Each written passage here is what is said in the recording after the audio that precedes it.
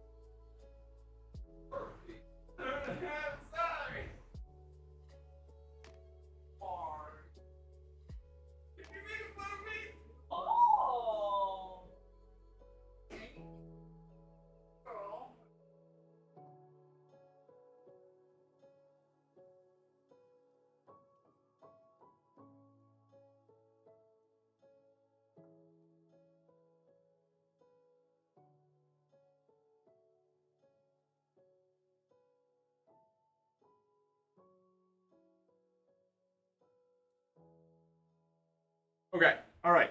Okay. All right. So, Chitlin, hi. Wait, we're trying to twist my spine into a pretzel? Okay, I'm here. I'm functional. We're doing things. We're thriving. Hi. What's up? I couldn't get the little bit of foil off of the milk. For my coffee, and I had to have Faith do it because my hands I couldn't grip the foil. Couldn't do it. I tried opening it with my teeth and I just ripped it. But oof. Morky does have little raccoon hands. Mork is weak. No, I'm strong. I've been lifting things. My arms are sore perpetually. I'm so sore, Chad. I am so sore. I've finally got into like some semblance of like a workout rhythm, and I am suffering. I'm in. Are you sorry, maybe? I don't know. What am I sorry about this time? Also, I was cataloging some of the Sunless Sea VODs earlier, and every time, I always wonder, like, whenever I start a session of, like, categorizing my content or editing or looking for clips or something, I forget how much I get stressed out by listening to my own voice. Like, I'm sure that sounds ridiculous to say, but I do not look at the majority of my, like, once I've made something and I'm satisfied, or even if I'm not, like, if something is posted, if I have made a thing, I want to not see it as much as possible, like 9 times out of 10. There's like 1 out of 10 where I'm like, okay, cool.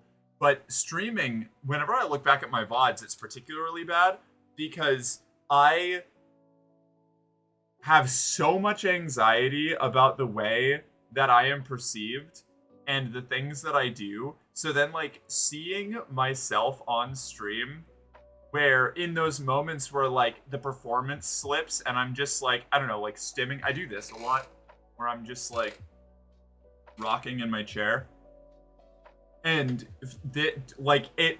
when I see myself do that in a VOD, I'm like, stop it.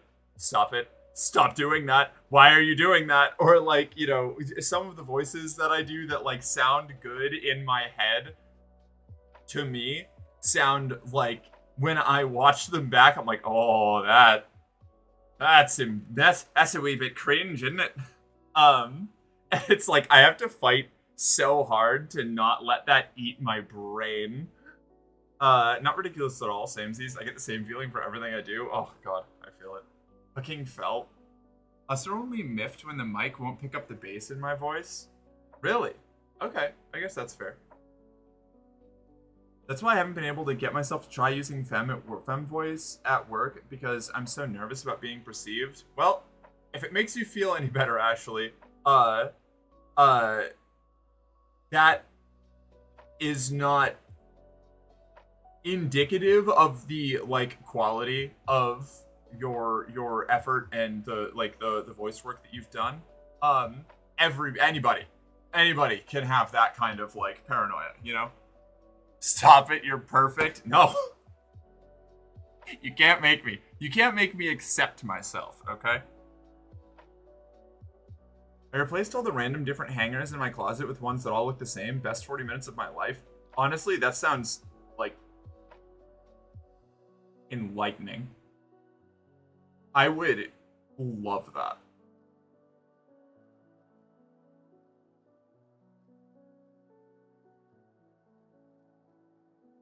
Most people are some degree of upset hearing themselves. We sound so different to how we sound ourselves with sound transmitted through us. Yeah.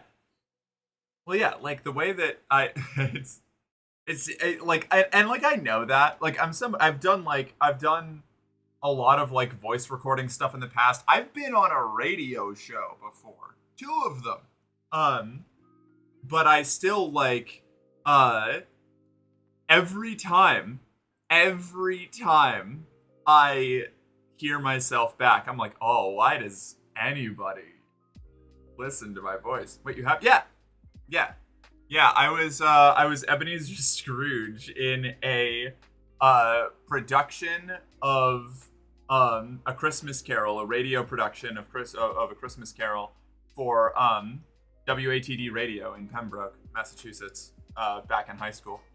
And we did another thing that I think they only broadcast like 1 episode, and then it kind of got canceled because it was it wasn't like an adaptation of something for an event. It was us trying to do, like, it was a whole bunch of it was the radio crew that did the Christmas Carol adaptation, trying to do a, like, original radio production, like radio play, and it just we didn't have the clout to do that. That's wild. Yeah, thanks. It was really cool. It was a really cool experience. If I was born, like, 20 years earlier, I probably would have been a radio personality of some sort. Like, it was sort of like the time when I was getting into radio was when the last fringes of like people actually listening to radio were like trailing out and into like podcasting and internet stuff. I really want to get into voice acting stuff. I just don't know how. You know, I do too. I think the biggest issue is recording quality. Like, I would need to do I would need to do a lot of work to get my recording set up to be of a quality where it would even be worth auditioning. But I do, I don't know. I know a couple of spaces for like amateur voice acting stuff, for like building a demo reel and like getting practice that I used to engage with, but I just have never had like the audio quality to do it myself. And like seriously, I had a like a makeshift sound closet for a little while when I lived in Tampa. That was the only time I really submitted auditions. Since then I haven't done that. Glad you've had the experience. Radio is still queen. A lot more money in it now. Is it? I mean, I know a lot of people still like... I don't know. Is it? I guess maybe outside of... Is it? Do people still listen to the radio? I feel like I haven't turned on a radio intentionally in like 7 years. Radio's still huge? Really? Okay. All right. It's mostly people at work, etc. All right. Okay. All right. Interesting.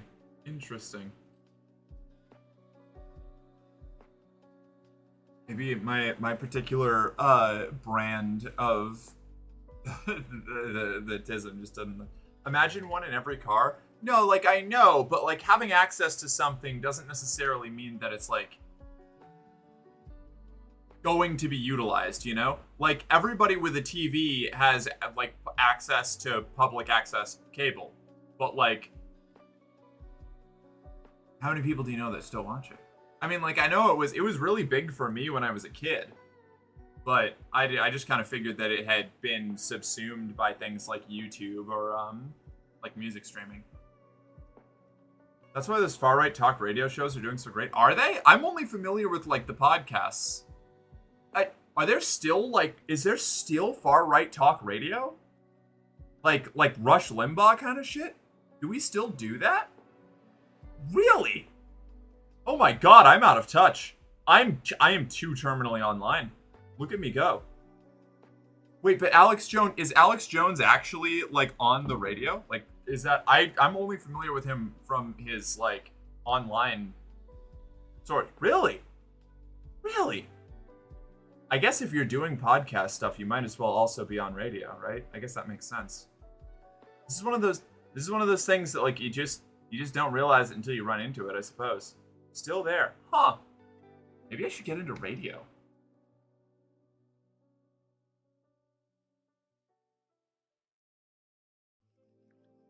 The world's so much bigger than you assume, you know? I fell into the trap of making the assumption that since I haven't done a thing that nobody else would. Let alone apparently a lot of people. Crazy.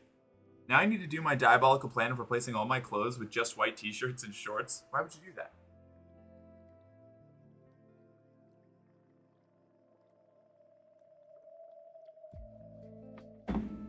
All right, look at me. I should look into radio. Maybe we have a radio station up here. Probably not. We're in the mountains. Or maybe we do. Maybe that's an even better point. Hold on.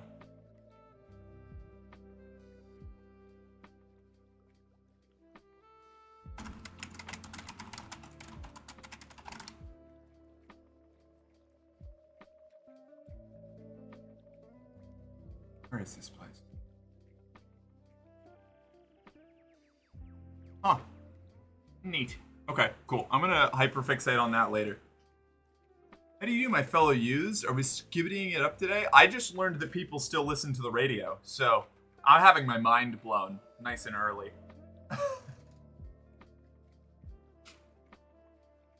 I just kind of assumed that nobody did that anymore, you know?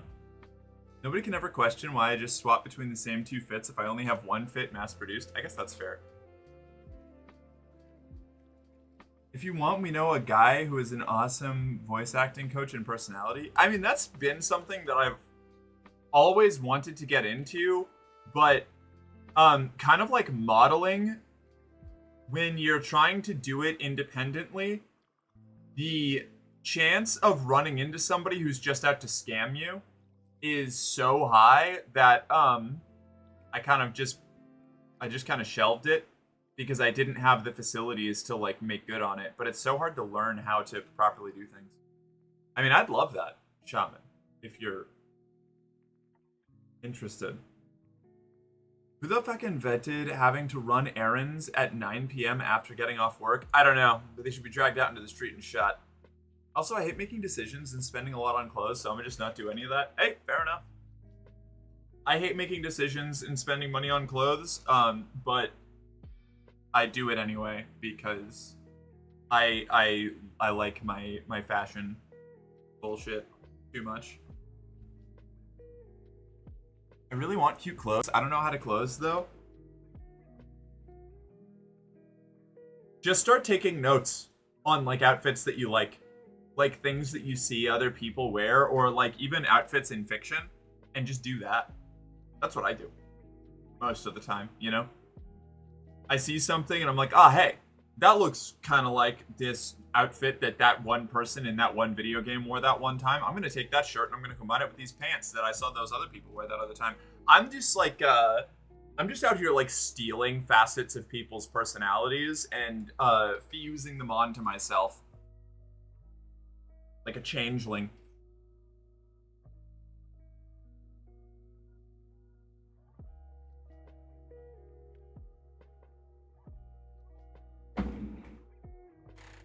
Hi, Dude Rolls. How you doing? It's good to see you.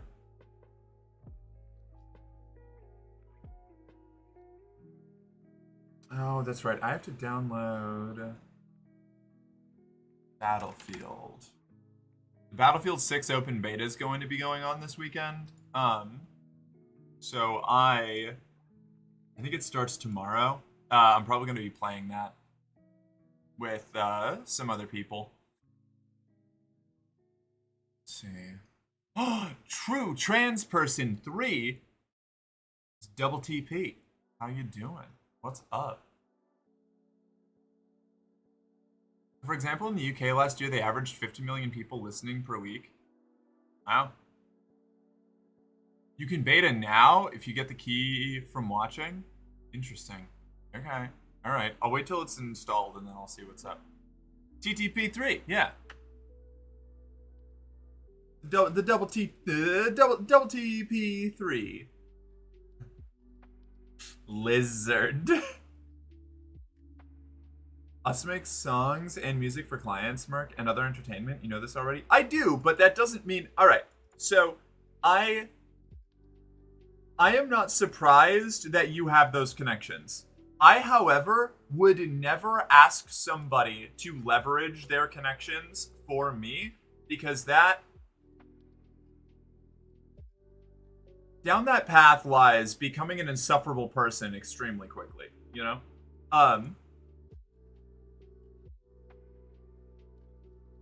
Oh, have you seen the M&S story in the UK? It's gone beyond depressing to terrifying. Wait, yes, I heard about this, but only very briefly. I heard about it because somebody I follow on Threads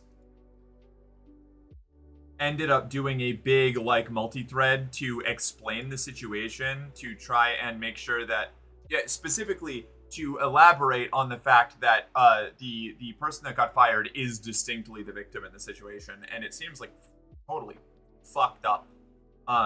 Unsurprising, but it is fucking wretched.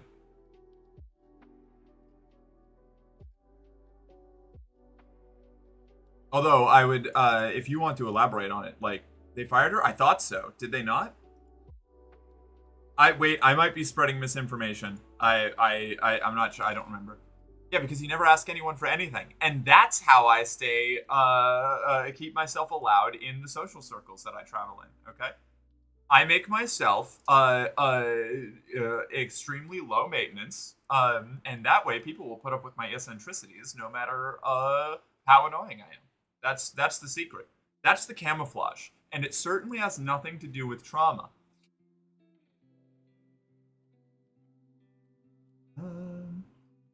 The next like 3 to 4 years are cooked. I'm gonna be only wearing and sleeping in jeans. Cursed. Hydrate. I left my water downstairs. I'll go get that in just a second. TTP.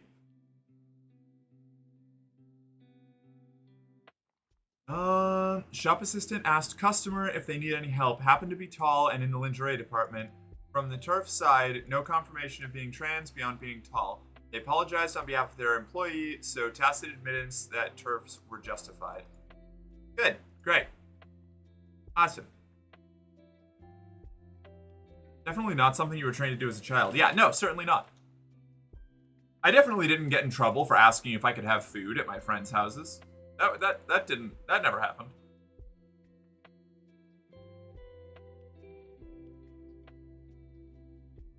And it wasn't even to help do a fitting, it was to help arrange the fitting. Right, because it's always like if kind of in the same vein of like if conservatives didn't have double standards, they'd have no standards at all. It's like if they didn't like blatantly lie about their story, they wouldn't have a story. There would just be nothing. Don't worry, us can point you to their commercial website. That way we can stay as we are, Bad Dragon and stock owning streamer. Perfect. Rad. Okay, yeah. Yeah, I'll take a look. Thank you. I'd appreciate that. Yeah, eating free food from a friend's is the best. Yeah. I always came with guilt when I was a kid. Except at Blacklight's house, and then I got a reputation for eating all of their food because I was a very hungry child. I don't get close to people and act goofy. Wait, I don't get close to people and act goofy silly so people don't take me seriously. So I don't get close to anyone so I don't get hurt when they leave.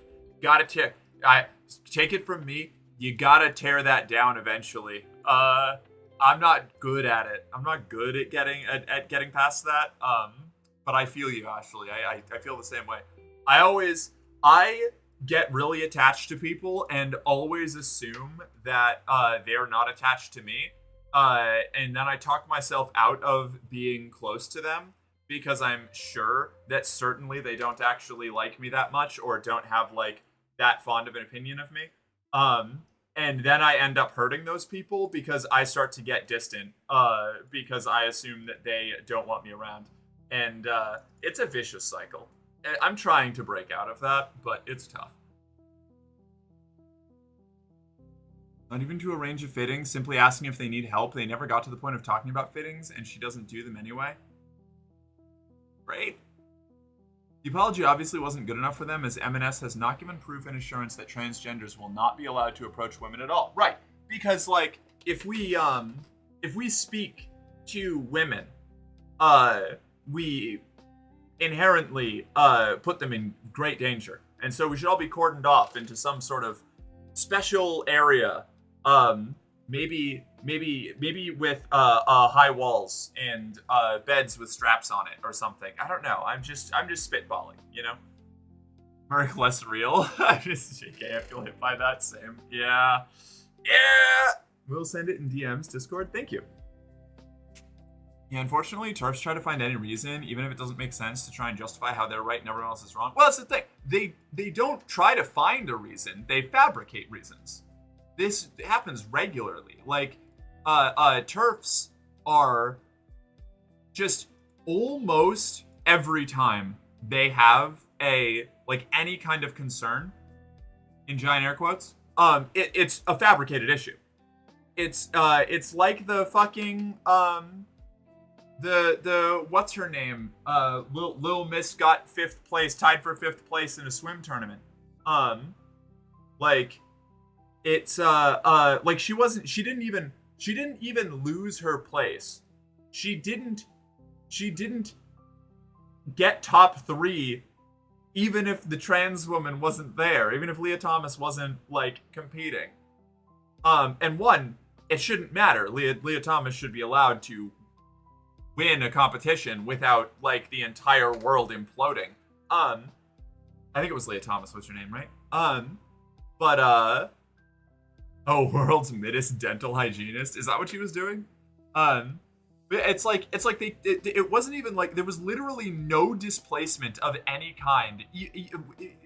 Even if we accept that there is like that is a possible thing, which I already disagree with the premise of. Like, sports, trans people in sports like have not been an issue. We just haven't. Like,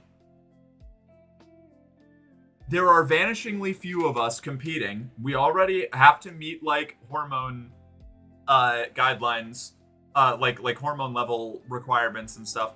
And there have been trans people competing in all kinds of sport with no issue. Like it's a fake thing.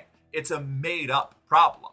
But if you say it loud enough and long enough, people will believe you because you're the only voice they're hearing. So that like the turf strategy is literally just shout bullshit, completely detached from reality, and get taken seriously because we're a convenience. But like a lot of political news stuff, because not that people shouldn't be paying attention to it, absolutely do.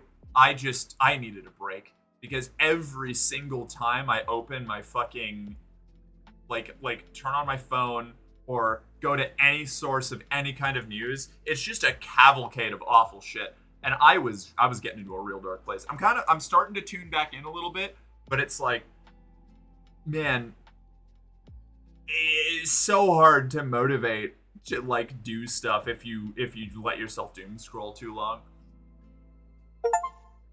What did I just? Oh, Battlefield just finished downloading. Perfect.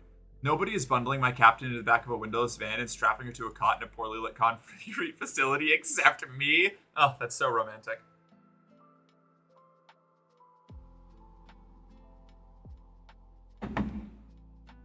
She was going to school for that. She was a mid-ass swimmer, then cried about tying for 5th, so now she makes money on grifts. Yeah. Well, because that's the thing. There is a career incentive, like massive monetary incentive to make up fake bullshit about trans people, because the American conservative right will just throw money at anybody with a terrible take that agrees with their like xenophobic fascist worldview. It's wretched. Like, Wes Streeting has publicly expressed sympathy for and understanding of the Bayswater support group. One of the milder things this group has recommended to each other is putting chili sauce in your child's gender-affirming makeup or underwear. Holy fuck! Who's Wes Streeting? I'm guessing this is an English politician. Wait a second. Who is this guy? British politician, served as Secretary of State for Health and Social Care. Oh, so he's y'all's fucking RFK Jr., right? That's maybe an unkind comparison, but seems fitting with what you just described. Breaking into the ICE containment facility to steal mercenary_girlfriend and bring her to my containment facility. You've saved us! Oh, I wouldn't say saved. More like under new management. Yeah, I'm in a break phase right now. I just can't listen to most news stuff. Yeah, it's because because here's the thing. Here's the thing that finally kicked me out of following a lot of ongoing news is... Whoa, camera. Hello. Buddy, hey, focus. Focus up. Come on, friend. I'm here doing my job. You gotta do your job too. Okay, cool. Oh, I don't have my other lights on. Whatever, we're doing fine. One of the things that got me to closer. One of the things that stopped me from, or has inspired my news break, is that, there's just no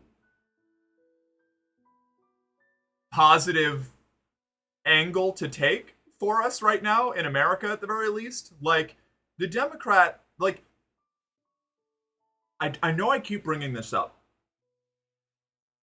and I'm going to continue to, but the Democratic Party is not a good option for us. Like, and I don't mean this in being like, yeah, then go spite vote for, like, the conservatives are worse. Obviously, I say this every single time. Conservatives are obviously worse. Fascists are worse. But, like, the Democrats aren't good for a lot of us. Probably the majority of it. Enough that they are, consistently losing. And it's just like, how long, like, I can only take so much of, like, watching all of the people that are supposedly there to help dig us out of this nightmare that the Trump administration is digging us into, say that actually they're totally right about trans people and Gaza and also immigrants, as long as we're just a little bit nicer about when and how we deport them. And also, like, it's like there's like four Nips major get 8 battlegrounds. subs for 6 months. Hey, Nips. WTF. Right? It's been so long. I love bad news. I mean, news. He believes in medicine. He just hates trans people. It's a little bit better. Fuck it. All the negativity feeds my nihilism. Ugh. It drowns me eventually. Mercute, she's adorable. Thank you. But yeah, no, it's like there are like four major battleground issues that I consider like existential threats, right? Or at the very least are big enough that if I had a strong candidate, like a candidate who took a really strong stance on any one of them, I would swallow all of my morals and throw my like solidarity vote behind them while criticizing them. And that's like climate change, immigration, Gaza, like the ongoing genocide in Gaza. I should be very clear where I stand on that. And like trans rights. And without at least one of those things, I should actually just say, not even just trans rights, but like minority protections in general, right? Like, because usually if you've got somebody who's doing one, they're doing most of them, or at least like are willing to like bring people in, you know? I'm sorry, Julia. But if I had a candidate who was really powerful, like really took a really strong stance on any one of those, I could suffer for 4 years on the others, right? But it's like none of it. Like they're going right on all of them. It's fucking wretched. Let's see. It's one of the reasons I stay away from social media too. Yeah, I've largely unplugged from social media lately. I need to get back into it, unfortunately, but I've been taking a break. Also, when they start putting us into camps, do you think they'll at least come up with a good name for it, or do you think they're going to have to accept that it's going to be Tranny Transylvania or some shit? It's probably good. It's probably going to be that. Yeah. Although, actually, I think you didn't make it stupid enough. It would probably be like Tranny Sylvania Traz. They only know about one prison, you know? He believes in medicine. He just hates trans people. Love bad news. Reform has managed to outwoke almost every other party, certainly every mainstream party on trans people in prisons, at least in rhetoric. Is that... Wait. Hold on. Isn't your Reform Party a problem? I don't remember. I don't know enough about the names of, like, British parties and how they've been working. I thought that I heard Reform... What was it? Unity? I don't know.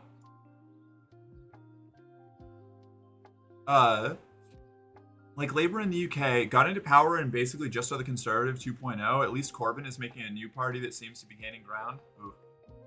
Reform, by the way, are parroting okay, I was right! Reform are parroting MAGA shit because they wish they had Trump, such as El Salvador, despite us sending them back would be to Europe or Africa. Of course. Alright. Can't fucking stand liberals? Yeah.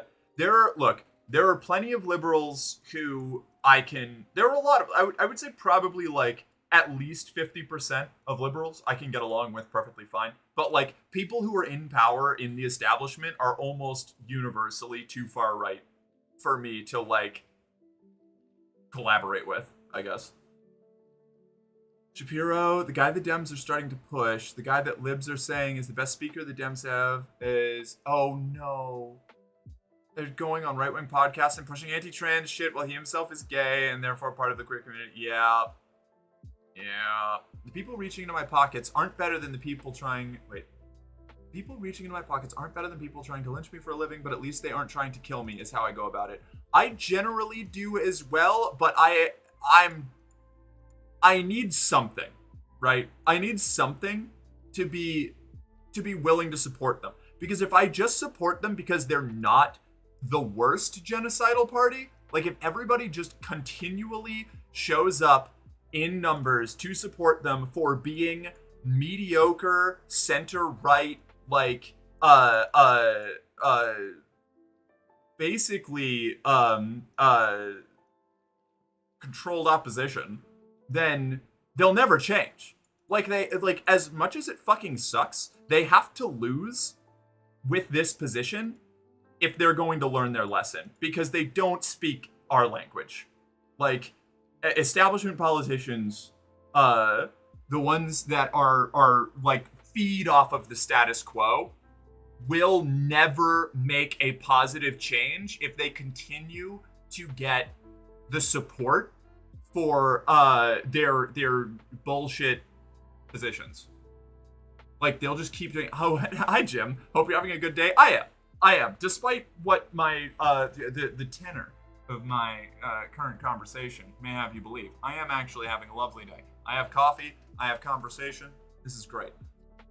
Just like human rights in general. Yeah, human rights and climate change are like the my big ticket items, and the Democrats are not particularly strong on either of them right now. At least the Democrats that I have seen being like run out as the potential like future of the party or whatever. Climate change, they're a little bit better on, obviously. They're a little bit better, but they're not aggressive about it. I need somebody who's aggressive about trying to tackle climate change issues.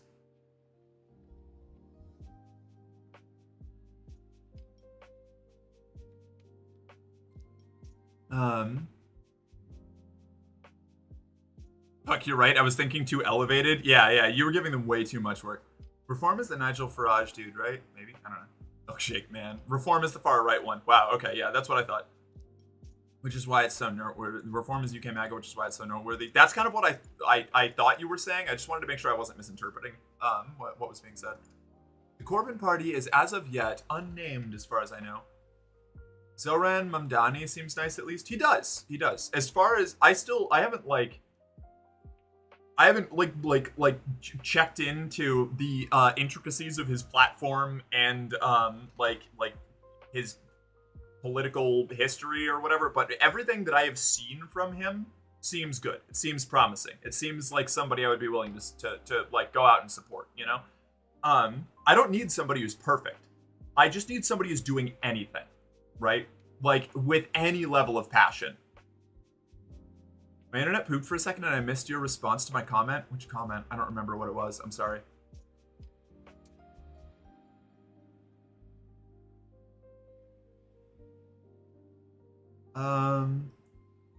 There you go. It's in Discord. He does it by Zoom, and the next workshop is Saturday the 16th, once a month. Okay. All right. I'll check prices and stuff and see if it's in my budget. Thank you. I love two-party systems. I love picking the lesser of two evils instead of having an actually good alternative to pick. Woo, yippee! I'm gonna burn down a gun store. Yeah. I love being opposed by one party and mostly opposed by my other option. It's great. It fucking rules. I love having entrenched aristocratic fucking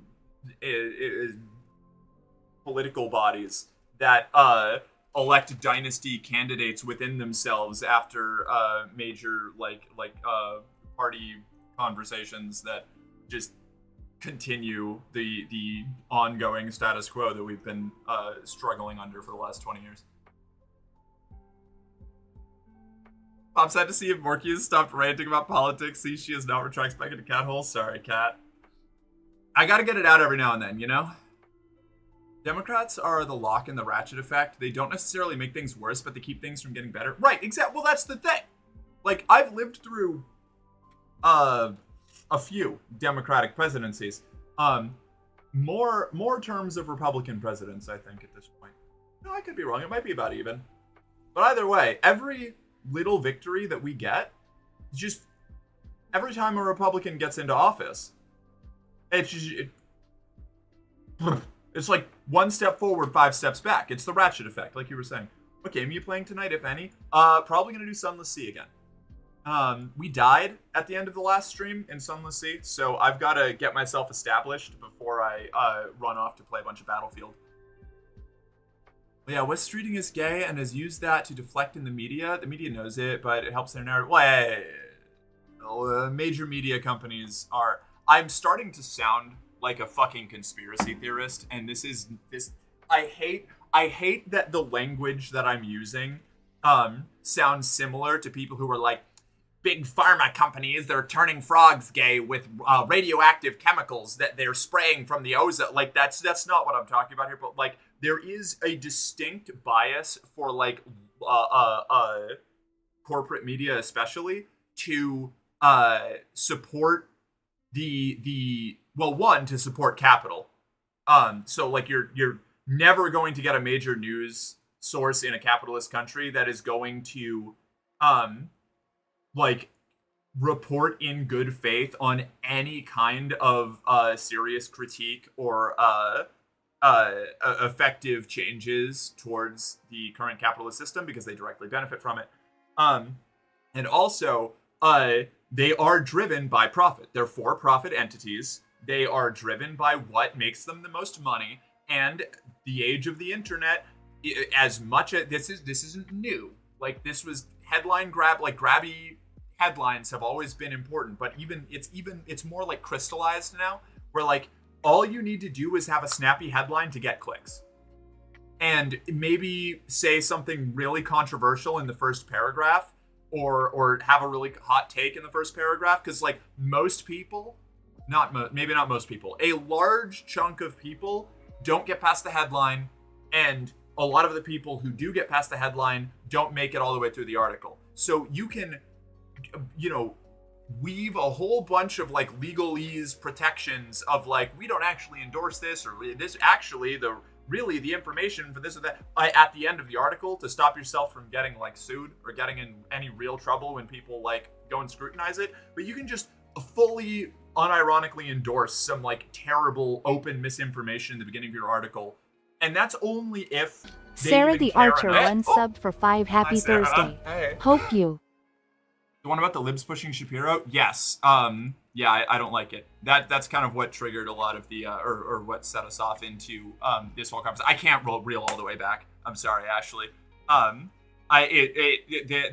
rant that I'm on now was kind of catalyzed by the Shapiro comment, so I can't remember how I started it, like what specifically I said.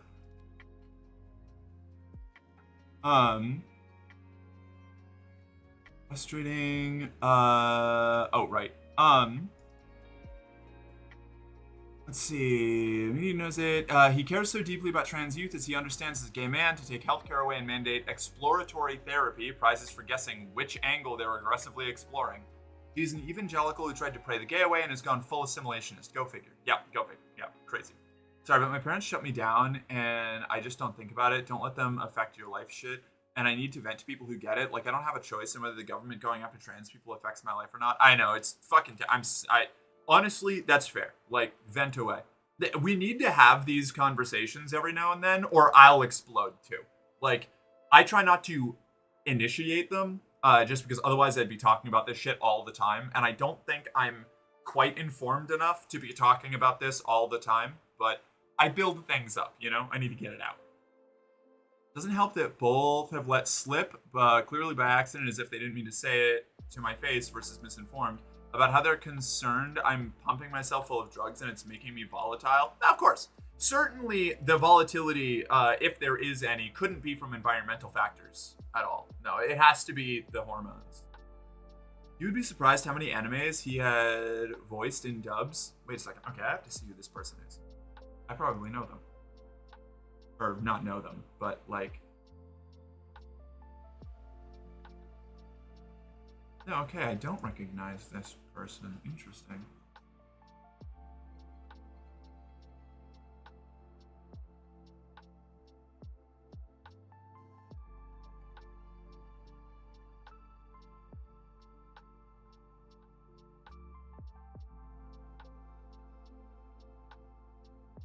Ooh, all right. I might have to wait till next month for the voice workshop, but I will take a look. Guess it depends on the Twitch money. Our media is even more captured than America's media. I'm not joking. That's terrifying. But from what I've seen of, I think it's The Guardian lately. Was it The Guardian or was it a different one? Maybe both. I feel like I see a lot of really, really concerning shit come out of in British media, so I get that. Awesome, frogs are gay now, yeah. It's been pretty clear media is very biased and gets marching orders. Like, it's not even theory. There are straight up memos out about it. Like, I know that, but I still feel crazy talking about it, you know? Don't worry, the older you get, the more you learn, the more you sound like a conspiracy theorist. That's true. I just need to, I have to try to, like, nip that in the bud before it, like, spirals, you know? Like, that sort of, like, I don't want anybody thinking that I'm just, you know, doing the like armchair fucking theorist nonsense. Like it's genuinely you, higher mammal. Can you read? It just, I don't know. It feels insane being like, yes, the system is building is utilizing vast amounts of capital and power to suppress even like basic free speech and free press. But it's just happening. Like, I don't know. Oh yeah, and the new fun stuff from Sweden. Our prime minister has bragged about using ChatGPT for advice when making policy decisions.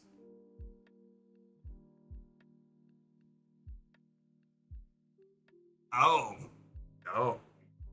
Oh god, we're in the forever winter timeline.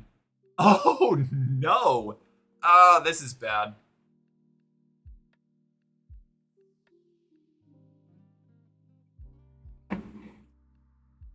The Guardian, left wing to the Sun right wing tabloid that had page 3, girls all trot out the same articles and angles on trans people uniformly.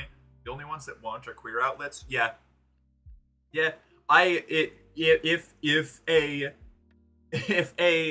media outlet is not run by either queer people or some sort of like marginalized minority group within the society that they live within, I scrutinize them a lot harder because there's just so much more of a chance for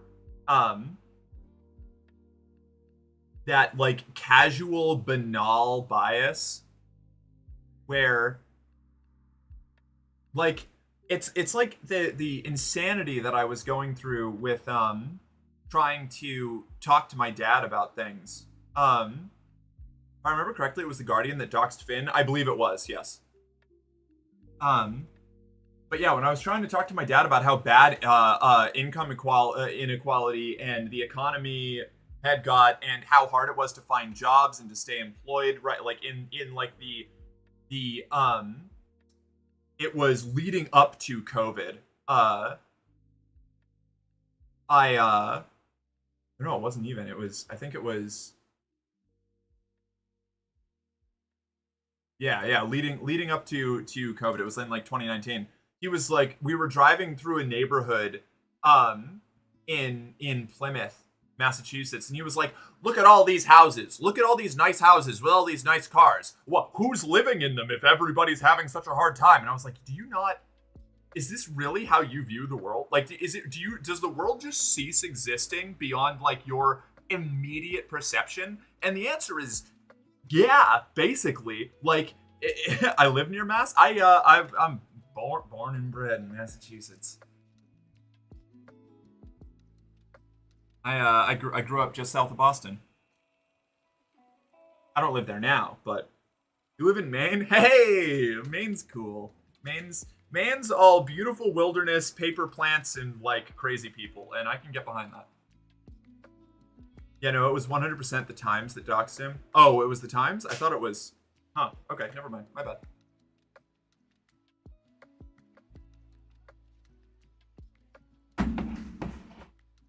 I'm one of the crazy people? Good. Shine on, you crazy diamond. Oh. Us have to lurk again. Siesta is needed. You're getting me hot, hot, hot. Well, enjoy your nap. We'll be here when you get back. Commander! What did I do?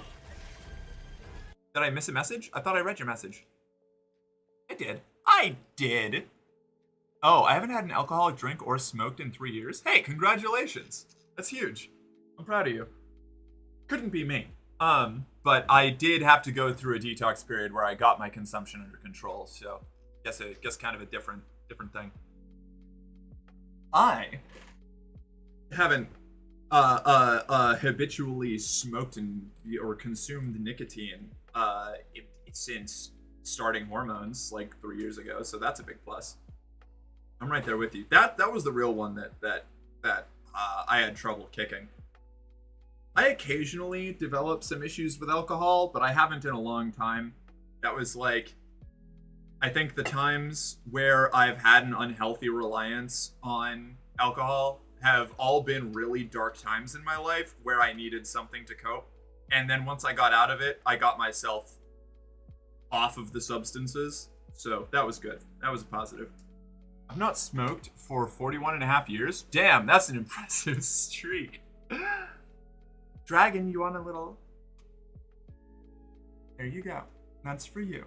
You can put that wherever you like. I won't judge you. It's yours now.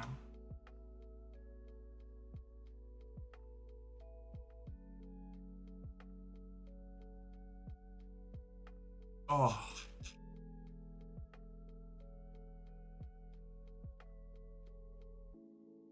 Okay, I happen to only be 41 and a half years old. I figured that was the joke, but I just decided to roll with it.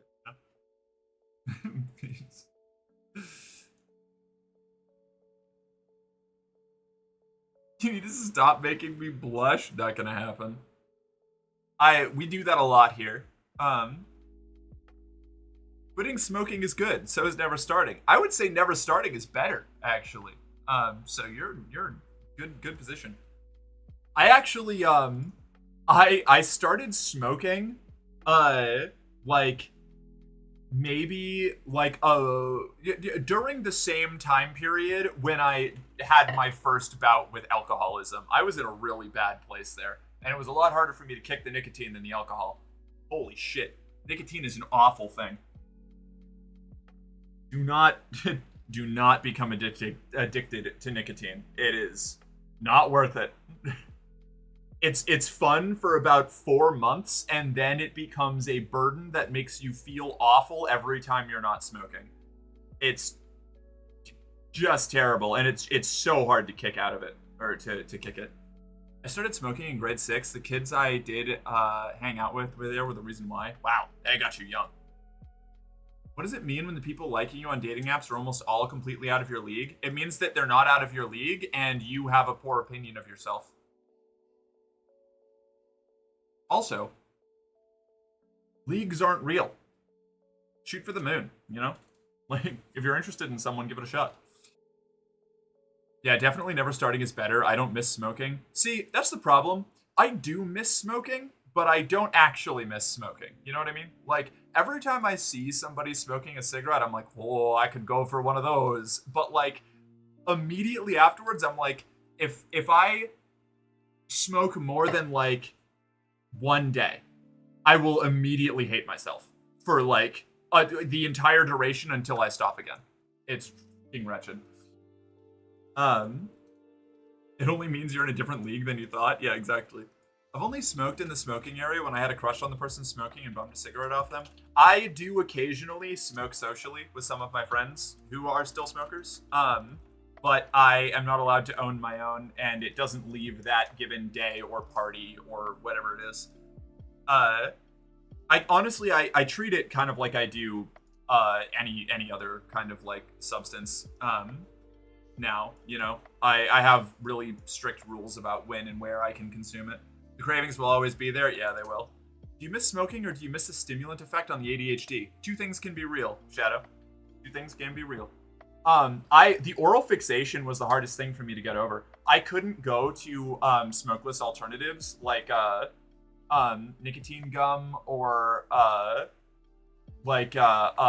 forbid chewing tobacco, which I'm glad I never got into, because like the smoking aspect of it was super soothing to me.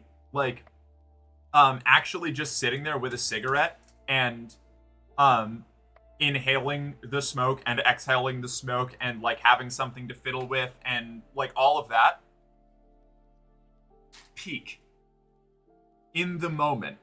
And then within 10 minutes of having finished a cigarette, I needed another one. Like, and that's why the cycle was so brutal for me, was it was like I would stop, I would finish a cigarette, and within like a half an hour, I would be fiending for another one. And it would be an overwhelming drive until I smoked again. And trying to delay it just made me more miserable and made me think about it more. And it consumed my entire brain. I keep fingernail clippers around so I can fidget with them. They're very calming. I actually agree. I do that all the time. I actually steal our clippers often, and Faith has to go looking for them.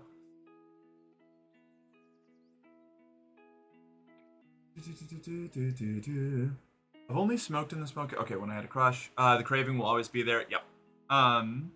Like, goddamn, if the Mad Men marketing execs didn't do a good job making smoking incredibly hot, but only if they're queer or alt. Yeah, I ended up in a long-term relationship partially because the person thought that I looked really like ad campaign pretty when I smoked cigarettes. It was a whole thing. The aesthetic was almost as much of a factor in my continuing like reliance and addiction as the nicotine and smoking itself. What does it mean when all the likes I get on dating apps are me? Are me marking themselves as women? Wait, what? What does it mean when all the likes I get on dating apps are men, he, him pronouns and everything, marking themselves as women? I think probably those are men who are setting themselves as women to get past women who have themselves set to only women. Because they think that they can convert them. I keep fingernail clippings around. Clippings or clippers? I hope it was clippers. My car keys are the ones that flip out the body so I can fidget with them. Those are so good. That's what Faith's keys are like. Actually, I think maybe mine too. I think my car keys are also like that. I started building minis to stop me from going back to those addictions. Actually, same. When I was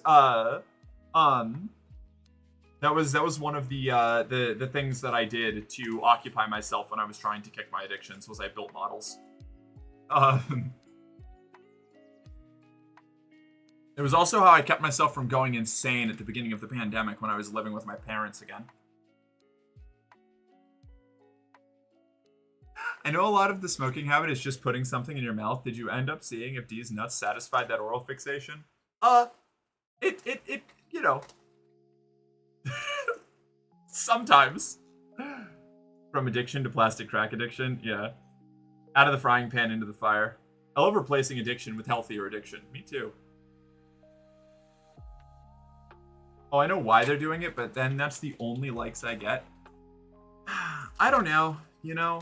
I think trying to assign a reason for why you get a certain demographic or like kind of person liking you on dating apps is kind of a path that leads to madness, because the dating apps are going to feed you to people that they think are likely consumers more than good matches for you.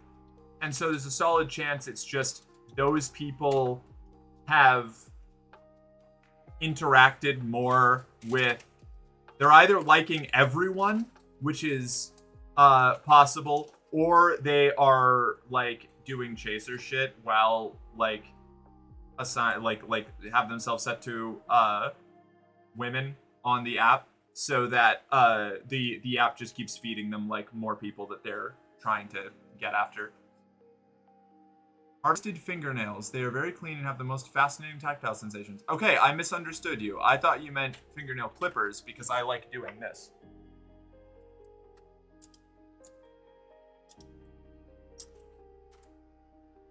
And like flipping out the little thing.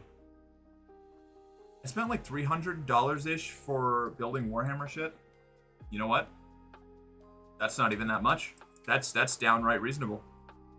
Who's D and what's with their nuts? Dating apps are not trying to set you up with someone you'll end up with. They're trying to retain customers. Yeah, exactly. Yeah. That's why I have plastic butterfly knives. I love practice butterfly knives. They're so cool.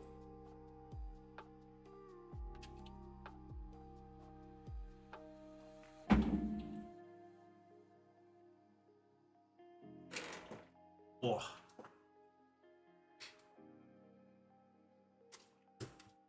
You have 30 plus pairs of them? Oh my god, that's a lot of pairs of butterfly knives. Well, butterfly blunts? I don't know. That doesn't sound right. I know that's what a practice knife, like a stage knife or a combat training knife is usually called, but I don't know if that would be appropriate for a butterfly knife. And it sounds silly. Shit, I have to get my water. 1 second. I always believed this, but was never confident until I saw several studies and video essays about it. No, absolutely it is. Dating apps are 100 because capitalism does not produce good products. It produces profitable products. And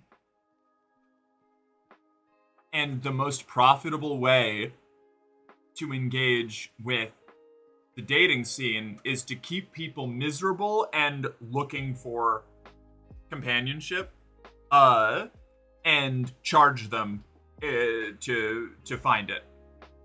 Yeah, like at the start of dating apps, they were kind of trying to hook people up, then less and less since then. Right, yeah, because in a capitalist system, the trend will always be towards enshittification in the pursuit of infinite profit growth. Like, that's not even like that shouldn't even be a hot take. I don't think it is. That's just the way it operates. Like, that's like the stated intent. You know? Like, this isn't like socialist propaganda trying to get you to fucking swing away from the good and gracious capitalism that has provided you all of the modern comforts that you have. No, it's like this is the literal stated purpose of any company producing a product under a capitalist system is to infinitely grow and infinitely profit. And that will lead to you becoming more and more exploitative and less concerned with quality the bigger you get. Because once you get to a certain size, you don't need to be better than your competitor. You can just buy them out, you know? Doesn't matter. Hinge, made to be deleted. Yeah, okay, bud. Yeah, exactly, yeah. Aggressively chops garlic again. Hey, Sully, how you doing? Plus, you're simply screwed if you're looking for women on dating apps. 1-to-4 ratio, Jesus Christ. Yeah, so, you know what? I'll talk about that when I need to go get my water. And then I want to talk about that.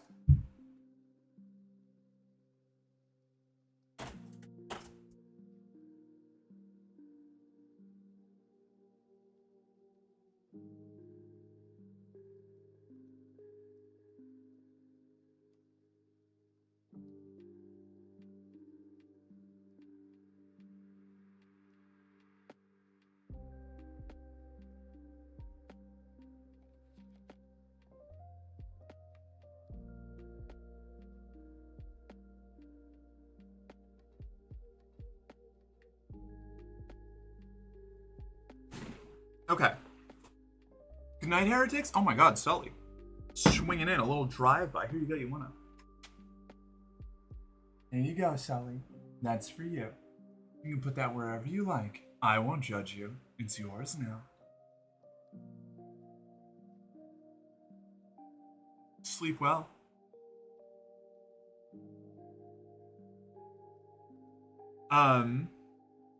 That's why one of them even branded itself the dating app designed to be deleted, because they're even admitting that's what apps are. Yep. Once I found out Hinge had ELO, I was pissed. Does it really? That's insane. I've tried several dating sites and so far got one message after years of being on them, and yeah, nice stuff girl, but wasn't my type. Hey, you know what? So it goes. Look, they're dating apps. The thing about dating apps, they are designed from the ground up to view women as products and men as wallets. And I'm not talking about the people on them. I mean the app itself. The apps will have a much smaller population of women than men, just by nature of like the social dynamics at play, right? There will be way more men on dating apps than on women than women on dating apps.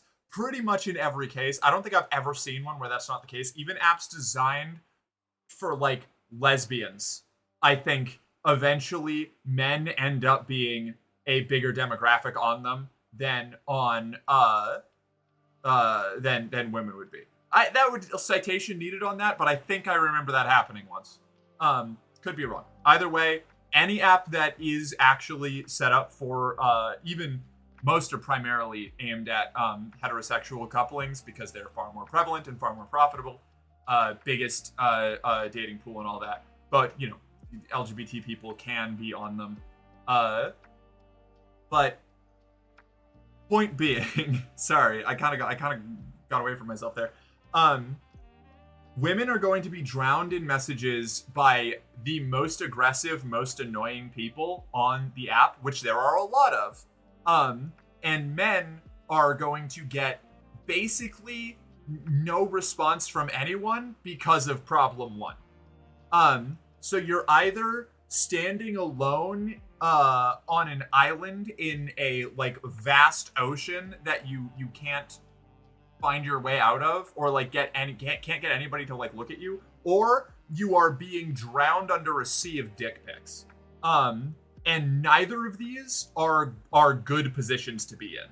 Like, the drowning under a sea of dick pics probably sounds more fun when you're standing on the island, but it gets, like, these are not, like, viable partners, right? Like, these are people who probably see women exclusively as objects, treat them terribly, and will lie and abuse their way into, trying to like Stockholm women or guilt women into showing up for a date and then find a way to manipulate their way into like getting them to see them again. Like, it is exhausting being on that end, and it is extremely isolating being on the side of being a man on an app. I've been on both sides of it. It's maddening. I legit had AI write my profile and it got me more matches. Yeah, that tracks. That's exactly what happened to her. Designed for women, now it's all men. New dating app, oops, all men. That's what Grindr was supposed to be, you know? But then it also kind of became the go-to app for trans women, which I have really complicated feelings about. I don't like it. But, you know, considering how we get treated on other apps, I understand people who decide to do that. Women get annoyed by desperate men, thus creating more desperate men. So here's the thing. It's desperate men who also have no consideration for the women that they're talking to. And there's a lot of those, and they're very loud. That does not mean it is, you know, we're doing the... Tell me about your feelings about trans women on Grindr. One moment. I will tell you about my feelings about trans women on Grindr. No, and this isn't about the trans women themselves. This is about the concept more, right? I'm not going to be like guilting trans women who use Grindr. I just can't do it myself. I say, even though I'll probably do it at some point for monetary purposes, but that's a totally different situation. New dating app, and then there's that LGBTQ app, Tammy. That one sucked for me, and don't get me started on Grindr. Yeah, Grindr. But yeah, I'm desperate, just not of the stalker variety. Right. And you're, Chris, you would be in, probably would fall into the demographic of people who are directly suffering, like men who are directly suffering because of the actions of shitty men. Like, there's a lot of reasonable caution for like women in dating spaces, no matter where it is, because it's like this is an age-old fucking adage at this point, but it's like the thing that the average man is most afraid of from a bad date is that like the woman will be mean to him. And the thing that the average woman is most afraid of for a bad date is being kidnapped and like, you know, sexually assaulted and or dumped into a ditch. And that's not an unreasonable concern. Like the violence against the casual, banal, like not banal, the casual like opinion of so many people that like women deserve to be treated like shit is extremely prevalent. Let me tell you. It's, but yeah, the looks don't help matters either. Honestly, I'm gonna tell you right now, the looks are not as big of an issue as not as big of an issue as you would think. It definitely makes your life a lot easier if you're seen as conventionally attractive. It does. I'm not gonna lie about it. I'm not gonna like try and like bullshit you on that. But I can tell you from my past experiences, like a dude who just wasn't being an asshole to me, like way big points above like the most jacked, like hot guy who's got fucking like fresh and fit opinions where he's just treating women like assholes.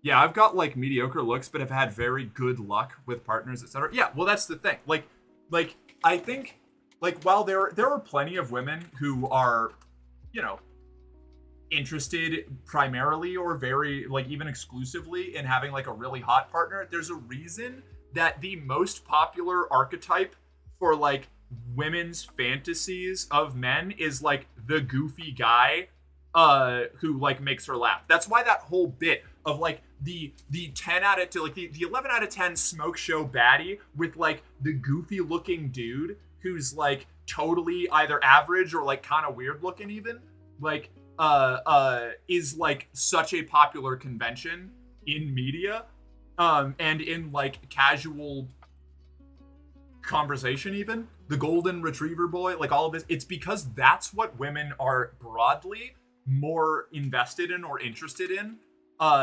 than like physical attraction, or like off the bat physical attraction, I should say. That's not, again, this is not a blanket rule, but it's like, at least in my experience, most of the time, a lot of the time my attraction will die immediately if somebody is being like an asshole, even if they're a 11 out of 10 hot person, and will skyrocket up to like, you know, way above where I originally perceived someone on a first impression by them just being a decent person and like, you know, having a bit of like empathy and understanding and like, you know, being a good conversation partner, right? Like that's what you should really focus on.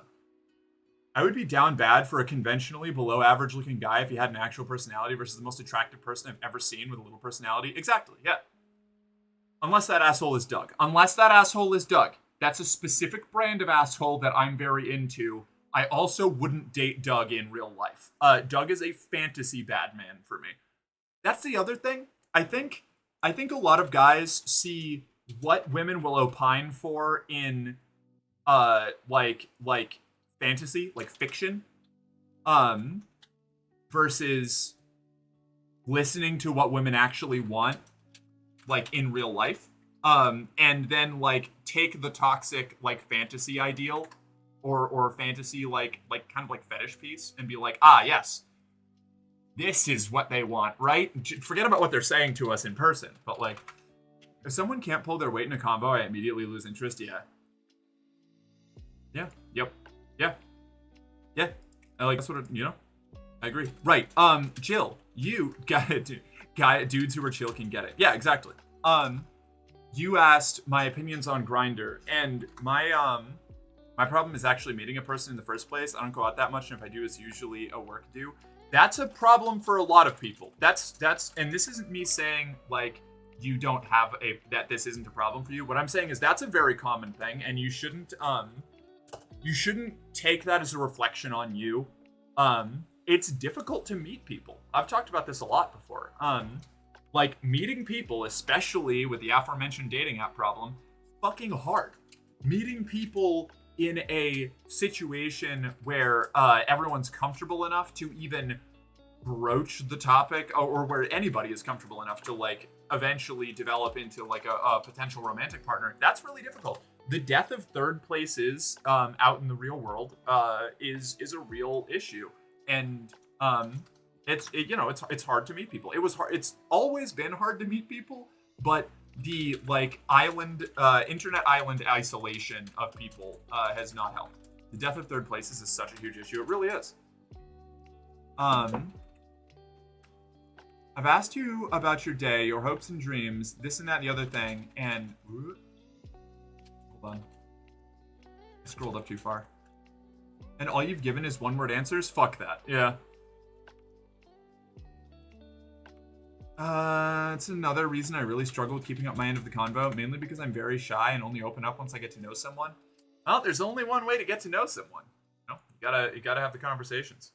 I guess my advice for that would be find topics that you feel you can talk about, or that you want to like teach yourself to be able to talk about, that you don't feel are like really vulnerable to you. You know, like there is a measure of like learning how to do.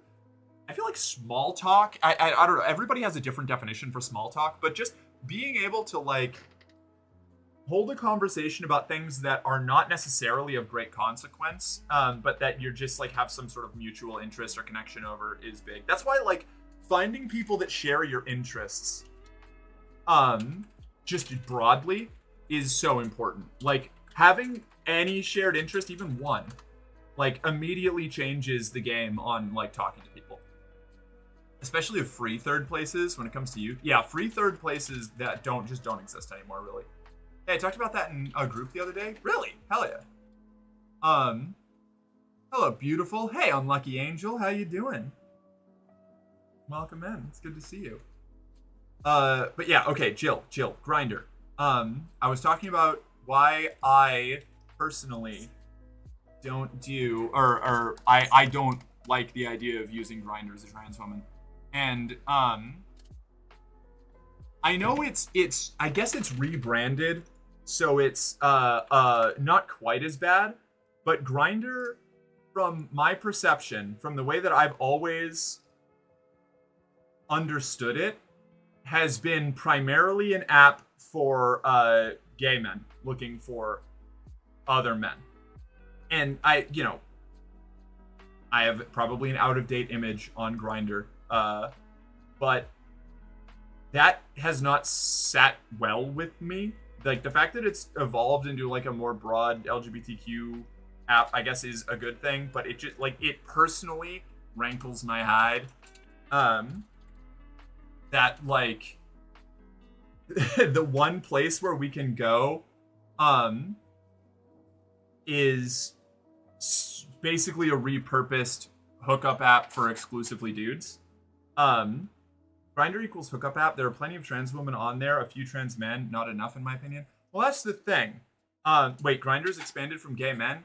I think, like with just a cursory look, like I just looked up Grindr on like, fucking Google image, or not Google image, Google search.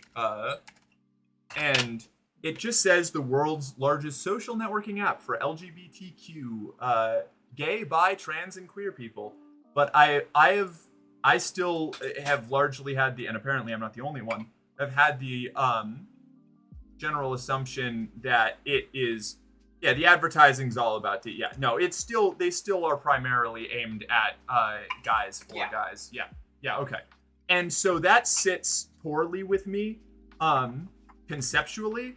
And I know that the material reality is that we don't do terribly well on other dating apps. We even a lot of times get banned for catfishing on other dating apps. So I understand why Grindr is the alternative that trans women go to, but it feels like a personal insult from like broader society that we have to go to a place that is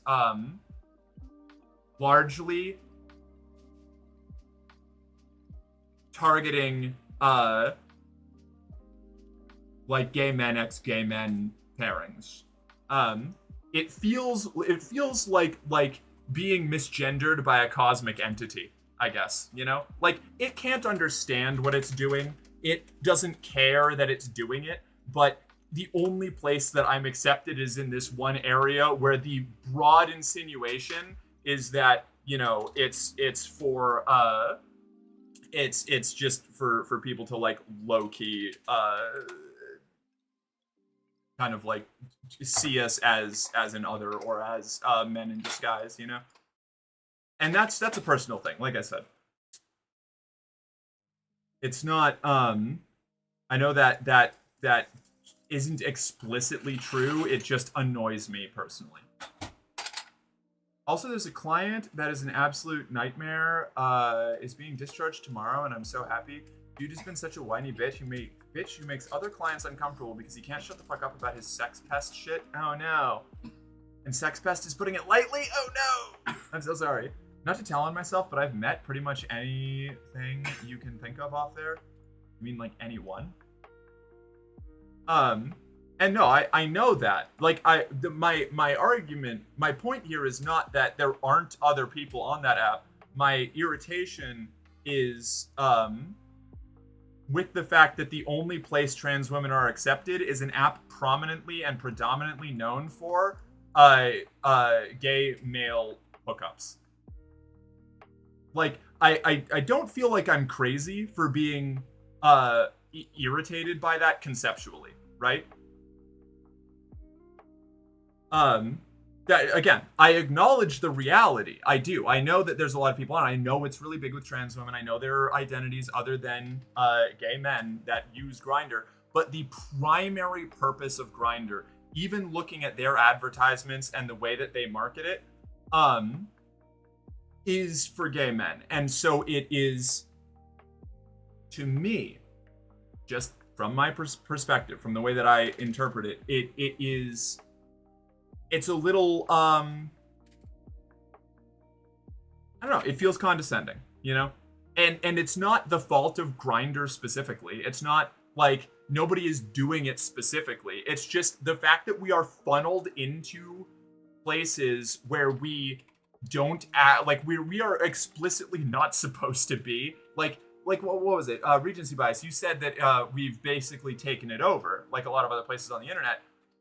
And that's true. I think the only reason that Grindr has adapted is because trans women probably showed up there a lot, and eventually they had to just like nominally rebrand. But that fact that that's where we had to go is very frustrating to me, right? I'm talking about like a broader social perception. It's not like Grindr is not the problem. Grindr being the app for trans people to go for hookups is a symptom of the problem. Bottom takeover. Also, it's not just for gay men. I mean, it crashed at CPAC, and those guys are totally not gay. Wink, wink. Yeah, not a compelling argument there, actually. Yeah. It's you know, we should try to get the furries to shut the internet down. The whole thing. Yeah, blow it up. It feels like being misgendered by cosmic entity is so real. Right? Yeah. Like that's the best way that I can describe what like systemic bias and like systemic bigotry feels like, right?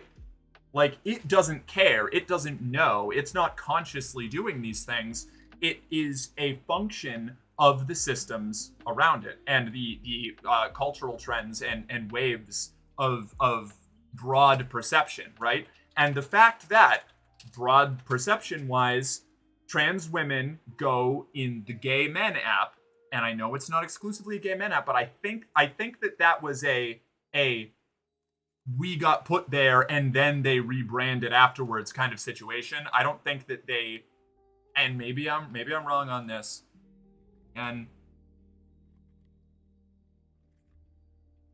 just I don't like it. I don't like it. And I don't have to like it. And that doesn't make people who use it wrong. Again, I think that the it's a symptom. It's not the cause. It's not doing anything implicitly wrong. It just makes me uncomfortable, you know? And I don't like it.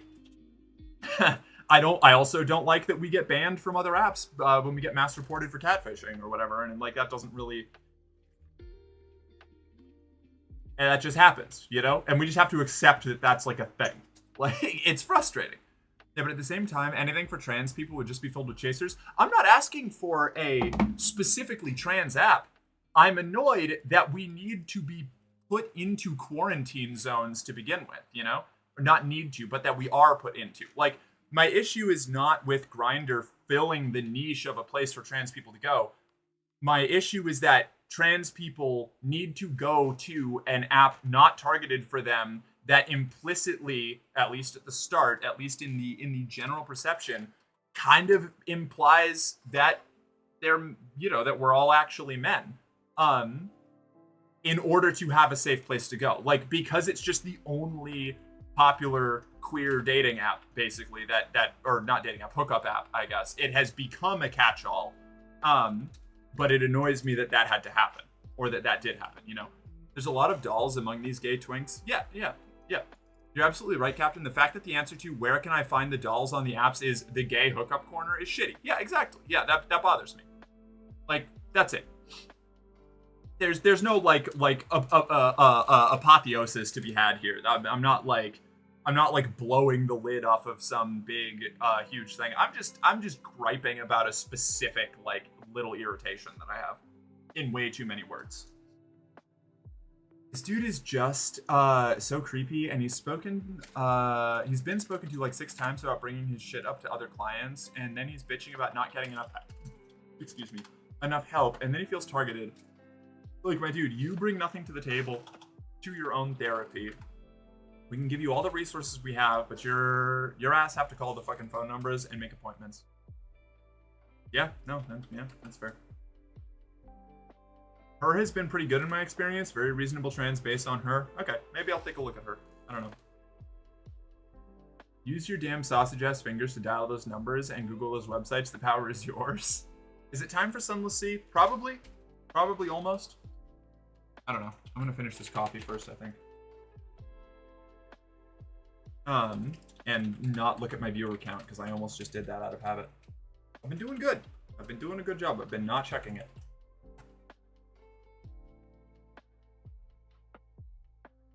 Thank you for coming to my TED Talk. You're welcome. Thank you for coming to my TED Talk. I get nothing but men on her. You know, see previous conversation.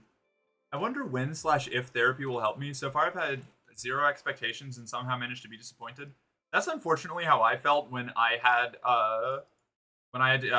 talked to a therapist to try and get my dysphoria diagnosis and like referral letter for surgery, which I didn't end up getting. But I did get the letter. I didn't get the surgery. My insurance ran out way back.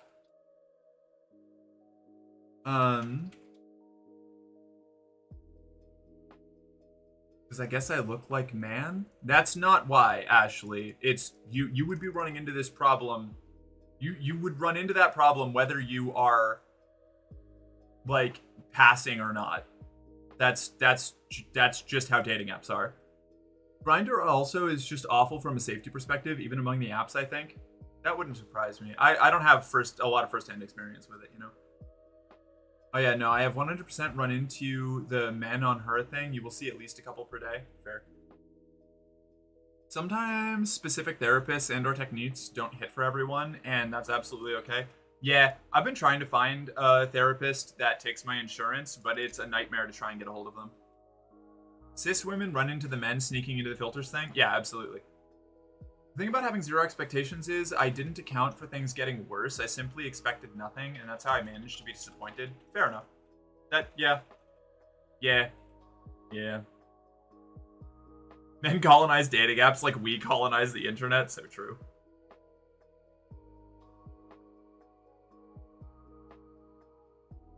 Ugh. Okay. Probably Sunless Sea time. Probably. Think Sunless Sea time? I think we've run this conversation far enough into the ground. Now that everybody has heard my grinder rant that I've been waiting to like erupt over for the last like year. I should have had negative expectations. My mistake. Sorry for trying to be hopeful for once. Life. Yeah. I feel you. The therapist that I had basically told me I was already doing everything that she would recommend me to do, and that I just needed medication for the unresolved issues that I had. And I was like, sick. Can you recommend me to a place where I can, or I asked if she could prescribe those medications, and she was like, no, I can't diagnose or prescribe. And I was like, okay, can you recommend me to someone who can? And she was like, no.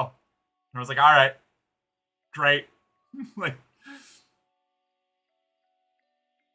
I love when my version of hopeful is zero expectations. Yeah, it's like, I expected nothing and I was still disappointed.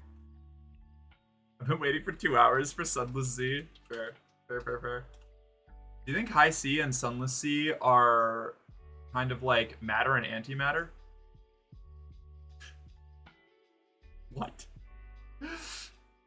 That's a shit therapist? Yeah, I guess so. It's the only one I've ever seen, so I have no frame of reference. In her defense, I did live in I lived in Burlington at the time, and it was in the waning like year or two of the COVID-19 pandemic, and every therapist was maxed out in that area. Like every like psychotherapy, like medical facilities, mental and otherwise, were all basically at capacity. But it was annoying just having to be like, nah, I don't, everybody that I know isn't taking patients. It's me literally every single time. At one point, my therapist straight up said, yeah, even for the average person, you have horrible luck. Oof. So far, all my therapist has said is stuff I've already found out on my own, probably a side effect of overthinking everything. I've already thought about it all, but I also knew I did that before therapy because I thought about it. So what is therapy even doing? That was the problem I ran into with the therapist I had. I think that might be a case of your therapist not being good for you. If you pour High Sea into the Z, it causes a nuclear detonation. Oh no. Oh no. Alright, let's launch Sunless Sea. Gonna go, we're gonna pause this, and I'm gonna turn on my other lights probably. I don't know. I had some realizations in therapy today, and he got really excited to hypnotize me. Wait, what? Wait, what? What? Hypnotism. I do have to run to the bathroom real quick, so I'm going to set everything up here and get my lights on. Whoa. No. Leave that off. Cool. EDMR stuff? What?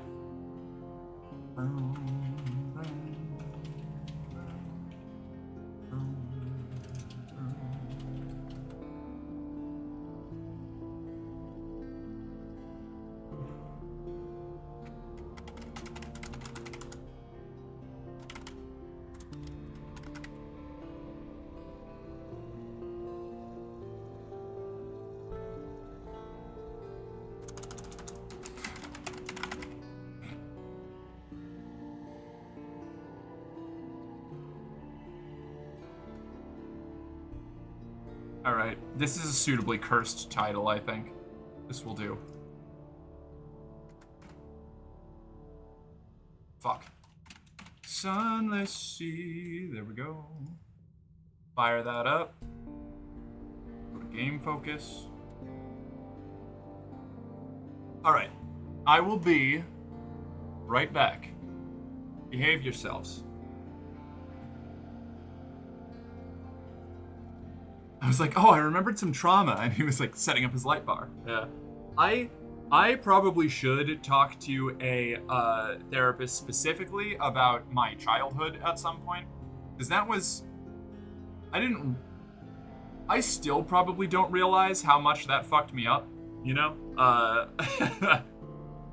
Especially because every time I've talked to my parents about it, they've been like, you really just need to forgive and move on. And I'm like, I feel like telling me that consistently for years has made it worse. I am of the strong opinion that EMDR is just rebranded hypnotherapy. I don't even know what EMDR is, but I have a bad opinion of it, I think. I feel like I've read about EMDR, but I need to be sure. Hold on.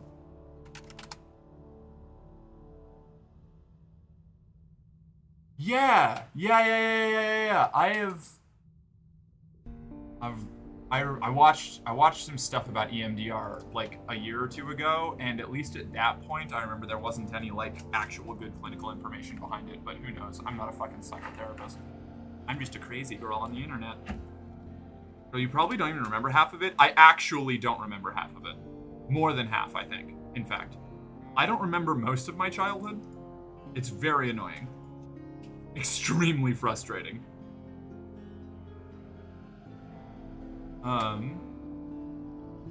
It absolutely is what?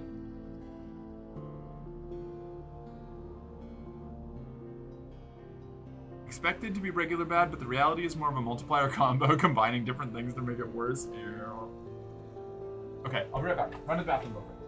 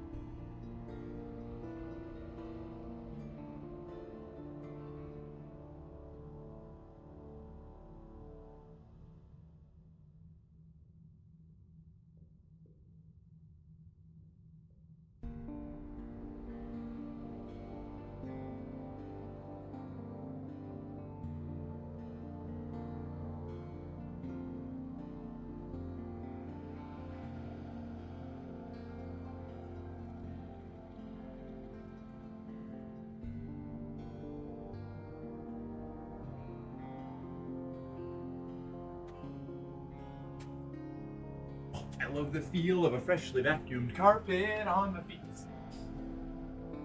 Oh, nice. So free of little bits and pieces. All right, I'm back. How you doing? Go to Pittsburgh? What? What did I just walk into? Okay, here, I'm back. Damn, that's a sexy chair. I missed you, chair. No, don't speak. Let us just enjoy this moment. I quite literally remember nothing about my childhood. I remember... I say this... I say this all the time, which is starting to become its own little meta problem. But, trying to remember things from my childhood, especially, my past in general, but my childhood especially, is like sifting through pieces of a broken mirror to try and get a full look at myself. Like, they're sharp, they hurt sometimes, and I can only ever get little pieces. And I can never put it all back together into a full, like, image, you know?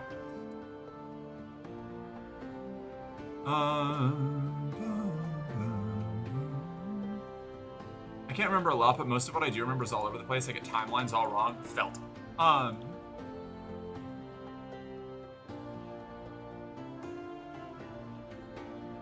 I'm okay with doing hypnotherapy. It's silly and kind of fun and it feels good. I'm uncomfortable if they have to pretend it's not hypnotherapy, though. That most sane take. Regular dating sucks. The trans dating scene sucks even more. The trans lesbian dating scene is even worse. The polytrans lesbian dating scene before starting HRT, someone saved me from this nightmare. Oof. The polytrans lesbian dating scene rules. What are you talking about? I was gonna say I thought that it got better once I got into poly spaces, or polyam spaces, I guess I should say. Dating definitely got better for me, but I think it was mostly because that was actually just more people I was aligned with.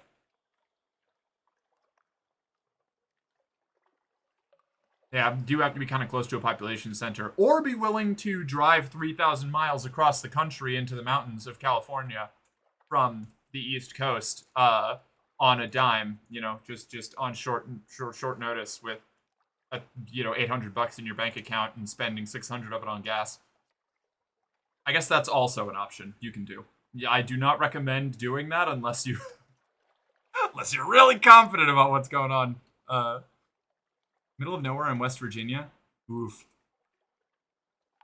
I wonder, given the area I'm in, if I just need to check out Grindr at some point, literally just to try to find trans friends, because when looking on other apps, all the trans folk are in Illinois. I wonder if everyone in my area is just on Grindr instead. Possible. This is what I mean. I'm not going, I may even end up using Grindr eventually for my own nefarious purposes, but, like, my irritation comes not from people using it or it being, like, a place for trans people, but the broader social implication of that, the fact that that's our refuge. I would give it a try. You know, I've heard a lot of people that have had good experiences there. My problem is not with the app itself, but with the social expectations and assumptions around it, you know? There she is. Get her before she runs away again. Adored. Wait, Jill, will you what? Hold on. Gosh, see where this... I didn't see it. Never mind. Childhood trauma tends to make remembering childhood really difficult. Yeah, that makes sense. Are we talking memory? Unfortunately, yeah. You're just like me, Captain. I'm so sorry.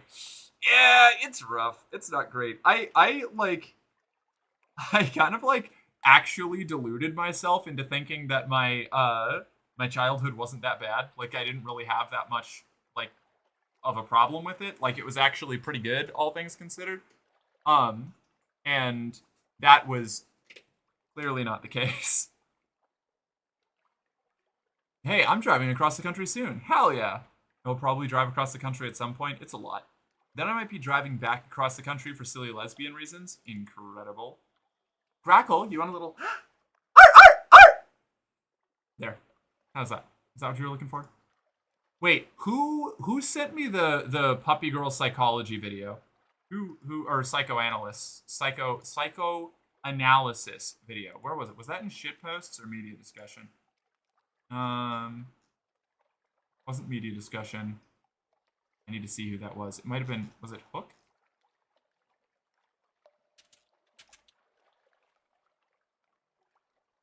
I finally watched it, basically, is what I'm getting at. I don't remember who posted it when, though. Or in what chat. Beans. I don't remember. It was probably general, wasn't it?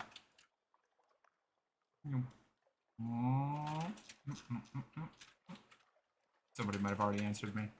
Anyway, it was really good. I liked it. It explained, it put words to a lot of things that I felt before, and I was like, damn, alright, yeah, fair enough. I get it now. I just joined a local trans meetup group. We meet in a pub, and I polled in the second meeting. Hell yeah. Those aren't a myth. Oh yeah, I undersell my traumas a lot too. Mood. Yeah, just talking about childhood, and then more and more, yeah, that's trauma. What? No, that's just a funny story I went through. Trauma. Yeah, right. It's like, no, it was just a little silly, you know? Like, yeah, I've had a couple knives thrown at me. Somebody pressed a BB gun up to my eye and threatened to blind me for life. These were my best friends. Everybody has that happen, you know? That's normal. Like, it's totally fine. It didn't fuck me up for life. I made you bark so many times. Yeah. I remember when barks were cheap.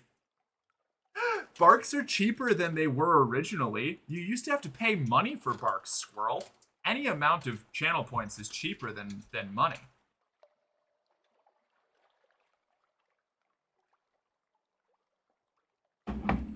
Hold up, I just realized the price went up drastically. That was so long ago.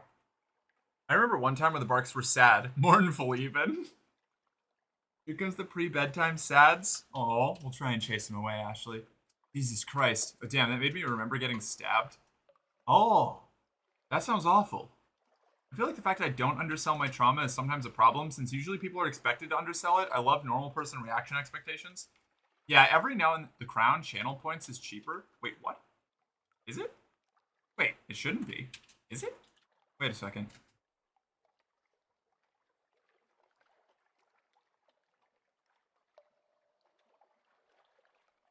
No, it's always been 100,000.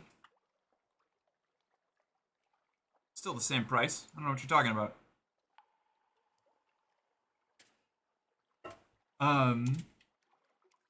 Wait, what is the crown? It's VIP. Oh, also, I should just give you VIP, Squirrel. You've been here forever.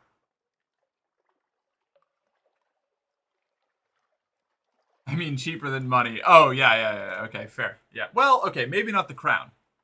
But, yeah.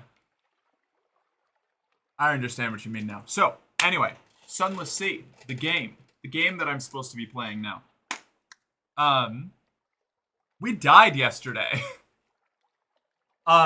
We were killed by Mount Nomad on the way back to London. I got tagged by a giant AoE energy wave that sunk us, and woof. So we started over. We had a bunch of money, where we got to start with like 2.5k echoes, and buffed Mirror's stat, buffed Page's stat, and we sold our like heirlooms and stuff, and now we are we just did a huge Sapphire run, so this number is going to go up by a lot, hopefully. I need to reset my accounting log because we died. So my Sunless Sea accounting, there we go. And get the fuck out of here. What is VIP? My claim to fame. Wait, what was it? Back in my day, Mercenary Girlfriend went by her full display name. Yeah, right? Yeah, that's right. You're the first person to start calling me Merc. Yeah. I was constantly bullied for multiple things. My weight, I actually wasn't too heavy back then. Then my name, oh my god, tell me about the fucking weight thing. I have something to talk about with that. It all started in lower school, and then it followed me to middle school and up to upper school. I was never beaten up, and have only been in one fight where the bully followed me home, then caught up with me just as I reached my house. I dodged all his attempts to hit me, then got him in a headlock. I went to ground and put all my weight, about 12 stone at the time, into his head. He came up, crying just as someone noticed and came over to stop the fight, and my dad came out. Shockingly similar to one of my first fights in middle school. Whoops. What did I just do? Okay. Didn't mean to click on that. That's terrible. I'm sorry. My brother, used to, all the way from, like, when we were kids up to, like, my teen years, would constantly call me fat as an insult. And when I got really upset, when I finally, like, confronted him about it when he was like 12 or 13, I was like, dude, stop doing this. It's not cute. It's not funny. I don't like it. It really, like, it like hurts me. I don't like it. Like, it stresses me out. He was like, it's obviously not true. It's obviously a joke. And then just went back to doing it. It's like, oh. And then, like, I definitely didn't internalize that at all. Not even remotely. Very important person, very important puppy.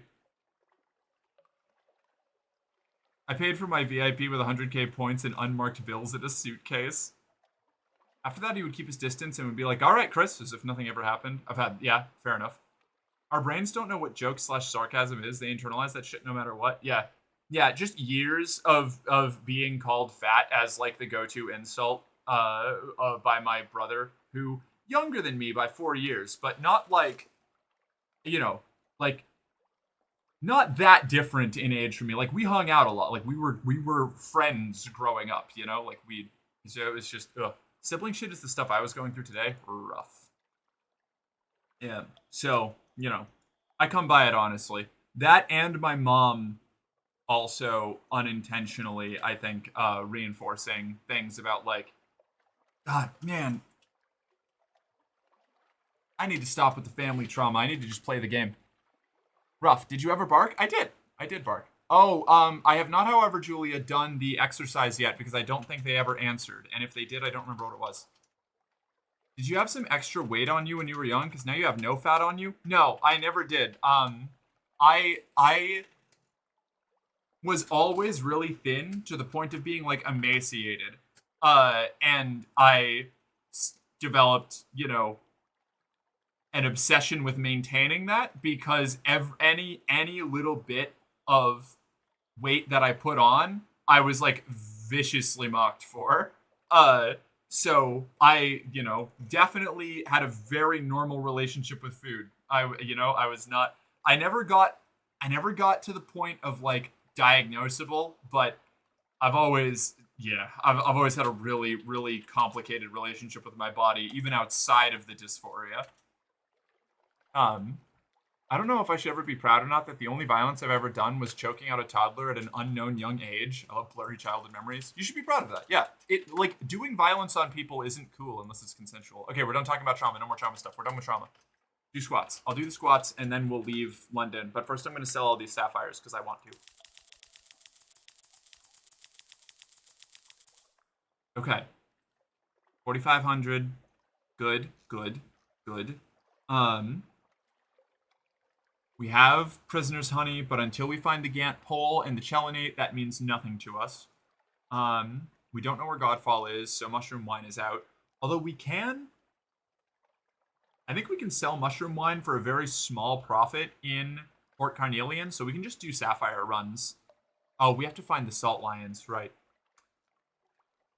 Okay, squats. Vibe shift? Squirrel, you're a very, very good girl. My good girl. My loyal, obedient, long-standing, very good girl. There. How's that? I feel like nobody ever redeems the good boy, girl, etc.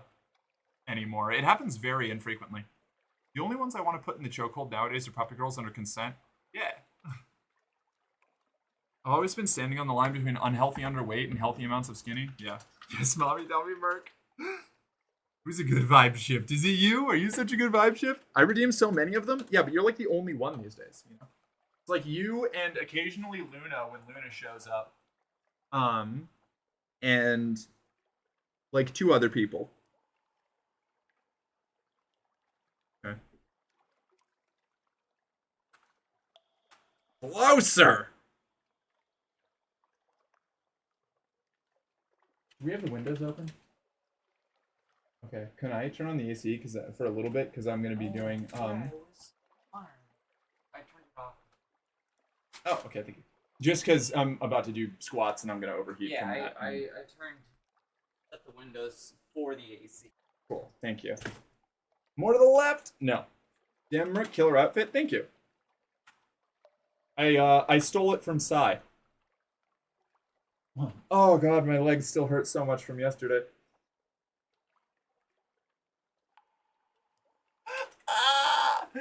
2, 4, 5, 6, 7, 8, 9, 10, 11, 12, 13, 14. My poor legs. 15, 16, 17, 18, 19, ooh, 20. Okay, got it. Nailed it. Morkin Gorfin? We Morkin Gorfin.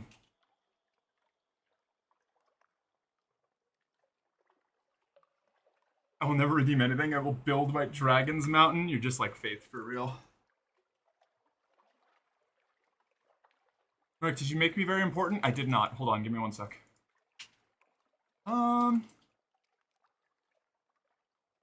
Viewer rewards. No, it's community, roles manager, add new. Material, squirrel. How do I, oh god, I'm so out of breath. Oh, there's no underworld. No underscore, gotcha, okay. I don't know why I just inserted that.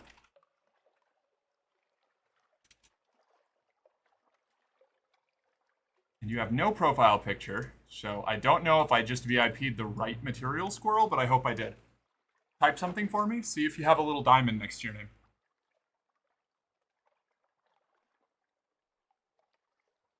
I'm at 263k so far, 1/4 to my horde being completed. Damn, that's wild.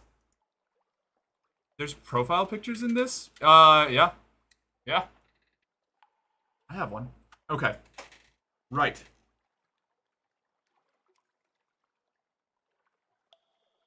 I'm about to break 200k. Ooh, look at you go. A little gift. A very fine evening to you, Captain. My what you might call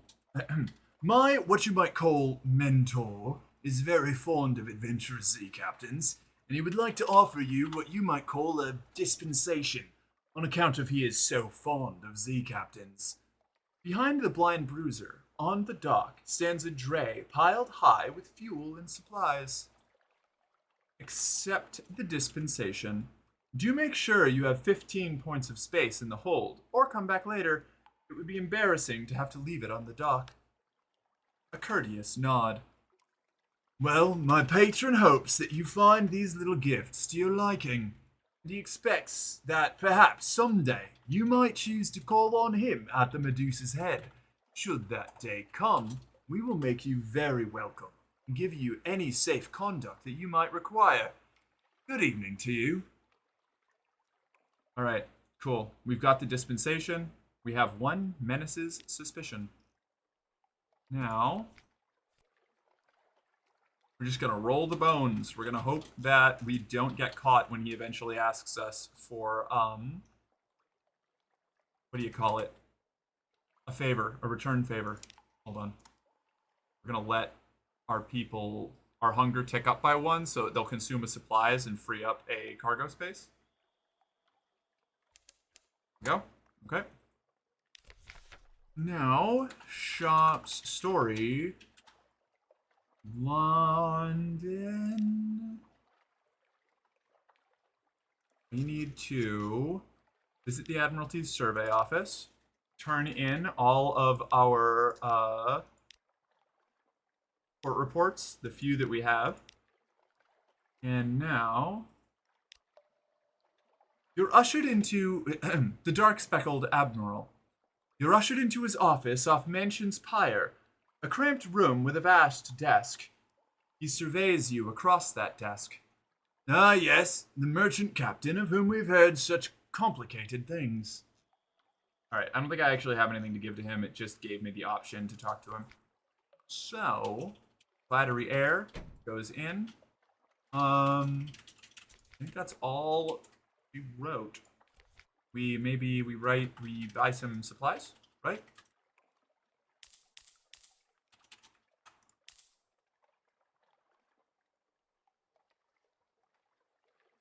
Fuel? 13 fuel. Okay, now let's record. It's 4561 is going to be our money leaving port.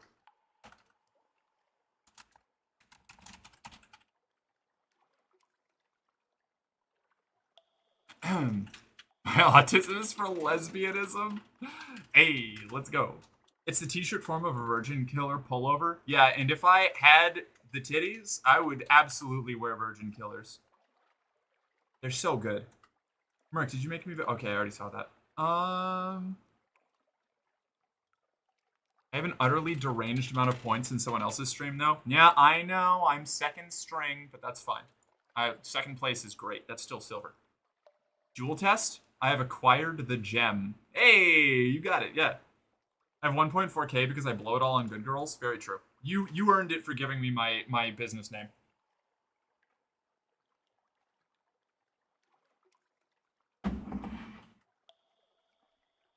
I'd spend more, but I don't know the earning rate. I don't either. You blow good girls too? Ayo? Seems to be roughly 500 per hour. Interesting, okay. Putting in my 10,000 hours of watching Mercenary_Girlfriend. Gonna become a master of watching Mercenary_Girlfriend. Actually, I'm gonna cross like. Wait, Merc would kill virgins? I would not. Well, I guess theoretically, depending on the consent. Yeah, the virgin bit anyway. Yeah, I was gonna say. In hindsight, actually, maybe I maybe that does actually fit me. Morky, you're only second place because you don't stream more. I've missed shockingly few hours of Merc streams ever since first joining. Damn, okay, hell yeah. Eventually, I might stream more. Actually, I probably will stream more eventually. This is just the like safe balance that I have at the moment. Once I can reliably make my income, like pay for all of my income needs, outgo my costs, then I can turn up how long I stream. But I also have to finish getting my work-life balance under control first, which is doing better. I'm doing better.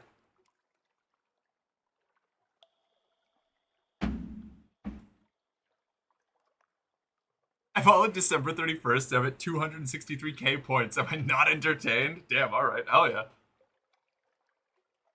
I have boobs for things. I have become even more powerful. They fucking hurt, though. I can imagine. You just went through some very... Mine... I don't think mine hurt right now, actually, now that I...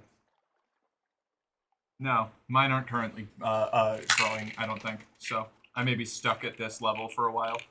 But, mine grow slowly and they hurt, so I can only imagine what you've gone through. They're huge, it's awesome, seems huge.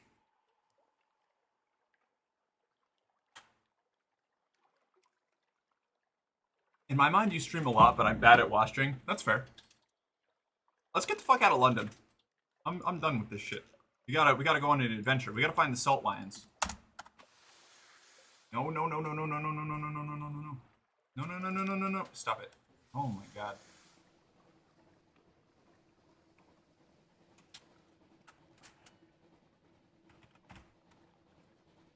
Okay, and out we go. Back into the sea. Sorry, they were expensive, and before that, they took 4 years. I need to keep them. Yeah, that's fair.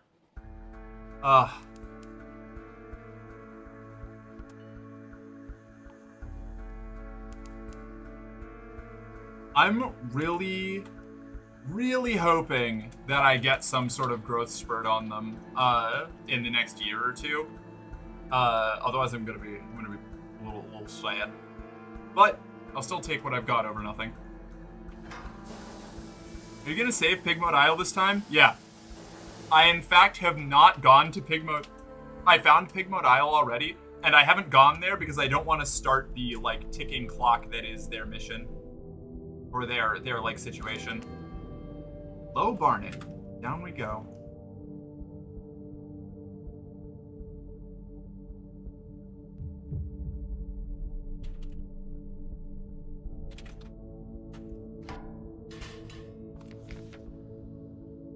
Uh, 4 years HRT anniversary, roughly this week or next week. Damn, okay. I'm at 4 years next April. Or I guess this coming April, however you want to say. Next year. I'm still a ways away. Low Barnet, a sunken church with docking ports. Sediment has built up against the lower walls, and long ago choked neglected crypts and crooked tombstones. The interior is sealed, yet the deep peals of the tower's bells can be felt even through a submarine hull. Deliver a wandering parson. He presses close to a porthole as you dock. Low Barnet, he murmurs, the gate to the deeps. Call to worship. You'll hear tales from distant trenches of the Untersee, and some of them might even be true, but the strangest ones are jealously guarded. Light from the dock glints in his eye. Hidden mysteries and pliant listeners. He glances at you, then gathers his luggage. Won't you join me below for a while? An explorer could learn much of value here.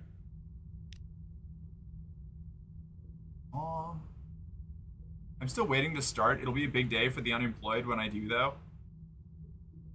Wait, what? What does that mean? There's an asterisk of low dose and stayed closeted for 2 years, but thanks. Hey, still, good stuff. I've only been on injections a year, which have been exceptionally kind to me. Yeah, the injections are nice. When I do them on time.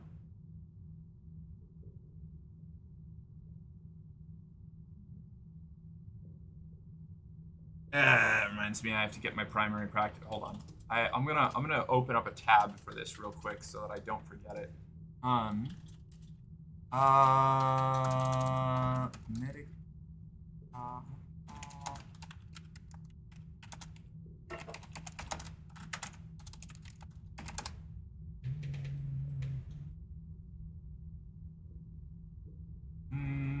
Okay. I will finish doing that later. Explorer? I hardly know her. Do you need to? Let's see. I celebrate my big coming out day as my big anniversary. That's fair. I've been out for longer than I've been on HRT, which is wild. I've also been out longer than I've been on HRT, but only by like 3 months, and that's because I came out pretty much immediately. Would not recommend anyone do what I did. Fair. I wonder if I'm ever going to come out to my parents. Probably not. Or if I do, it'll be in a hot minute and only to my dad. I did it out of spite. I've told this story before plenty of times, but I got so mad at my parents celebrating Roe v. Wade being overturned that I told them that I was trans when I hadn't specifically told them yet. I wasn't like hiding it, but I also just wasn't talking to them really much, so it just didn't come out. She did it out of spite, chat. I do a lot of things out of spite. Let's see. Explore the church. What goes on here? What brings its congregation together? Submarine services. There is no pulpit. The organ has bent, broken pipes. But Low Barnet is still a house of worship, of a sort. Groups of sailors gather in the aisles. The choir benches are clean and face a makeshift stage. Lantern-eyed fish pass behind colorful windows of stained glass. The door to the bell tower is guarded by 2 burly vergers.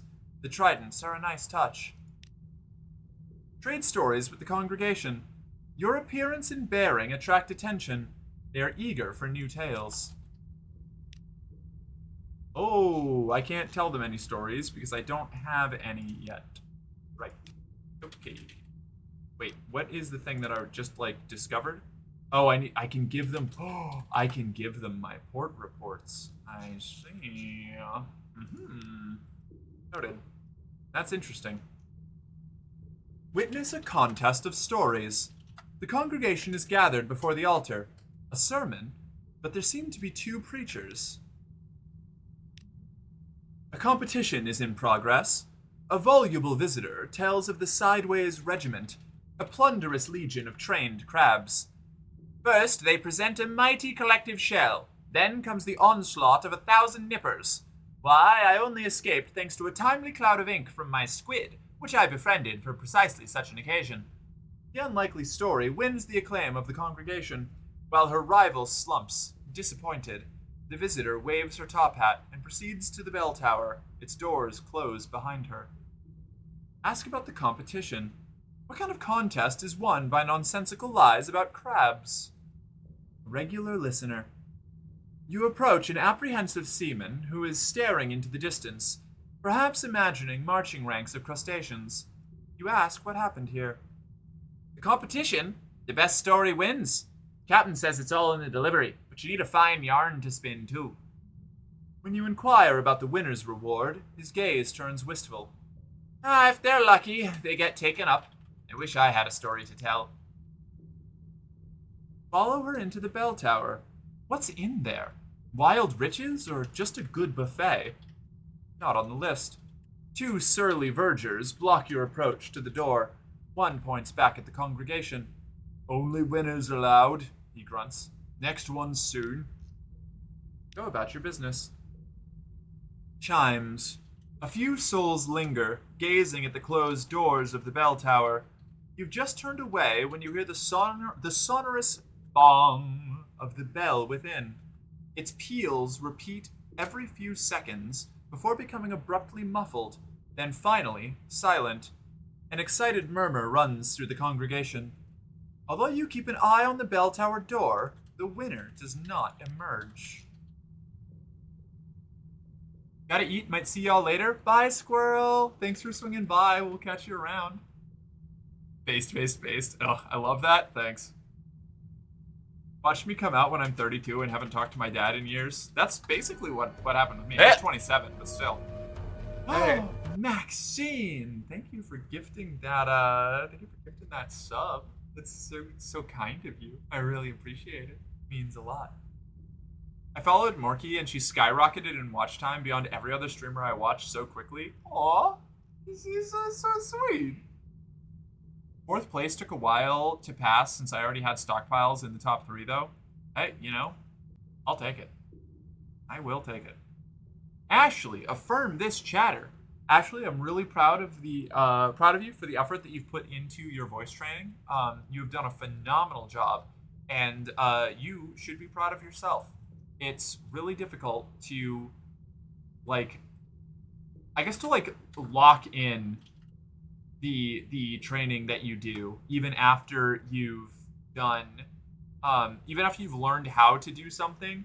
Getting it into the habit is really hard, and I'm proud of you for sticking through that. Damn right you'll take it. What'll I take?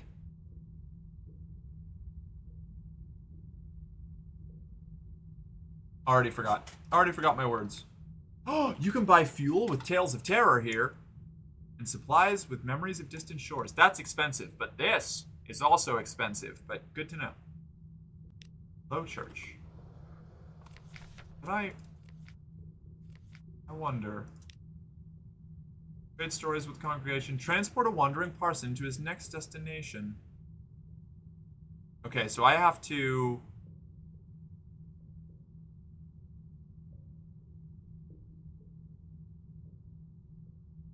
I'm gonna need stories. Story contests. Alright, cool. So this is locked off for now, but we'll deal with that later.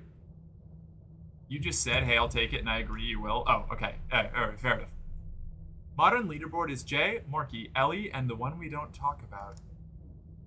Oh, no. Okay. I didn't realize that there was that we unpersoned somebody. Then everyone else isn't even close. At least the one we don't talk about is no longer top 3. Telling me that I beat Ellie.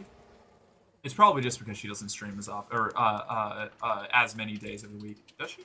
Does she stream 3 days or 4 days? I feel like she streams 3 days. I don't know her schedule. She's just my eternal rival. I came out to my dad, but only by whispering it to his ashes. It saved having an argument. Cold. I love that. Merc also quickly rose to my tops. Aww. So sweet. I know this has come up a couple times, but it will never stop being weird to me that I am some of y'all's, like, even second most watched streamer. Like, the fact that I've had some people say that I'm, like, their favorite streamer, wild to me. Bizarre. I don't understand, but I love it. I'm here for it. It's amazing.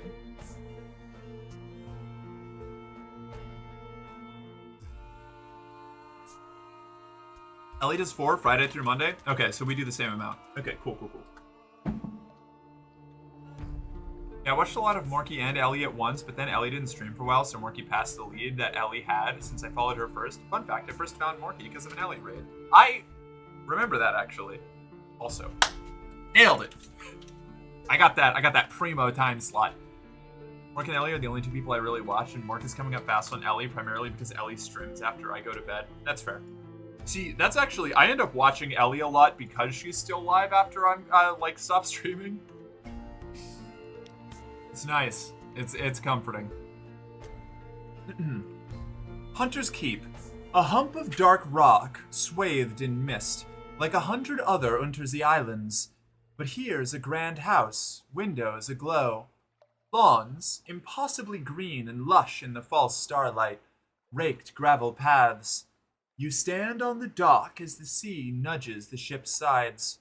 An unexpectedly warm breeze carries the faintest trace of lavender. Present yourself at the house. Oh, spy on the house. We'll spy on the house. This place may not be as simple as it seems.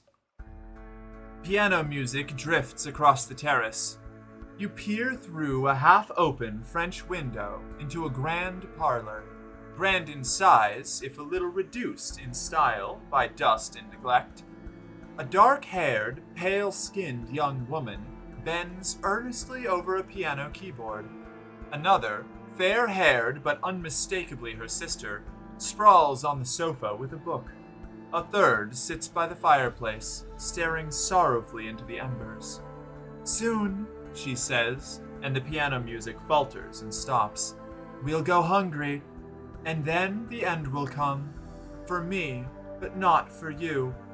The pianist raises her eyes from the keyboard. Hush! If we don't speak of it, she frowns. Has she seen you at the window? You withdraw. You know something of Hunter's Keep. Present yourself at the house. They will have heard your ship come in. Why hide? A maid with smoldering topaz eyes shows you into the parlor where 3 young women wait. A visitor, the youngest cries. The next youngest chuckles. The eldest sighs.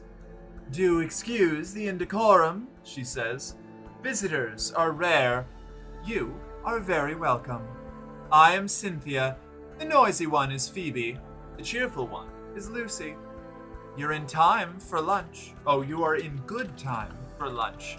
Will you join us? Distant bells. Luncheon with the sisters, Cynthia. Luncheon with the sisters, Lucy. Luncheon with the sisters, Phoebe. I think Cynthia gives us Tales of Terror, which we need the least. So I think we want Lucy or Phoebe. We'll talk to Phoebe. We'll talk to Phoebe first. Memory of Distant Shores. That's the good one. Here's a story. Oh, wait. Phoebe is soft-voiced, watchful, unpredictable. Here's a story. Phoebe has a story to tell. of two lovers parted by water, of a raven that carried messages, of a fragment of the moon. She beats time on the table as she speaks, as if to a song only she can hear. The effect is hypnotic.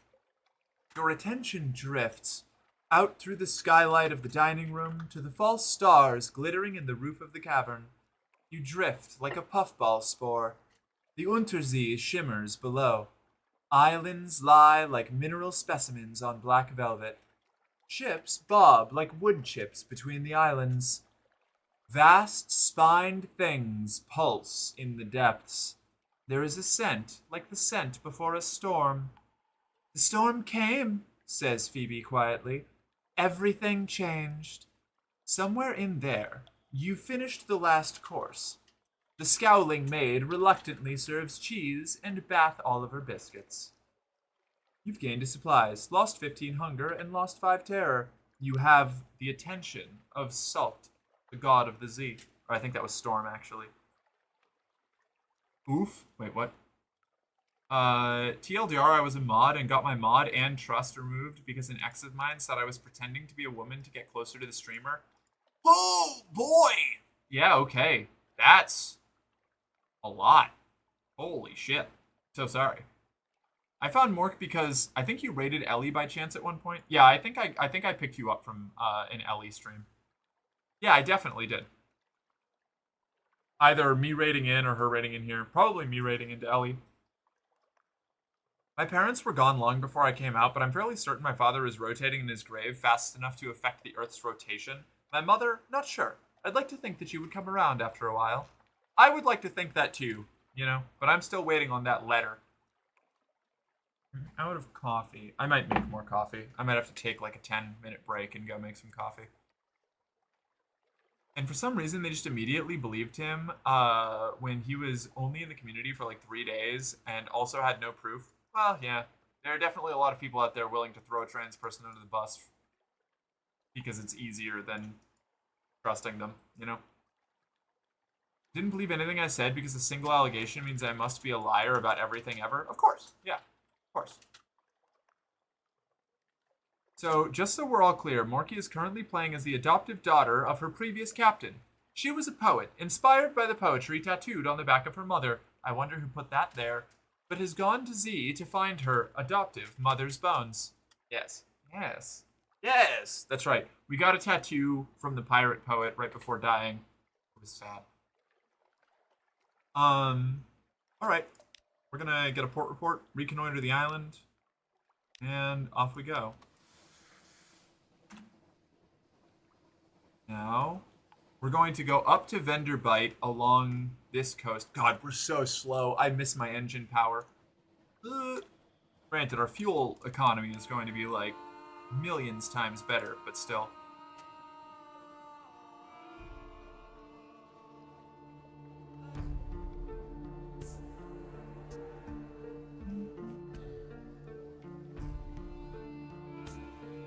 I'm trying to slow down the rate that I read things in the game, because when I was watching back some of the where was this point? Watching back sections of the VOD, I realized I had a tendency to rush reading the text blocks, kind of like when I'm trying to get through a lot of chat, and it was really affecting the vibe. So I'm gonna a crab. I'm gonna try and be a little bit better about that.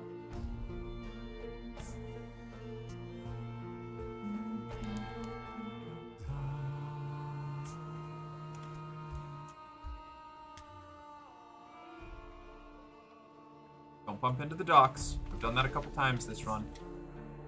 The trouble with tomb colonists. You've brought this decaying emigrant north. Now what? Days of shrooms and roses. The new tomb colonist surveys Venderbite, shaking her head. It won't do, she says. It won't do at all.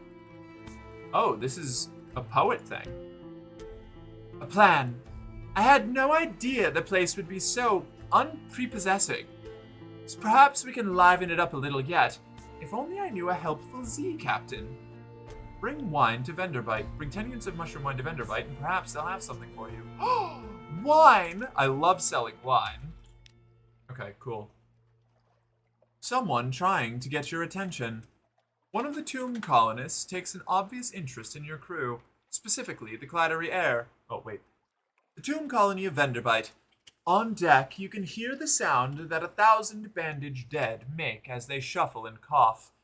It's something like the world's most restless concert audience, or the world's most plague-ridden cathedral. Someone seeking your attention. Voiceless. The tomb colonist draws you a little away from the Clattery Air. Don't tell her you met me, he says in a hoarse rasp. Her mother cut my voice. Hoped to fix it so I wouldn't be able to look for my daughter, so I wouldn't want to, he wheezes. Didn't work. Operations never completely effective.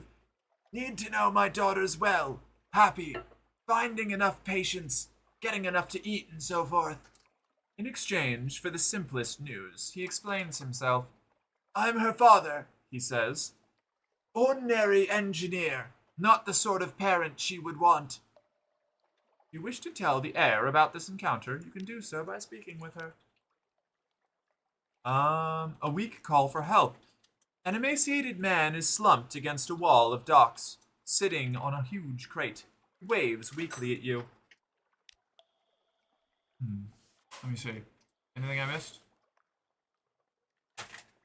I think a small part of why I haven't... Crab spotted. Crab, yes. I think a small part of why I haven't really made any friends in a while is that there's always BS drama that gets me kicked out of the friend groups, and I'm just so tired of that. Yeah, I've been there. I've been at the center of I'm not going to say group destroying drama, because it didn't destroy the group. Enough of them rallied around me as the problem that I ended up getting forced out. I talk about this a lot. I say, again, for the 12th time this stream. I feel like I repeat myself often. There was a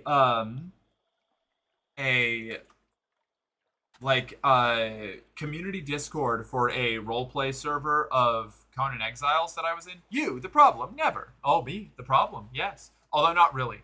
I was just loud about somebody in the community, a couple people in the community who were a problem and who were doing bad shit, and they had their side taken over mine when I was made out to be like a what do you call it?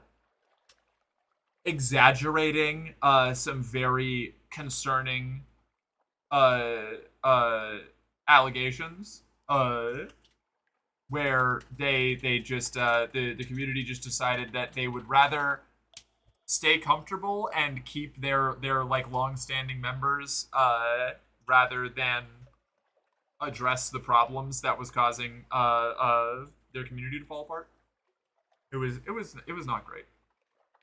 I am major issue. Merc is major problem. We both report to general disarray. Yes. But yeah, no. I had my early transition getting sexually harassed, and like if I was any younger, I would have said like being groomed. It had a similar effect for the short term because I was so insecure and like unsure of my position and my like role in society. It was in like within the first 8 months of my transition, and I just got like tag team harassed and like manipulated by two people in this server that I was in. And then when I came forward about it with a bunch of screenshots, the two people got banned and then got unbanned the moment somebody else showed up and was like, actually, she's making it all up and exaggerating things. And it was like, oh, great. Yeah, cool. Awesome. So then I left. And that's why big part of the reason why we take every, like, report or concern that we get in the Discord in my community, like, really, really seriously. I'm very proactive about that because I've been on the other end of being ignored or even outright like denied what do you call it? Denied the basic courtesy of being taken seriously. And man, that fucking stresses me out. I want to say I identify as a problem to sound badass, but actually I'm a sweet roll. Fair. Okay. Oh, thank God, the dogged apprentice gasps. I don't know how long I've been here. It's been days, weeks since I ran out of money. I've got to get back to Rosegate beneath the waves. His crate rumbles beneath him. Please, help me. And if you had anything I could eat. You'll not only take him to Rosegate, you'll feed him too. He's clearly weak with hunger. You can spare a little sustenance. Thank you, thank you. The dogged apprentice springs up to embrace you, but collapses onto the dock. After seeing him to a bunk, you check, and double-check, that your crew has securely stored away his rumbling crate. I haven't heard about Jonah's vengeance yet, so we'll gather gossip. Who's plotting what out in the tomb colonies? Along the coasts of the Untersee, it's remarkably hard to die. The decrepit and nearly dead who leave London become tomb colonists and settle here in bandaged peace. But they don't give up their ties to home or their politics. You gather a haul of complex clues, enough to keep your contacts in London interested. Explore Venderbite. Here they favor candlelight over gaslight. The shadows are swagged like cobwebs. The tomb colonists stand still enough to be mistaken for sculpture until they laugh or cough. One building in 3 seems abandoned. Ooh. The builders of this place worked with great slabs of Neathwall stone, carved with blank-eyed, unsmiling faces and blocky, stoic serpents. Search warily. Picnic. Huh. Search warily. The Neath is rarely gentle. Treat this place as enemy territory. Treasure. You're not the first to come here. Someone's left a long oak casket under a carpet of creepers. You've opened a casket of curiosities. It's a page from a journal. Until the 6th candle was extinguished, now we all watched the flame as it stood up, as it were on tiptoe, taller and bluer each heartbeat. Its light grew brighter in the moments before it failed, so that I saw the faces of all my companions, drawn and white as if we were already dead. Then the candle flame drew itself up like a dancer and was extinguished. Dark fell upon us like a wave, and I heard the hatchlings uncoil. Horrifying. Great. I'm going to take the whispered request of the this guy and then not talk much more about it because I don't want to read about the Neathbow again. I'm not doing the Neathbow. We're probably not going to have that like run into any of the things that we need for it. I just want the option to if I bump into it out there. That's warm. That's warm. Get out of here, bats. Ah, beans.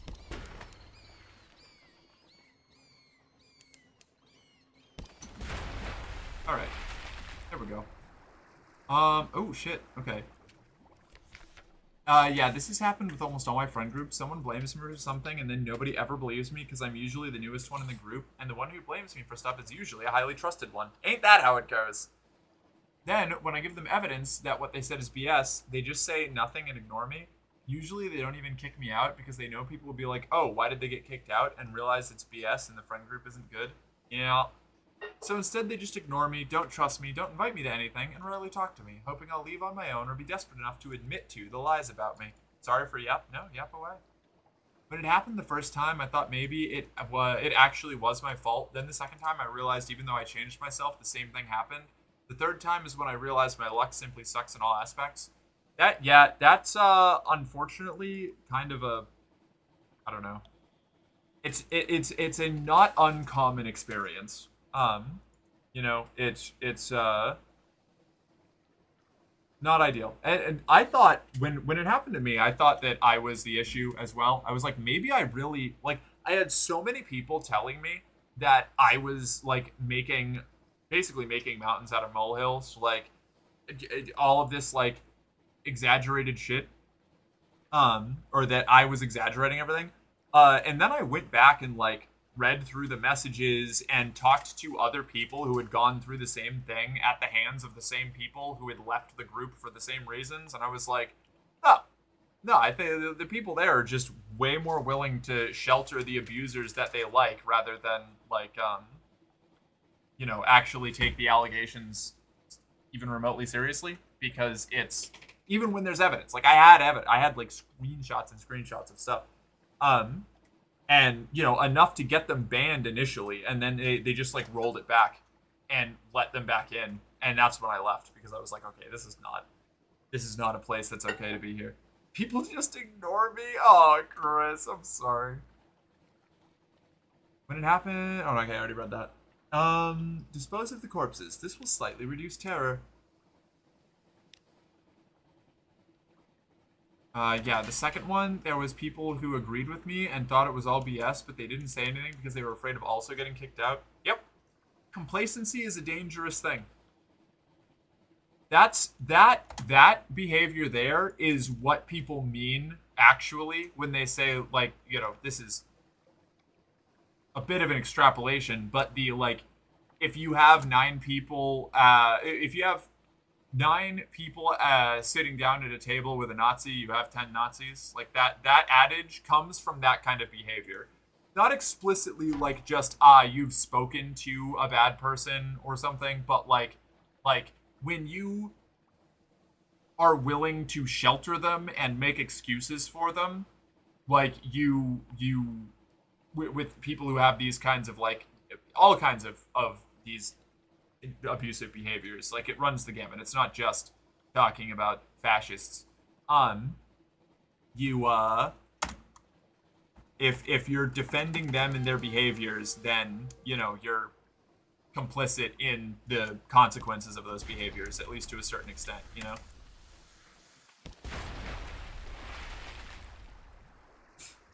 Alright, Megalops defeated. Cut it up for scraps. And off we go. Also, how many secrets do I have? I don't know. We'll check at the next port. The glassy chop of dark water, the iron clatter of feet at the hatchway. A baked breeze rises, the improbable scent of stone out of some distant desert. You are close to the salt lions. Incredible. I actually need to find that, though. Incredible find. Alright, chat. It's yap time. If you have something to talk about, now is the time to do it, because I'm going to be semi-mindlessly going back and forth between London and the Salt Lions for a while. How many secrets do I have? Me, a noir character. All of them.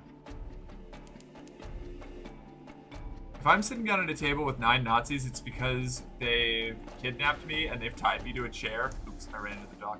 You know what? I'll give you a pass there.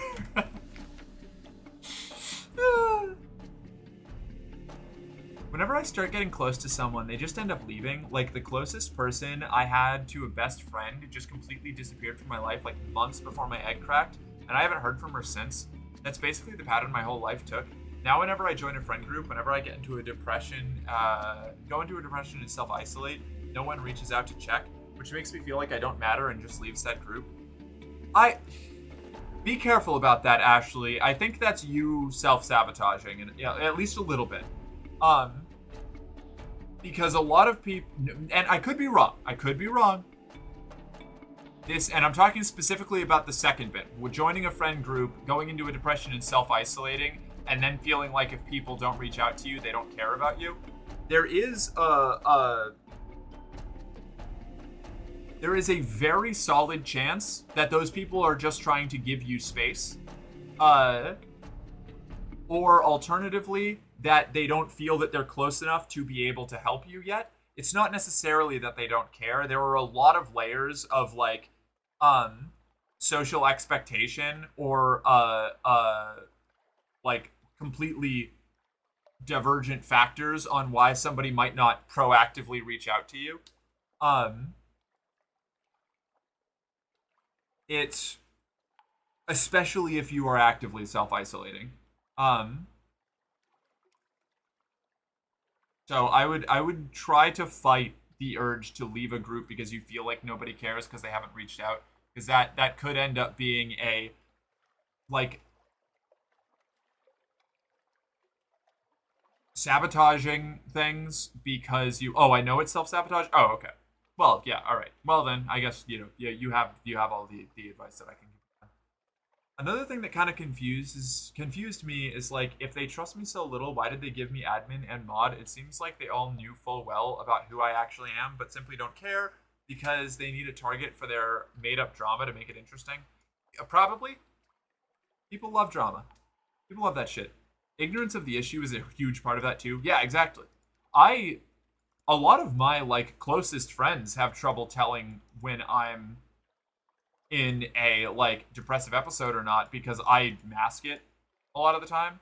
Um Most of the time because I don't want to be a burden on people, and then I self-isolate and then I feel bad because I don't have anybody to talk. I do the same thing actually.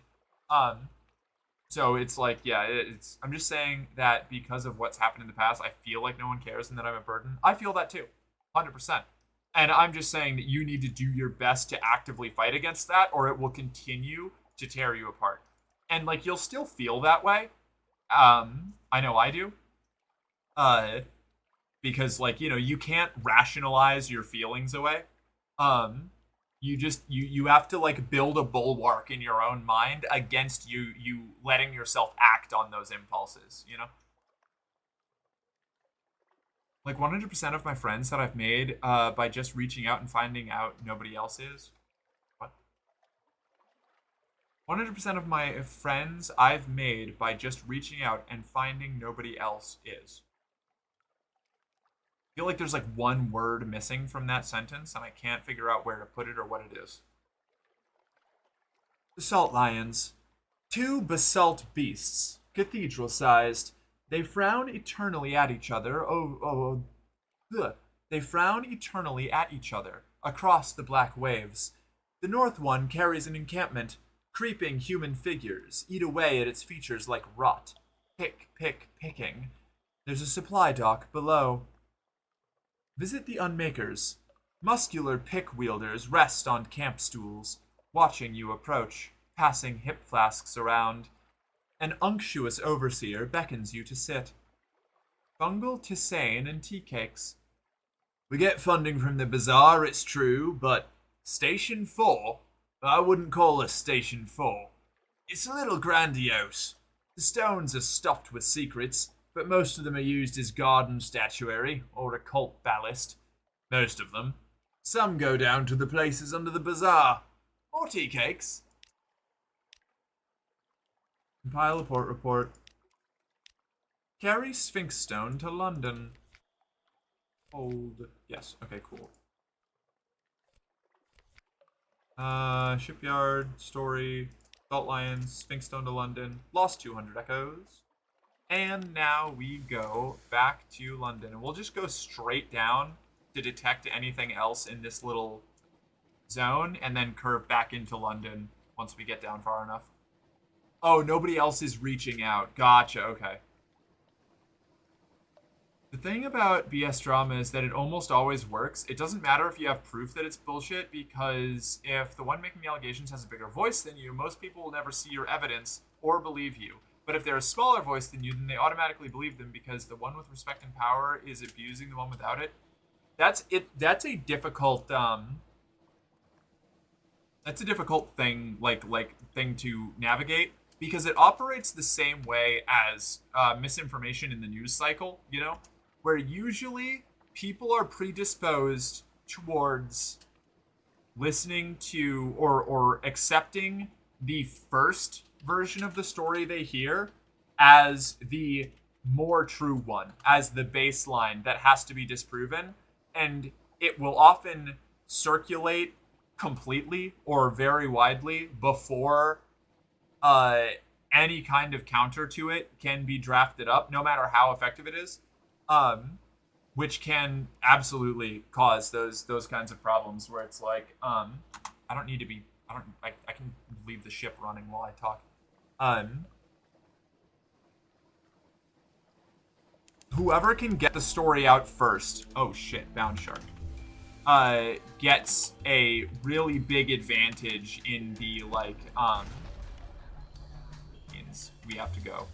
We have to get out of here. 10 damage. Yeah, we're not going to survive this.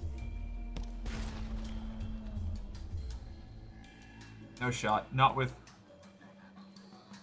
no like strong gun. Yeah, no. No. No strong gun, bad engine power. You're in danger. There's something underwater, some distance to the north. Good to know. Down over by the salt lines. We'll check that out when we go back from our Sphinx Stone. Hit the bricks. Yeah, we're fucking running. I can leave the ship running while I talk. Edward Smith. Don't remember who that is. 10 damage. We're not going to survive this. AD&D wizards at level 3. Also, hi V. How you doing?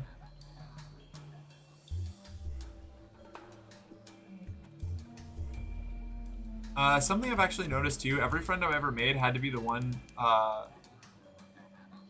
had to be the one to reach out. And you know that, oh, hi Misty, that's right, you said words and I missed them, I'm so sorry. Sorry my mind has been killed by eepiness, trivia test, and having to move. Also my chair broke. Your chair broke? I'm so sorry. Captain of the Titanic? Captain of the Titanic. Gotcha, okay, thank you. I should have figured it was a Titanic bit.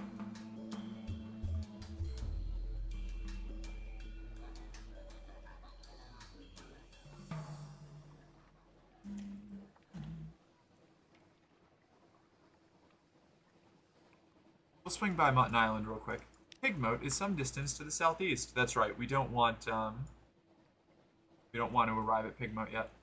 Doing pretty good. Changed my sheets today and put out a new chapter of my novella for Jill and for Monica and my GF. Oh, fuck yeah. I've been working on my little project as well. Damn it. I haven't made any significant progress, but I am making progress. I've just been like slowly. God damn it! Another Auroral Megalops. Okay. I've been like slowly chipping away at it. Whenever I have the willpower to write, which is not super often. But I'm getting there. I'm getting better at being like less hyper self-critical of my writing as well, but I'm still not there. The few times that the BS drama doesn't work is usually either 1, it's someone who's been there a long time and highly trusted already, or 2, it's something that can be 100% proven to be false without a shadow of a doubt, which just isn't possible for a majority of allegations in general. I feel like it's... Yeah, I don't know. It's... I fortunately... Well, I guess I could say... I've only had to deal with that, like, one time, and I had a really bad experience with it. Actually, twice, I guess. And both times, the way I dealt with it was just leaving the groups that were, like, constantly spiraling around, like, rumor and gossip mills, regardless of what you say or what you do. It's just like, unfortunately, the only option is to just, like, ignore it. Just, like, remove yourself from the situation. I've been working on my little project as well. When Victor Frankenstein keeps yapping about his weird experiments in biotech, which have made a pretty damn good ashtray.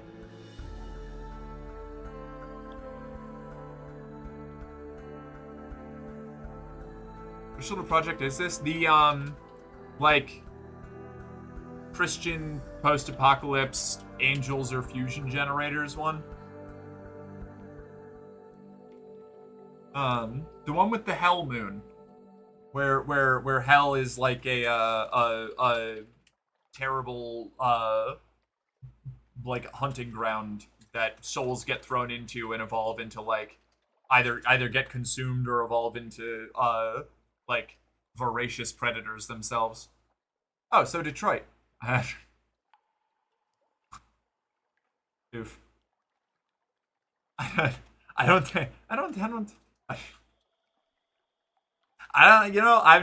been to Detroit enough to confirm whether that is a thing or not.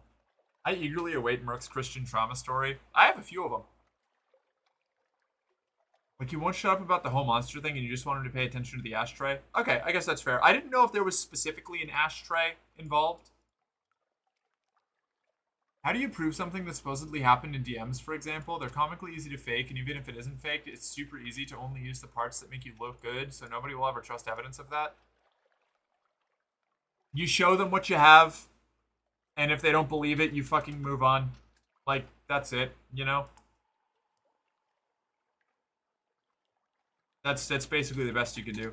Yeah, Captain, as soon as you said weird Christian, I was like, oh, yeah, the Hell Moon. Yeah, the Hell Moon. Yeah, the Hell Moon. Let's see. Oh, good news for everybody who cares about the structural integrity of the stream.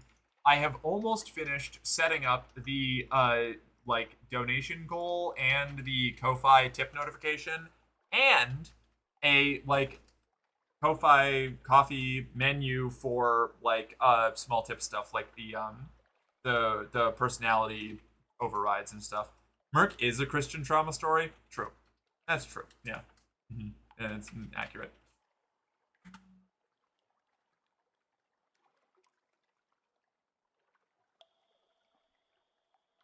Also, Ruby, on just a quick little touching on your thing there. I always feel I get a little like stressed out even just talking about like I don't know, the way internet drama works and perpetuates because I feel like I'm so afraid of straying into sounding like I'm God, it's like getting too close to one of those like cancel culture. Cancel culture is out of control. You can't do anything on the internet anymore, people.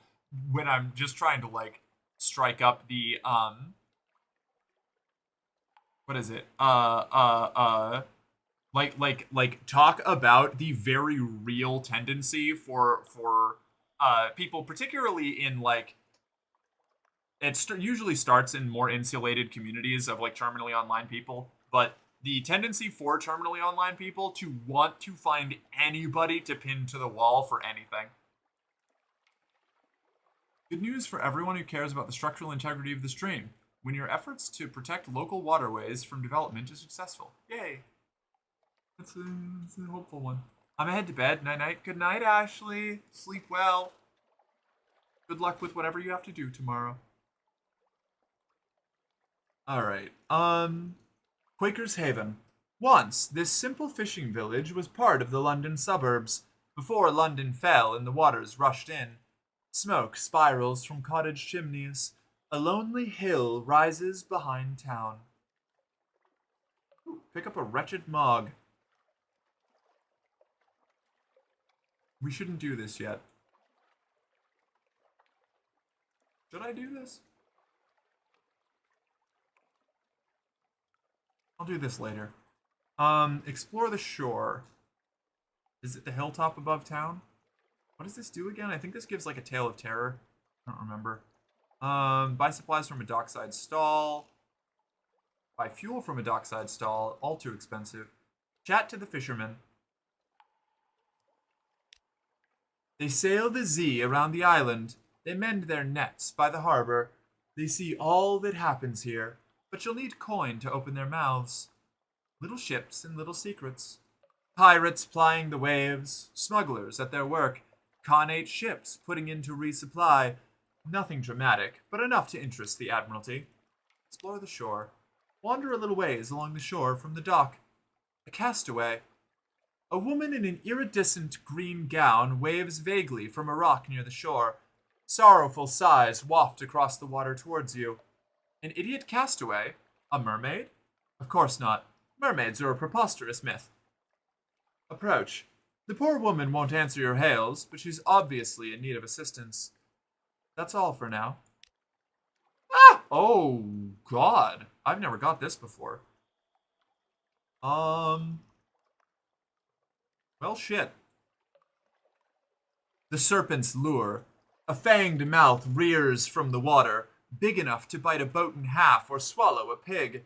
The woman contorts and slides into the water. She's the tip of the monster's tail. This will be untidy. Obliterate it. It's a formidable beast, but you're formidable too. Pacify it. Fling it bait and move on. Flee. It's always preferable to fight Z-serpents from inside a ship, not from inside a serpent. Withdraw as best you can. We're gonna try to fight. We don't have a good chance, but it's slightly better than fleeing. Oh my god, we did it. 23% chance. Any percent is 100% if you believe hard enough.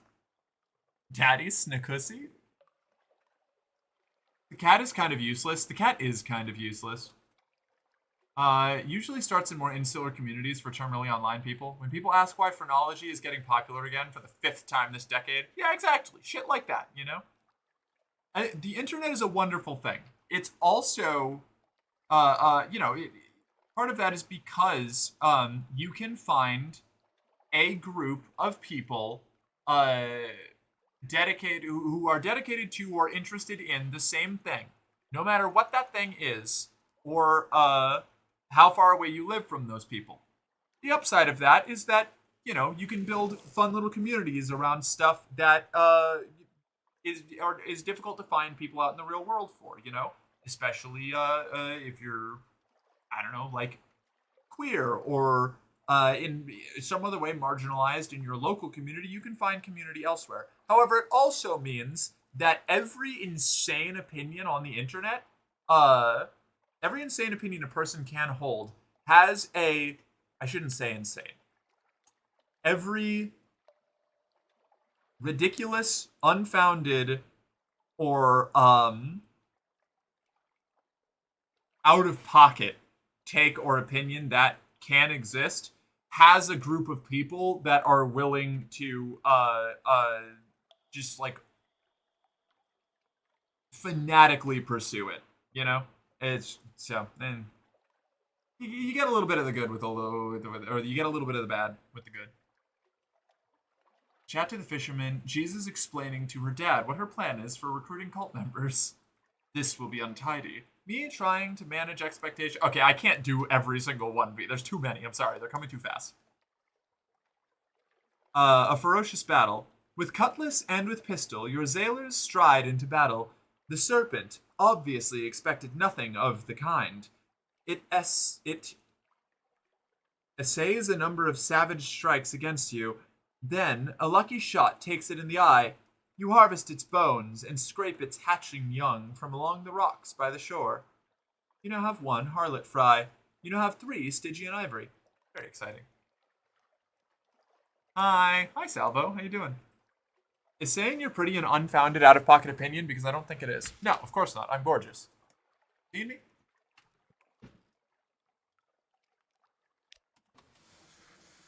The internet is a wonderful thing. When they thaw you out after cryogenically freezing you the year before Facebook was created. Fair. That was actually a good one. That was worthwhile. I should have read that. Yep, I bumped into a rock. Oops, that's fine. We'll be repairing at port anyway.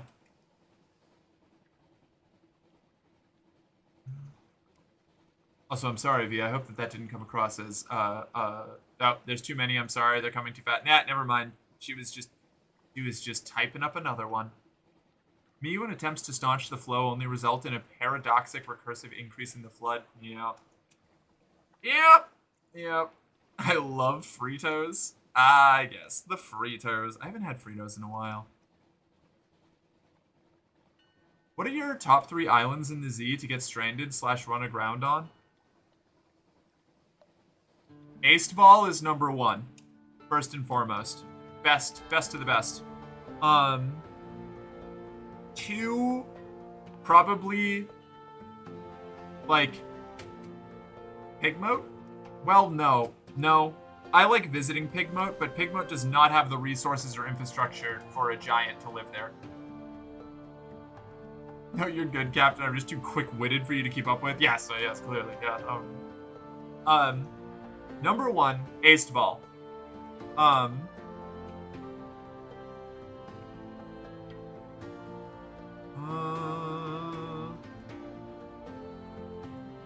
Where else would I want to go? I was about to say number 2 might be the Empire of Hands, but that's a tough one.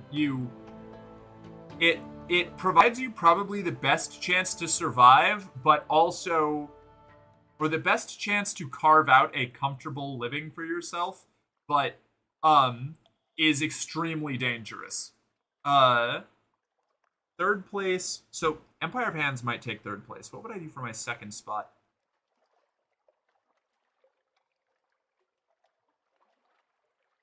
I'm excluding all of the coastal ports like Arem, Port Carnelian, the Iron Republic, London, Vanderbilt, Withern, the ones that are like Adam's Way. All the ones attached to the continent, not including. So, Ayo. Imagine being frozen in 2005 after watching season 1 of The Apprentice and you thaw out now and the dipshit is president. Wouldn't like it. I'd want to go back in the freezer, I think. Which I gotta say, there's gotta be more embarrassing things to misspell, but not many of them. Yeah. Misspelling quick-witted is rough. Yeah. Mutton Island counts as it gets data expunged. Sure.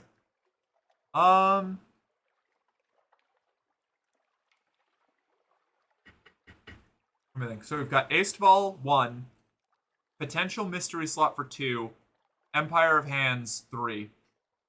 I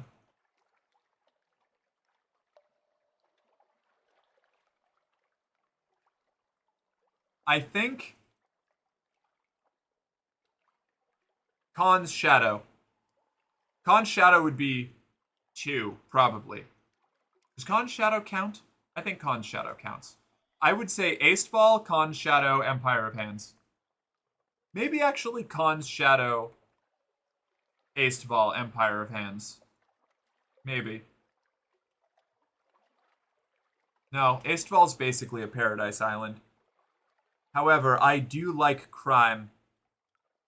I don't know. Toss up between the paradise island and the criminal pirate port. If Khan's Shadow doesn't count, then the Chelinate, maybe? Maybe the Chelinate. Being like, freeze me back and wake me up in another 19 years, yeah. I feel like being frozen between 2005 and 2025 is like, okay, so for the 10 years after we froze you, we made a lot of progress. Then in the 10 years after that, we undid it all as quickly as possible, literally. Chelinate's a fun pick. Yeah, I feel like if you...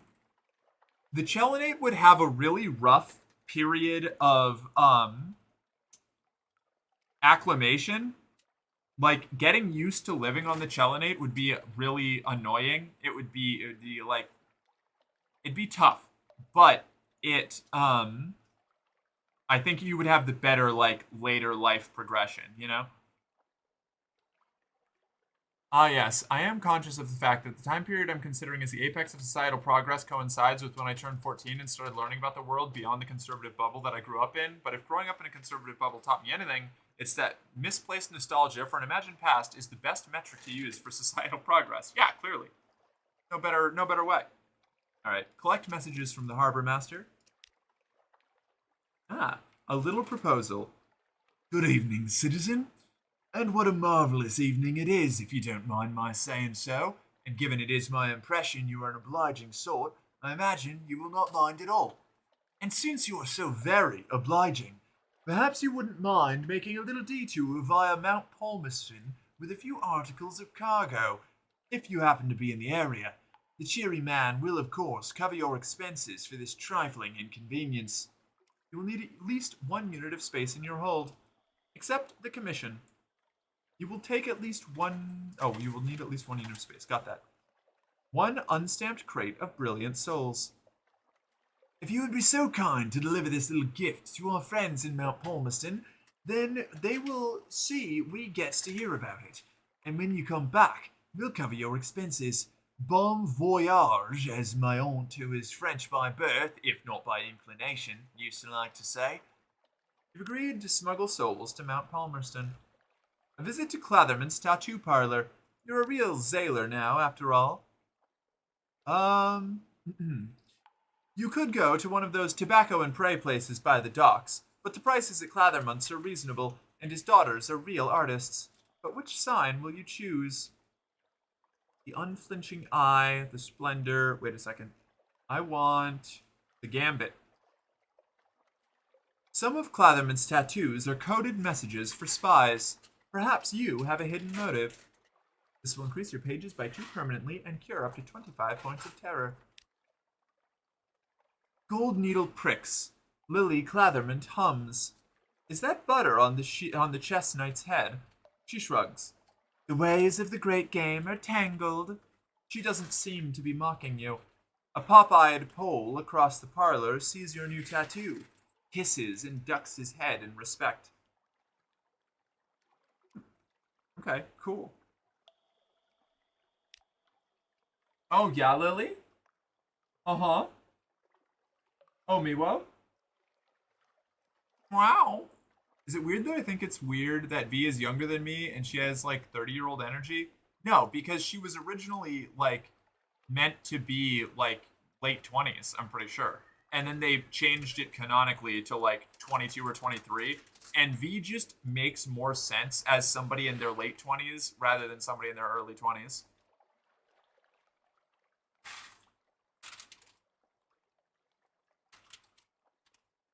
Oh, sorry. Are you talking about V? Like you're talking about real V, not Cyberpunk 2077 V. My bad. I kind of wish that I could have lived in ignorance for longer. When I was 11, I realized, wait a minute, my life sucks, and all of this is bullshit. It slowly dawned on me over the course of my teenage years. You know, I think I had a pretty normal realization time. I'm saying like this, like there isn't just a 3-year difference. Ah, a little proposal. When you forget to pack the picnic basket for your lunch date with Jonathan Swift. Modest, even. Thanks, it's the military trauma. Yeah, that shit'll age you. Pop-eyed pole sounds like an awful euphemism. Agree. What do you mean I was meant to be late 20s? What happened? Mark, hold on. Who retconned my fucking age? I wasn't talking about you. I was talking about V from Cyberpunk, and I forgot that we were talking about an actual person with the name V for a moment. And so the answer would be CD Project Red retconned your age. The Dark Speckled Admiral. Lily, girl, you gotta chill. Turn in submit my port report. Actually, wait, no, no. Story, London, deliver Sphinx Stone. That gives us 500 echoes, and we're just gonna do that a little bit back and forth real quick. We have to go find Palmerston, but Palmerston I think is in the same place every time. So we're probably fine with that.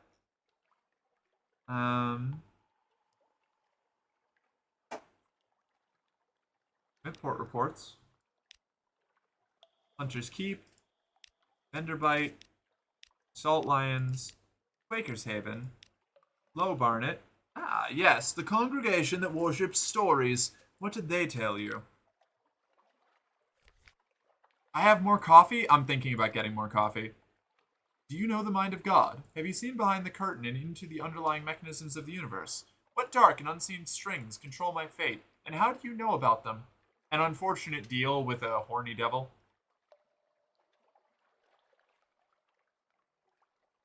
Hold. Oh, that's right. I have a harlot fry. Wait a second. I think I can sell this. The Labyrinth of Tigers. Provide a rare creature of the labyrinth. Are those young siren serpents? Marvelous, marvelous. We'll pay you handsomely, of course. We will. Sell a harlot fry for 500 echoes. Decorum's reward.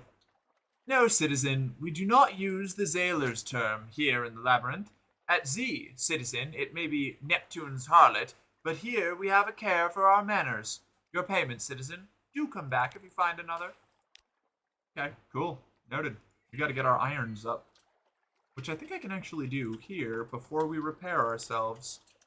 Oh my god, Lily. Girl. Chill. I know you want chain, but you gotta wind down. I am God. I see everything you do. Alright, we're going to increase our iron a few times. I have 5 total secrets. Wait a second, they probably get my veils up, huh? Maybe I should talk to them. No, we'll start leveling up our veils afterwards. 2 iron. I have 3 secrets left. Let's upgrade our veils a couple times. Oh, you do mirrors. Never mind. The Z, Captain. Look at it out there. It's not our friend. Don't forget that. Increase your mirror. What does he seek at sea? The Z is enough.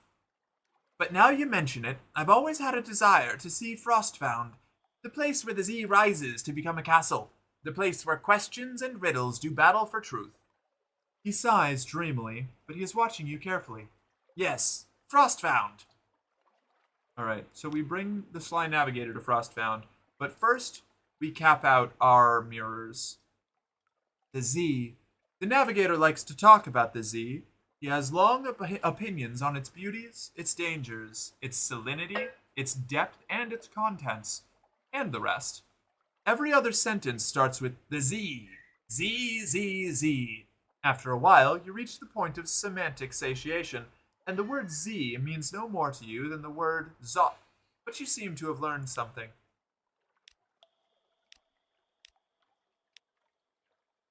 Sweet beast, I'm going to go insane. Please. That's okay. It's okay. I'll be fine. I'll be fine. Wait a second, I think I can sell this. Cheese manufacturers looking at the byproducts of their industry about to invent protein powder. Is that where protein powder comes from? I guess whey protein. Yeah, okay. No, that makes sense. That tracks. I guess I just never really thought about that.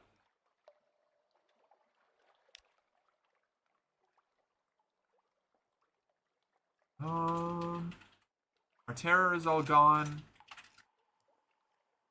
We're not going to consider retirement. We're at 5,400 echoes. We turned in our port reports. We'll pick up some supplies.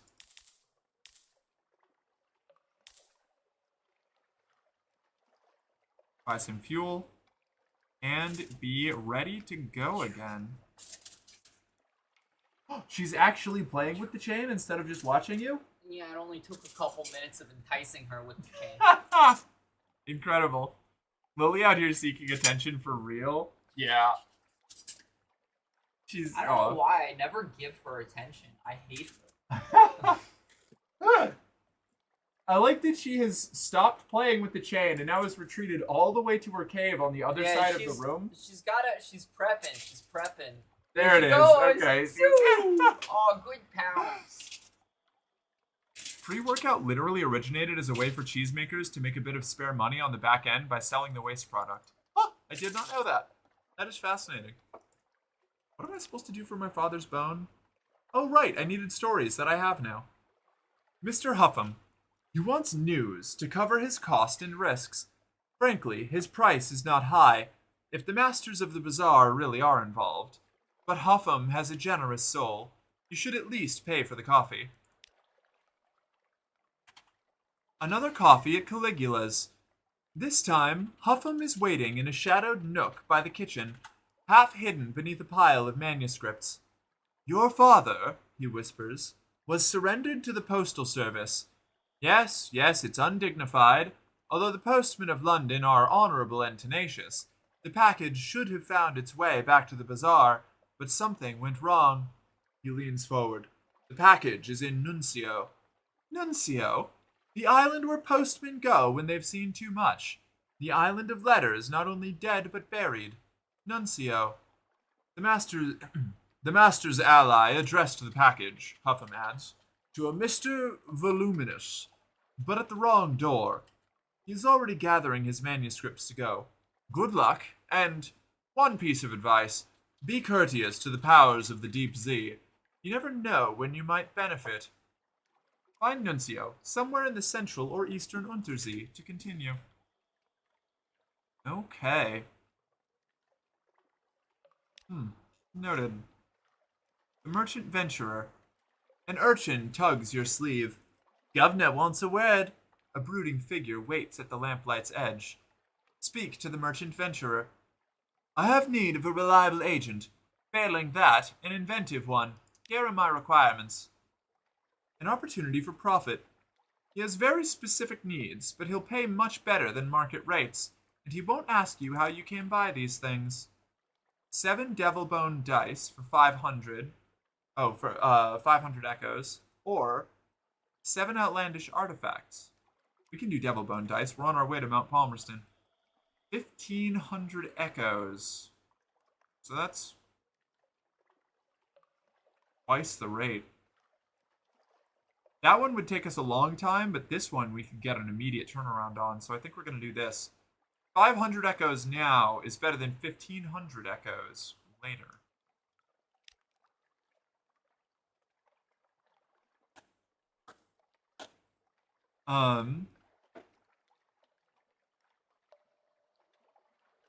And, like, I guess that's technically less wasteful, but it also means that we now have to deal with gym bros mixing their slurry. Is that a problem? Is it a problem that gym bros are mixing their slurry?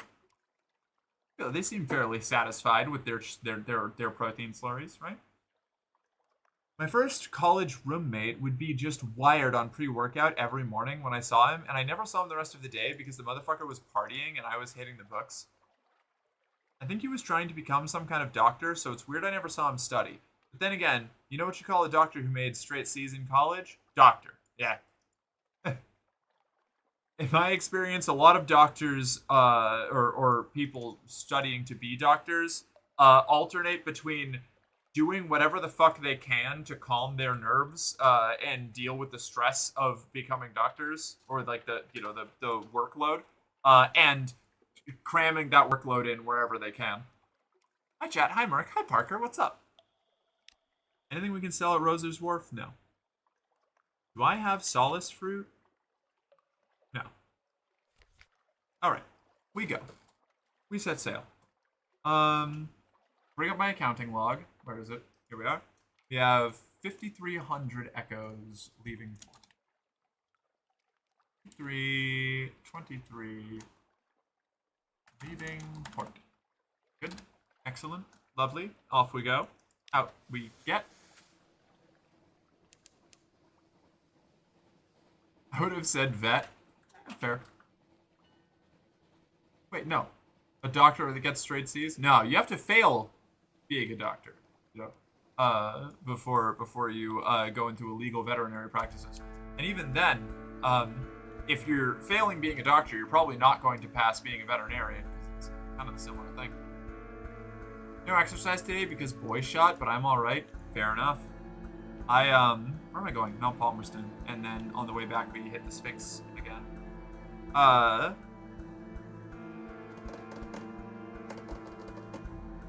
Vet assistant then? Hey.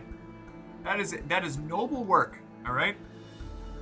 I think if you fail out of being a doctor, you just burn out and become an alcoholic. I think that's your destiny.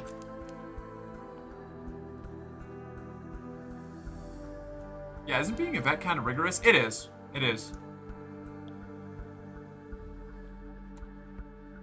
That's why I wanna make sure that I'm not dunking on them for dunking on them's sake. I'm doing at least like 30% better than I was yesterday, so that's good. That is good. Those are good numbers. We'll take those numbers. If we didn't have veterinarians, where would Merc get her health care? Fuck you. But also true.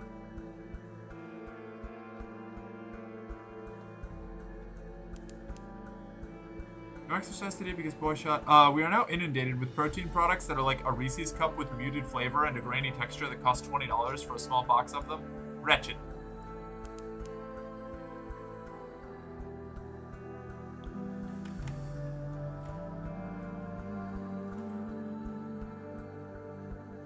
A baked breeze rises, the improbable scent of stone out of some distant desert. You are close to the salt lions. I did the glute shot, not that anyone asked. Fair enough. Alcia's class Corvette. We can meet the pirate poet, and then we can sink her, and then we can start dating her. Now.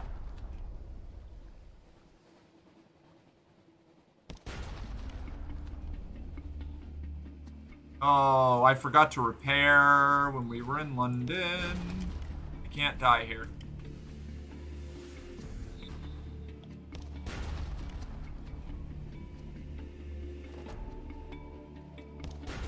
I'll do some ad hoc repairs when we're done here.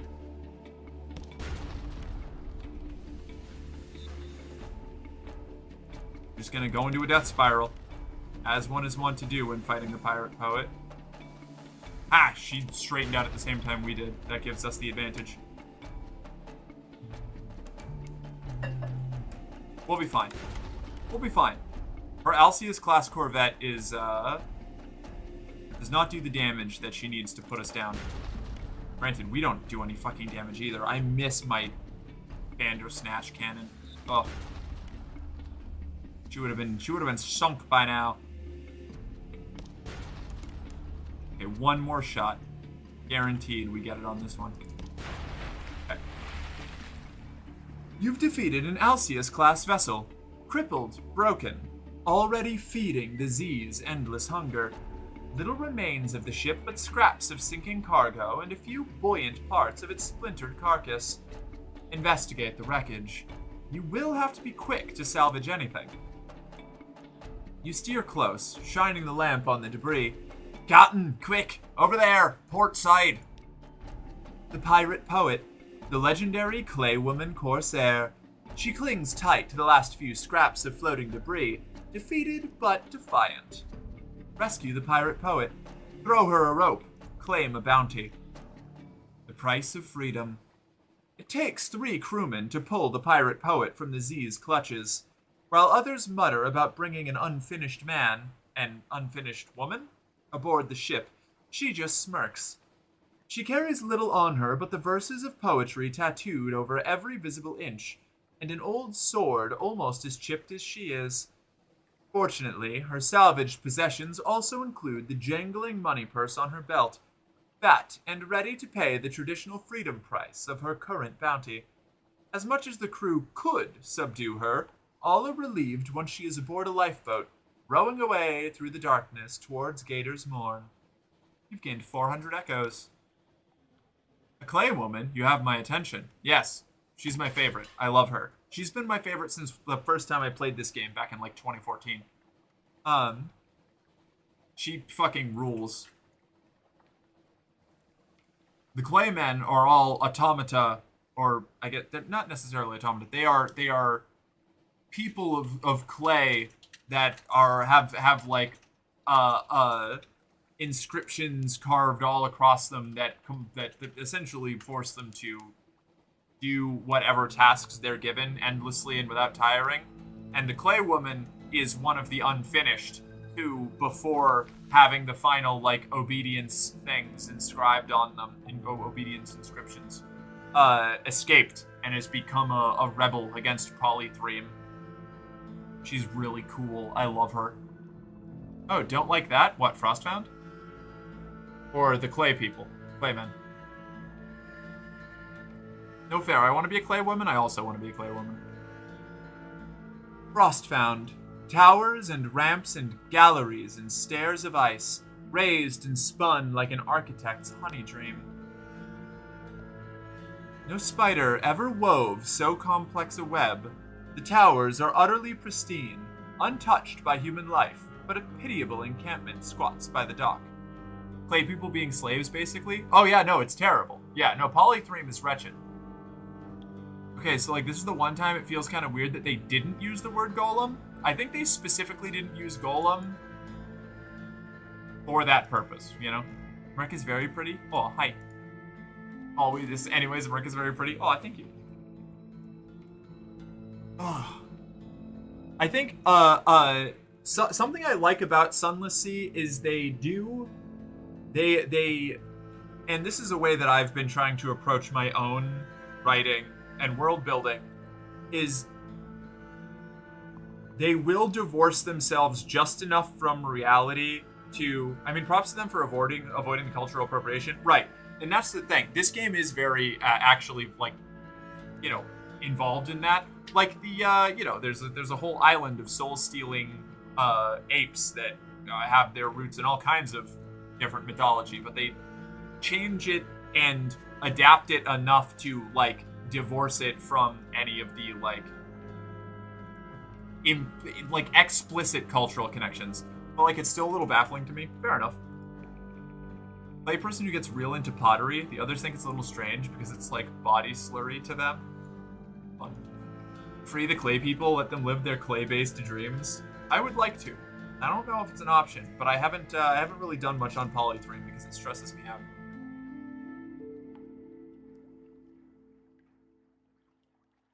Engaging an officer, the tireless mechanic. Like, I'm so used to any moving statue getting called a golem by people who have no clue what one is. Yeah, fair.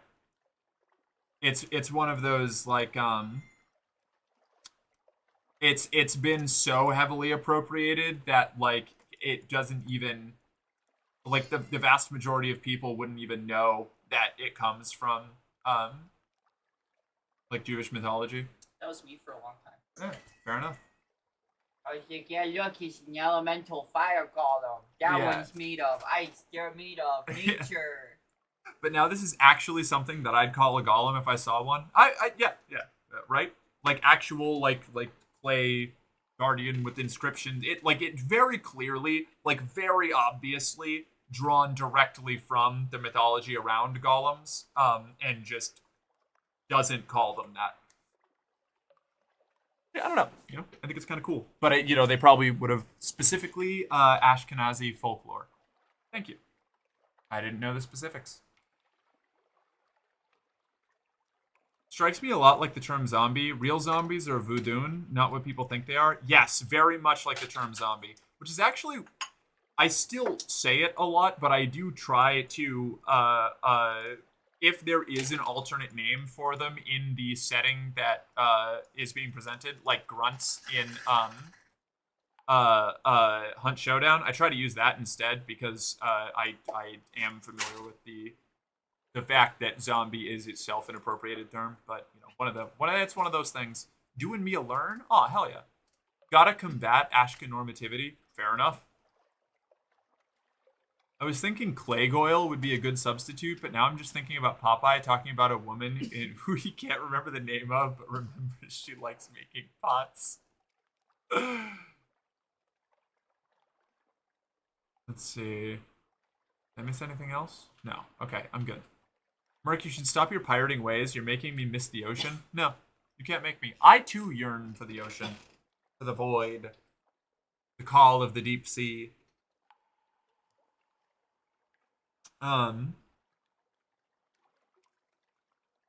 is so gender. I'm glad you think so. I'm glad you got that from him. The tireless mechanic has had enough of Frostfound. He smiles at you over his spectacles, teeth chattering. Brr, so glad to see a ship at last. Ready to offer my services. I'm an engineer, finest you'll ever hire. Treat engines like my own children. Not that I have children, too busy. Usually busy. Welcome aboard. Spot of rust, soon see to that. You there, help me with this spot of rust. Alright, cool. That's an engineer. We're acquiring crew left and right. We've almost got a full complement. We're about to lose our first officer, though, so... that's rough. Take tea with the squatters at the dock. I've read this like 4 times last stream, so I'm just gonna skip it. Allow the sly navigator to examine the tower. He climbs the steps, panting eagerly. This is the Z, you see? He calls back. The Z, risen to become land. Ice is the soul of the sea. Z. In ice, we find the Z at her most exemplary. And he's off again. You leave him to examine the tower, staring up at the battlements, his breath dragon huffing. Where is he? Only a few minutes later, you glance back, and the navigator is gone. You climb the steps to examine the spot where you saw him last. His coat lies in the snow. His footprints end at the tower wall. You poke through his coat and find a brass telescope from the Khanate, a much annotated chart, tobacco, an alarming quantity of lice, but the navigator is gone. You never see him again. You now have 1 outlandish artifact and 1 revelatory chart. Maybe we will hold out for the outlandish artifacts. I think we've already got 2. Or maybe it's only 1. We only have 1, but still. Cool. Revelatory chart. Oh, the dark speckled admiral will want to see this if your admiralty's favor is high enough. Excellent. Good to know. That might give us something to work with.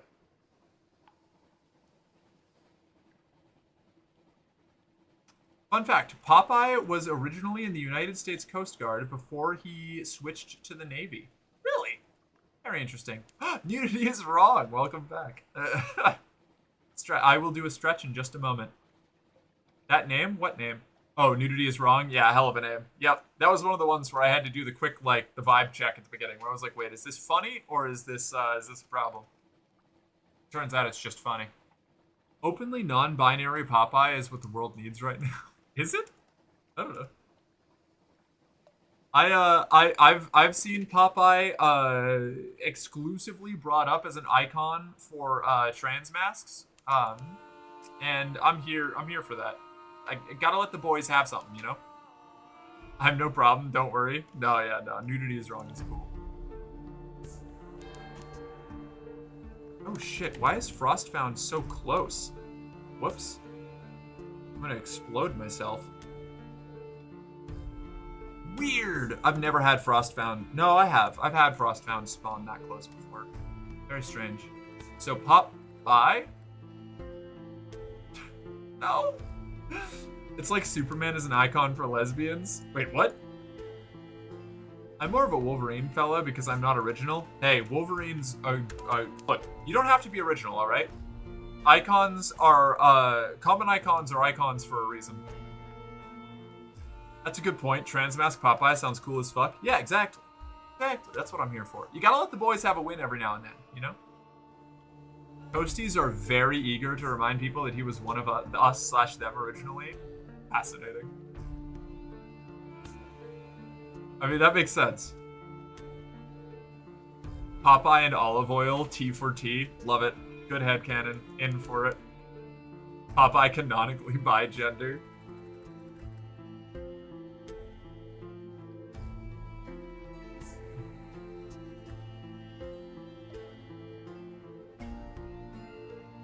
Popeye can be a doll, that tracks. Does he? Apparently I don't remember enough about Popeye.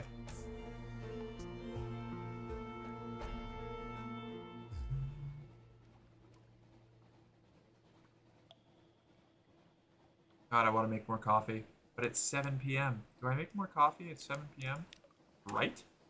What is Bright? Oh, that's like a discoverable location, not a port. But experience is experience.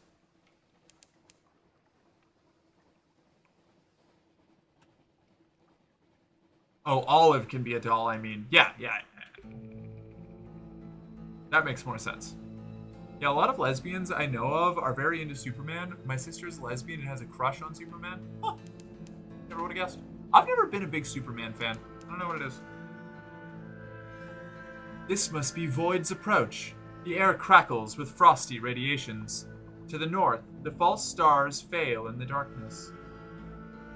Void's approach is something that I do want to locate. Gasp? Yeah, I don't know. I had the misfortune of everyone must love Superman. Nah, I don't dislike Superman. Like, I think Superman's fine. I think I've liked. Oh no. Okay, we'll come back later. I think I like Superman more the older I get, honestly. But I don't know. He just never. The Superman stories that were coming out never struck me as terribly interesting, like when I was growing up. First superhero I was super into was Spidey. I was also a Spider-Man girl. Yeah.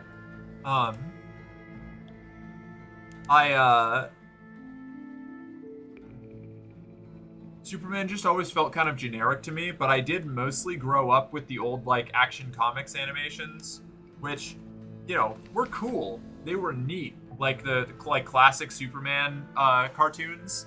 They were solid. They were neat. They were cool. And I had like one Superman movie that had like a Lex Luthor plot, a Superman animated series. I don't remember, but that was like the extent of my Spider-Man consumption. I mean Superman consumption, and I didn't like his costume. You know, I just wasn't a big fan of the classic cape with like the underwear over it kind of look, which is it's classic for a reason. But it wasn't my deal. The like strongman inspired suits. So I preferred Spider-Man because he was a little bit more grounded. Spider-Gwen for the win? Yeah, Spider-Gwen fucking rules. I used to love Superman, then got older and wanted anti-heroes, then got older and loved Superman again. Yeah. Yeah, once you get past the irony poisoning. I grew up with Adam West Batman, so I actually really liked Adam West Batman when I was a kid. I know that kind of contradicts a lot of what I just said, but I had the Batman movie, the Adam West Batman movie. That was all of my interaction with it. And it was just baffling to me in a way that I found fascinating. The like dolphin tanking a torpedo while Batman and Robin are like tied to a buoy, the shark repellent spray, the like goofy supervillain like meeting hall. It's just insane. Adam West Batman is psychotic in such a delightful way. Silk is my favorite Spider Person though. She's severely underrated. I don't think I've heard of Silk, but I can't call Silk to mind.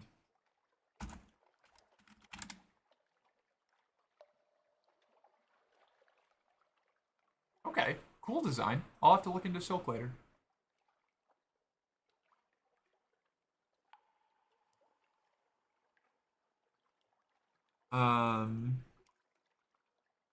I think Superman was always the go-to for me.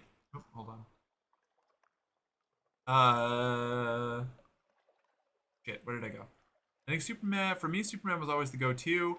Probably the first I was exposed to, other than the 90s Flash TV series. I've never actually even seen that. I didn't know there was a 90s Flash TV series until, like, relatively recently.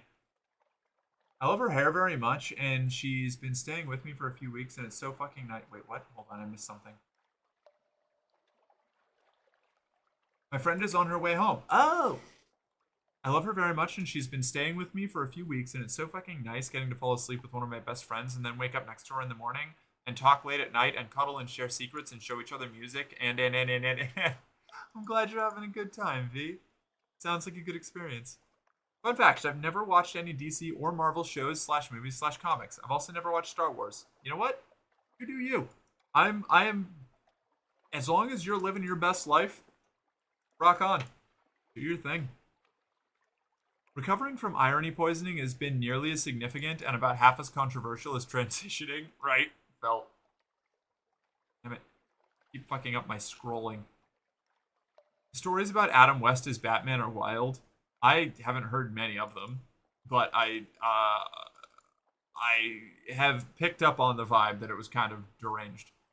Like, the whole cast has some wild stories. It's cheesy as fuck. I like cheesy sometimes, you know? Adam West Batman is so funny, but I grew up on, like, the Brave and the Bold and Arkham games. Yeah, I didn't have TV, or I didn't have, like, cable as a kid. So I just had, like, a trunk of movies from, like, the previous decade.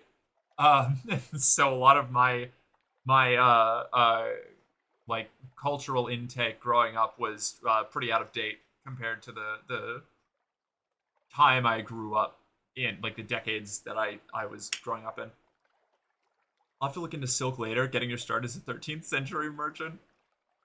Superman is fine, but he's just too indestructible. Sure, they come up with stuff that can hurt him, but mostly he is just unstoppable, which means most of his battles are pretty chill for him. No stress fighting an army because indestructible. Yeah, and that wasn't really... I wasn't looking for that kind of power fantasy. Also, any character, particularly if it was a male character, like a dude, if they were super buff, I wanted nothing to do with them because I only related to like live lanky kind of heroes, like more slender individuals, because for reasons that young me had no interest or capability to dissect, I didn't want to be big and bulky and burly. Now I get to make no apologies when Imagine Dragons comes on in a playlist. I think I've only seen maybe 3 DC movies ever. I might be in the same boat actually. Silk, aka Cindy Moon, is really popular with comic fans, so I don't know why Disney is fumbling unless it's like racism. What do you mean is there like a story about Silk not being used? I don't know about it. And there's a story about Adam West and one of the other actors, I want to say the Riddler or something, going to an orgy in character. Astounding. Love that. I grew up with Adam West, but I loved the original series Batman. He was cool and really set the groundwork for my comic-loving experience, especially when I saw Heart of Ice. That freeze stole my heart and has never given it back. And as I've said before, the animated series, right? Not the original series. When I saw how dark and sad Hulk was, he became my favorite character. I guess looking back, it resonates deeply, being a person and having your trauma always eating at you, haunting you, defining you in everyone else's mind, hating yourself. Yeah, if I had got into Hulk, I probably would have got really into Hulk when I was a kid. I tended to like transforming or monstrous characters for the obvious reasons. Or like characters perceived as monstrous by others and having like their human aspects ignored.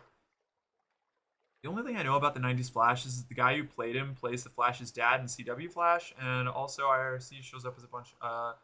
It's Jay Garrick Flash, an alternate version of the 90s universe. Loved when they used the person who played the Flash in the 90s series in the Arrowverse Flash. Okay, same thing. Sam, always a fan of the skinny fast heroes. Yep. Indestructible is usually entertaining if they're an outside force that rarely interferes, or they're the villain, or if, like in something like One Punch Man, the tension is about the character actually getting to the fight or finding the problem, and the main drama is focused around characters trying to survive while the indestructible person gets there. A male character, like a dude.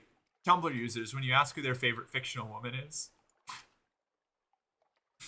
Mark Hamill replies his role as the trickster, spending so much of your time trying to get away from people, do as little charm as possible. Odd that I see recently after talking with you and seeing that a lot of trans girls had that part of themselves because they weren't allowed to be themselves or some such. Yes, absolutely. Very common trans experience. They got kicked out for refusing to break character. Amazing. Based. Silk is completely not used in mainstream Spider People stuff. It makes me sad, but also relieved. Come on, though. If you could be given the powers of any superhero, whose powers would you want? Personally, I'd go for Superman's. Mystique. Easy mode. Simple trans answer. I also love Jess's Spider-Woman, not that it is Spider-Gwen personally. That's fair. I love Spider-Gwen. I'm a huge Spider-Gwen sucker. Called it? Yeah. That's not a superpower, but Mystique's powers? Yeah, absolutely. Yeah, pretty much every trans girl is going to say, not every. A lot of trans girls, if you ask them what their chosen superhero power would be teleportation, invisibility, or shapeshifting. Those are like the classics. You know, how it goes. Getting Superman powers and not doing the trend of being evil Superman, like in everything now? Yeah. Mystique also has a wifey, yeah, which is iconic of her. And she's canonically the father of a character, which is also iconic. Okay, I've been sitting in this port yammering for a while. Also, I love Rogue and Nightcrawler. Me too. Yep. Rogue, Nightcrawler, Jubilee, Mystique. My favorite characters, my favorite superheroes growing up.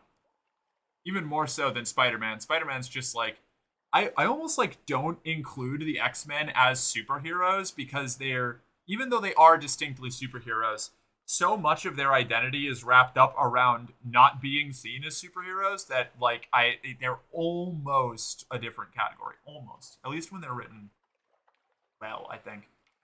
I've wanted for ages to see a trans superhero / villain who's masked, but when they transform, get dressed up. Wait, hold on. But when they transform, get dressed up, they get to live their high femme life and regret going back. That's what I really want to see. I have been playing with an idea of that kind of story. I had one where I wanted to do kind of a send up of the magical girl genre, but one of the characters on the team, the main character on the team, is pretty convinced that she is basically big egg energy, a masculine male presenting person who, when they get their transforming powers, to have their true power, their true power and their true vision of their self revealed, they just turn into a pretty lady, and they whenever they have to go fight the thing, that's how they do it.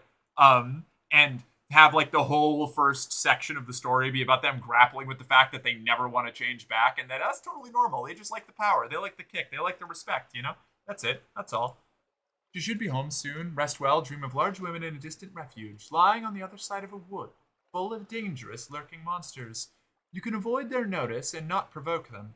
You can get to the refuge and be safe. But if you make one wrong move, they will see you, and they will chase you. And if they catch you, they will kill you.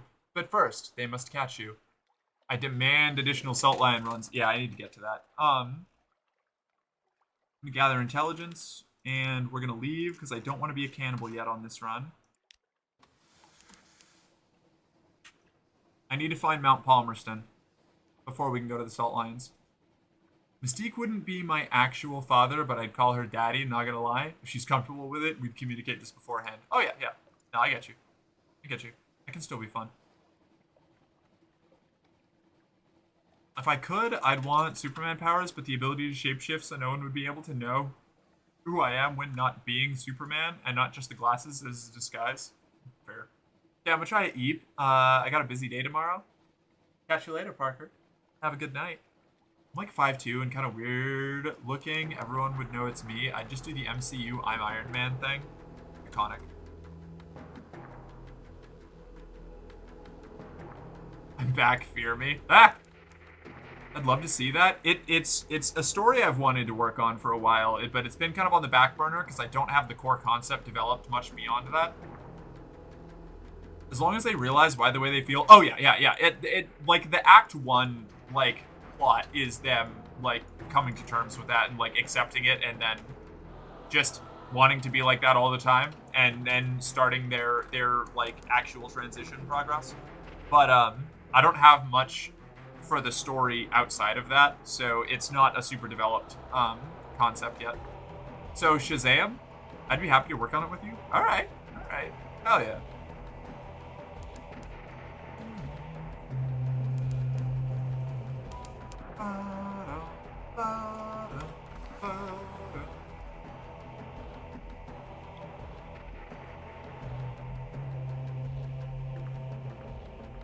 Blessing everyone with face blindness so they can't see Chris for when it's convenient for him. Yeah, he just gets like a perception filter.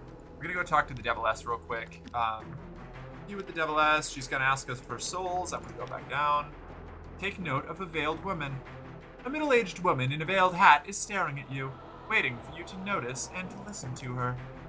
The Imperious Sister's Tale.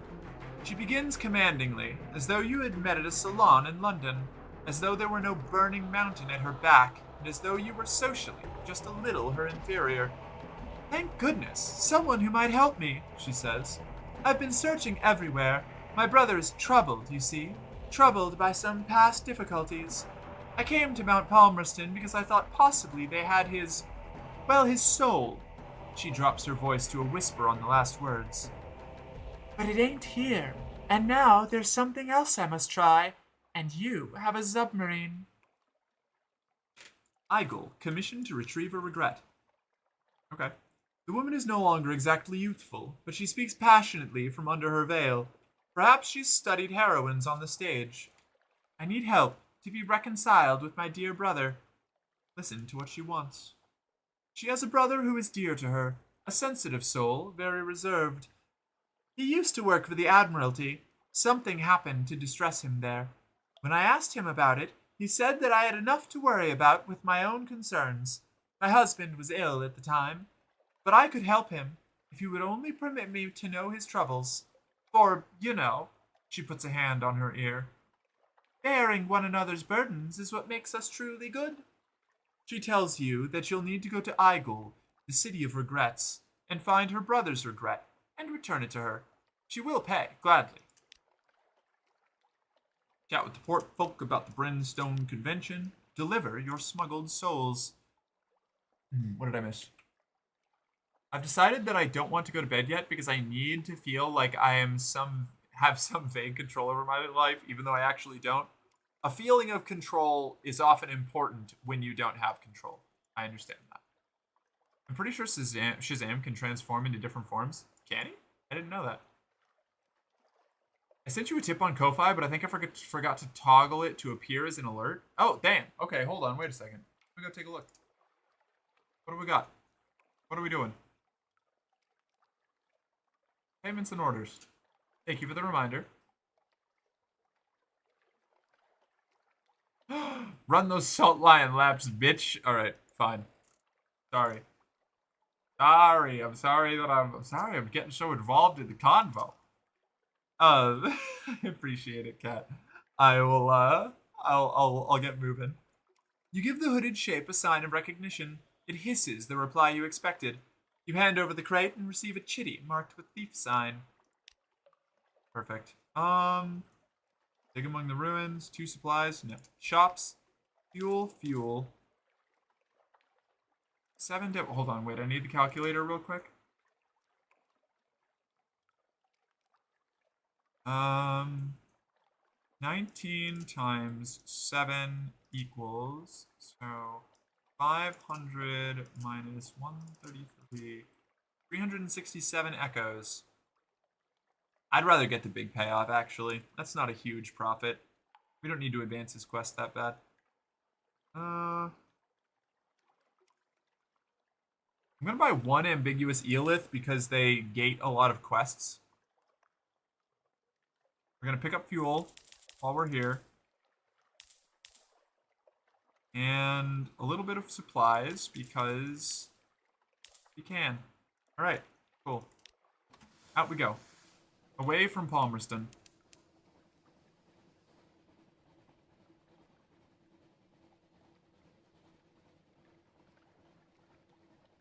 Shazam getting his powers at like 50 and he becomes a 90-year-old man when he transforms.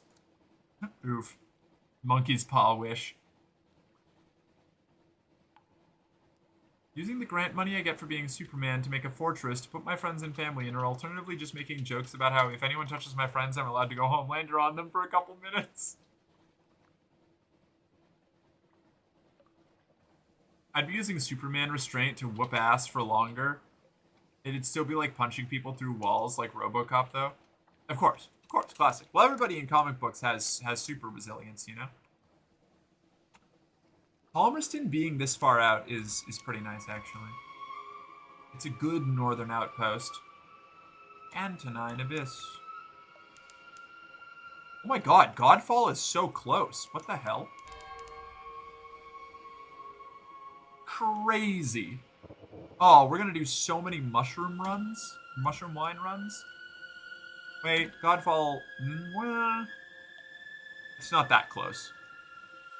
Not bad, though. We're gonna speed through this real quick because I'm just grabbing a port report. And we've already done Godfall content.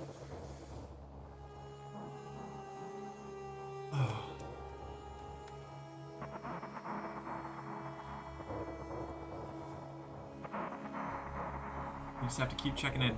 Hellish fuel is as cheap as Morky's crew budget. True. It's so funny how Injustice explains how, like, Green Arrow can fight Superman by giving everyone super durability pills they take to permanently, make them stronger. I believe they are temporary. I read the Injustice comics. I liked the Injustice comics for a long time. I stopped reading them, I think, a little while after Injustice 2, the game, came out. Because it felt like it kind of had been going on for too long. I don't know. I got caught up, and I just didn't have the will to go back and read it again. But I liked it. I liked pretty much everything that I read. And if I remember correctly, the pills are temporary. They manufacture them, specifically Superman's side manufactures the pills to make enforcers, like basically super cops, and then Batman's people steal them from the enforcers and start making their own. I'm so close to using my first redeem ever. Oh, what about? Is it for VIP?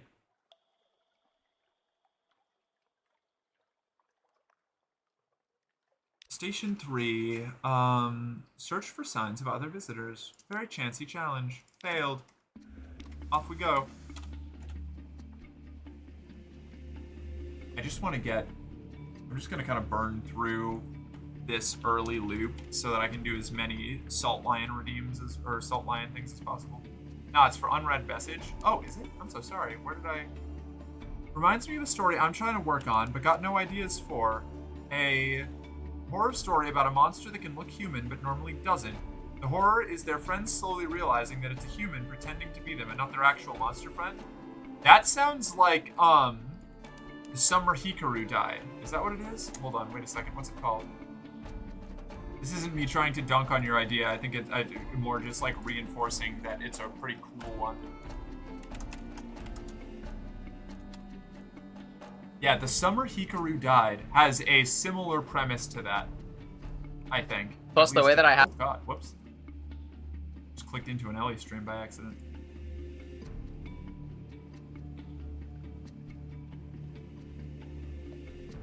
Oh wait, no, it's the reverse. A horror story about a monster that can look human but normally doesn't. The horror is their friends slowly realizing that it's a human pretending to be them and not actually their monster friend. And so it's like an inversion. Never mind. I misread. That is cool. Green Arrow in the games is so weird because I'm used to Arrowverse Green Arrow and not Robin Hood looking Green Arrow. Fair. Wait. Ashley asked something that I missed. Ah! Whoops. Bumped into another key. Gator's Morn. The Morn is a stalagmite, vast as a crag, and its foot has no safe harbors. The Corsair's citadel nestles halfway up. An intricate system of winches takes the strain, and your ship rises slowly from the sea. Her hull creaks in protest. Grizzled sailors groan and cling to stanchions. Higher, higher. Now the Untersee shimmers like glass below. Children clambering in crevices cheer and wave alarmingly. The winch motor slows, and you hang in a cradle next to a red-bowed pirate cutter. Drop off the August travel writer. Here is your payment, citizen. I'll be back by the evening bell. We'll discuss my next destination then. No, she streams tomorrow? Wait, what? No, she is streaming, though. Also, wait, Ellie is streaming. See you later, nerds. Bye. Bye, cat. I guess. More, can I become super VIP? I think she's streaming. I just saw, unless I got sent into like a, oh no, it was a clip. Never mind. It wasn't a stream. I had a clip open, because I was trying to figure out how she set up her, dono goal, bar. Does hitting stuff damage your boat? It does, but not by a lot. By the evening bell, the travel writer sets across the planks with good speed, his briefcase in his hand. It seems heavy, although he claimed it only held documents and writing equipment for an interview with a pirate king. The day passes relatively peacefully. There are brawls, but in good fun. The blood washed away with celebratory beer. By night, the boisterous cheer has given way to whispers about an uncommonly brutal murder, executed within an experimental shipyard. They say you couldn't enter the yard without stepping in the victim. The travel writer returns. He greets you with a curt nod as he boards your ship. A second request. The august travel writer flips through his notebook while on your deck. Awful thing, that murder. Commonplace here, I suppose. Fortunately, my interview was illuminating and my business on the Morn is complete. We can depart. I've another port to visit if you'd care for another 150 echoes. Sure, give the travel writer passage. Sounds like he's murdering people, and that's funny. The next chapter. Splendid! The travel writer snaps his journal shut like a trap. The Cumaean Canal next, I think. Let's explore the Morn real quick. Pay the loitering docker for his strategic information. Yes. Admiralty sent you. Price has gone up. Not safe here. You'll pay the difference, won't you? A grin. You're a generous soul. You'll have your reward the other side of the river one day. And here's a little reward for now. Good sailing to you. The report is barely legible. Perhaps that's part of the code. The Admiralty will know. Explore the Morn.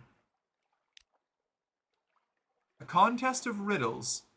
Fisherfolk, sailors, a shady couple of likely pirates, and is that a drowny down by the water's edge? They sit round a fire at the sea's edge, passing around a bottle of something viscously black. They're wagering on riddles. Will you join them? Yeah. Bet an echo on one of the simpler riddles. Seek a real challenge for 10 echoes. Attempt one of the riddles of the pearl. Oh god, that's so low. One of the great riddles of Irem. No, okay. We'll do, Seek a real challenge for 10 echoes. Here's a sardonic woman with a pair of matched knives, a silver hoop earring, and a connate accent. She has a real riddle. The ashes of a fire. She shakes her head slowly. Good try. Not good enough. Okay, well, we failed that. That's fine. Nothing ventured, nothing gained. Imagine my name is Bonesaw404. Moth to Mephisto. I don't want to join on my phone. Phone annoying. Stole Maya's phone. Hey, welcome in. How you doing? How you doing, imaginary Bonesaw? Glad to see it. Tell Maya I say hi. How are you doing? What have you been up to? Ah, shit. I sailed too far south for the Salt Lions. We gotta go back up north. A human pretending to be a monster while having the monster chained up in a warehouse basement with the iron mask they had Jay Garrick in on The Flash. Don't remember what that looked like. We're sitting on a big deck. Her dad's big deck. Oh, very cool. Imagine sawing bones. What the fuck? What? I don't, what? Oh, I see. I mean, you know, it's gotta happen sometimes. So far, all I really got is their friends noticing how human they've been acting and becoming concerned and telling them they don't need to act human to be friends with them. Ah, I see. Okay, I like that. That's a good interaction. Ramming Pigmode Island real hard and exploding like a ship in a video game. Silly dummy puppy. Well, you know, it's the anxiety, you see. Turkey building an aircraft carrier and being so devoted to following that one treaty that they don't let their own ship go through the Bosporus.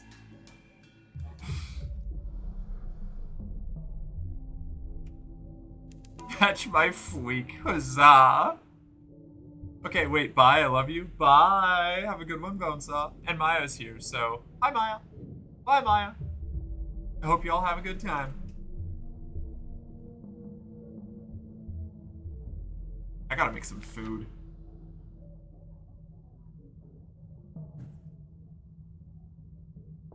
Okay, this is Rack. I didn't make it to Rack on my last one. The wreckers surround your docked submarine. They greet you with crooked blades and rusted blunderbusses. Fuck, I don't have a tale of terror. Damn it. This could go badly. Perhaps not. Earn your entry. Easy, trespasser. You want in, you prove you belong here. We'll come back later. We'll come back later. We'll come back when we have a tale of terror. Yeah. No need to get ourselves hurt now. This snack mix is not... Wait, what's this? What is this? Oh, I don't like whatever that is. I think that's a connate ship. The snack mix is not good, but I'm gonna keep eating it and hope it grows on me. All this stuff would be so much better individually. Hate when you get an anti-gestalt, you know, where something a combined thing is worse than the sum of its parts. Context for people who don't know: aircraft carriers aren't allowed to go through the gap that leads from the Mediterranean to the Black Sea. Although due to current events, no warships are allowed through there. Classic move. Thank you for the explanation. Yeah, that is actually nice. I kind of expected something like that, but I'm a dropkick Mork. Why? Why would you do this to me, Ashley? Come here on the day of my daughter's wedding. Y'all ever get those rye chips from the one huge snack mixes separate because those are so much better and garlicky and they go hard? I do like the rye chips. They're very good. Merc collecting trauma to get into the club? Yeah. My traumatic stories are like half of what make me charming. Without those, what am I? What am I? A shell. Hollow. Emotionally adjusted. Healthy? Outrageous. Unhealthy is entertaining, you know? You have a daughter? Yes. It's the cat. Keeps meowling at me. See? Okay. Visit the Unmakers. Carry Sphinx Stone to London. Compile a port report. And back home we go. Mark, what game do I feel like playing? I don't know. Marvel Rivals? I don't know what games you're feeling right now. Merc splitting a clone out from her side and calling it her daughter. She's the same as Merc, but 50% smaller. True, I would do this. What is this? Is this an Alceus class Corvette? It is. It's our wife. We have to go fight her.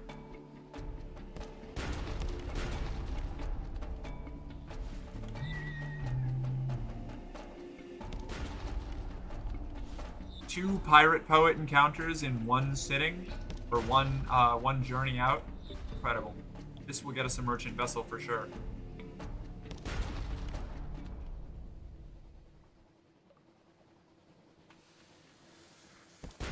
Now, more damage. Okay, we can take like 10 more hits. We'll be all right.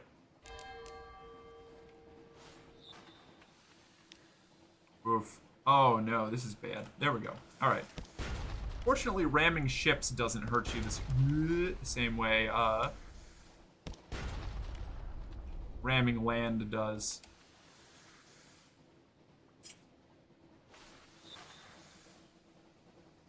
Ah, jeez. I'm not doing so well on this one. Her AI is behaving much scarier this time. We got double hit? Okay, hold on. Wait a second. We have to run. We can't finish this fight. I'm not dying here. Not today. There is a... I was about to say there's a frog there. That was a crab.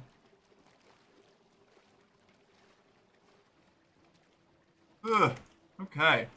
Hated that.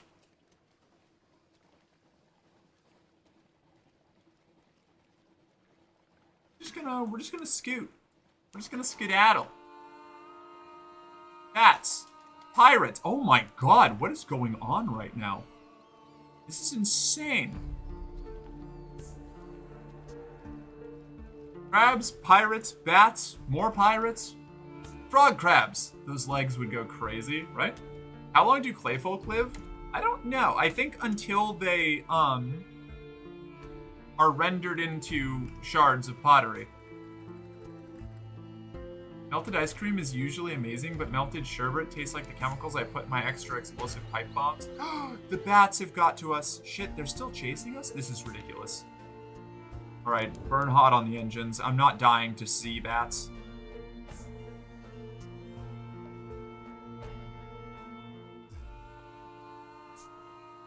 Bats, pirates, oh my! Right?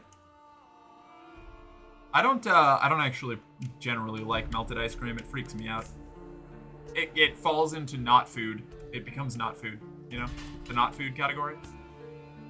Your wife? Wouldn't that be your parents' former lover? What?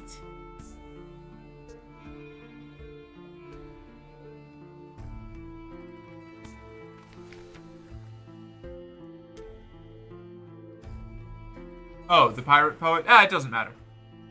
The poet pirate? Yeah. Who cares? It's the pirate poet. He fucks everyone, you know? Well, everyone you can bester in battle. Which apparently is not us.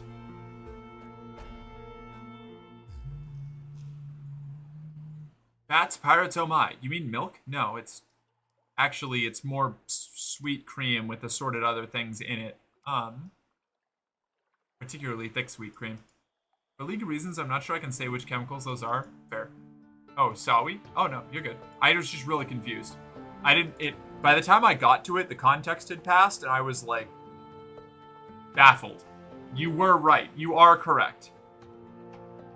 The pirate poet is, in fact, our mentor's former lover.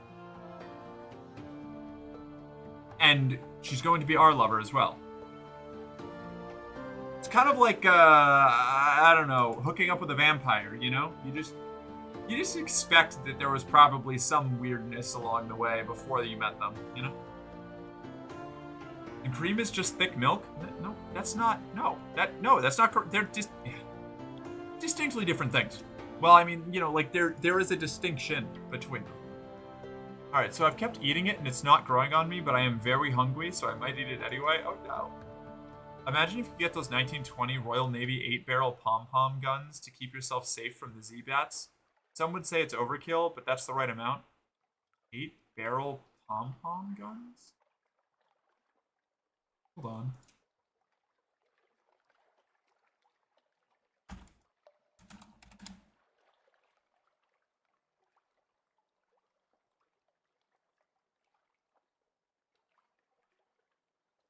UF 1-pounder pom-pom. Universally known as a pom-pom due to the sound of its discharge, it was a 37mm British autocannon, the first type in the world. It was used by several countries initially as an infantry gun and later as a light anti-aircraft gun. Huh, interesting. I feel like we need bigger shells. Yeah? Yeah, Lily? You getting zoomy? Oh, she's very zoomy. Yes, cream is made from milk. Yeah, but that doesn't mean it's the same thing. It's like saying cheese is milk. Like, or that steel is iron.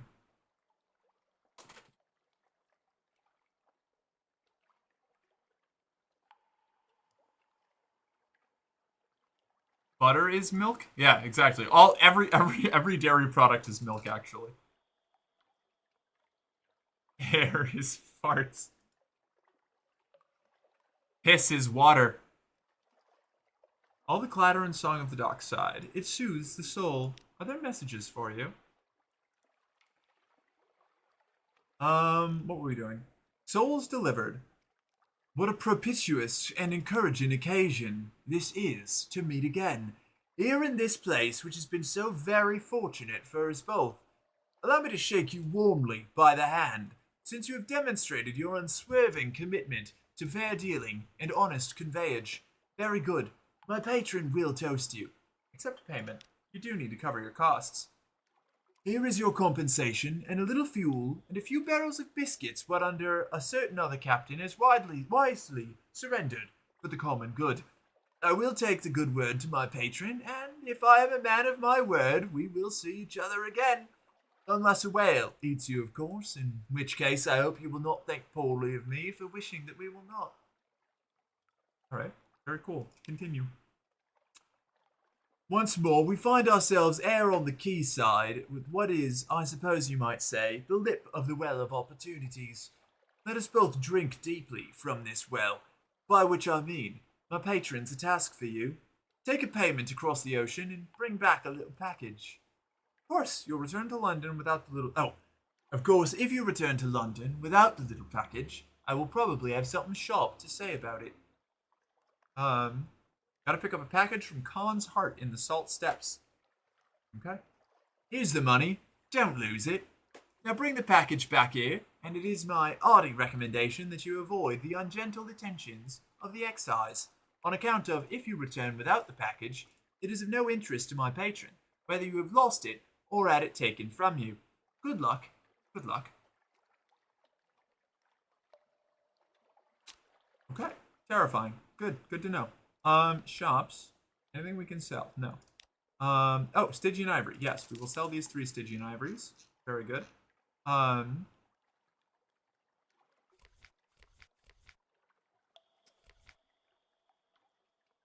We gotta turn in the Sphinx Stone. Cool.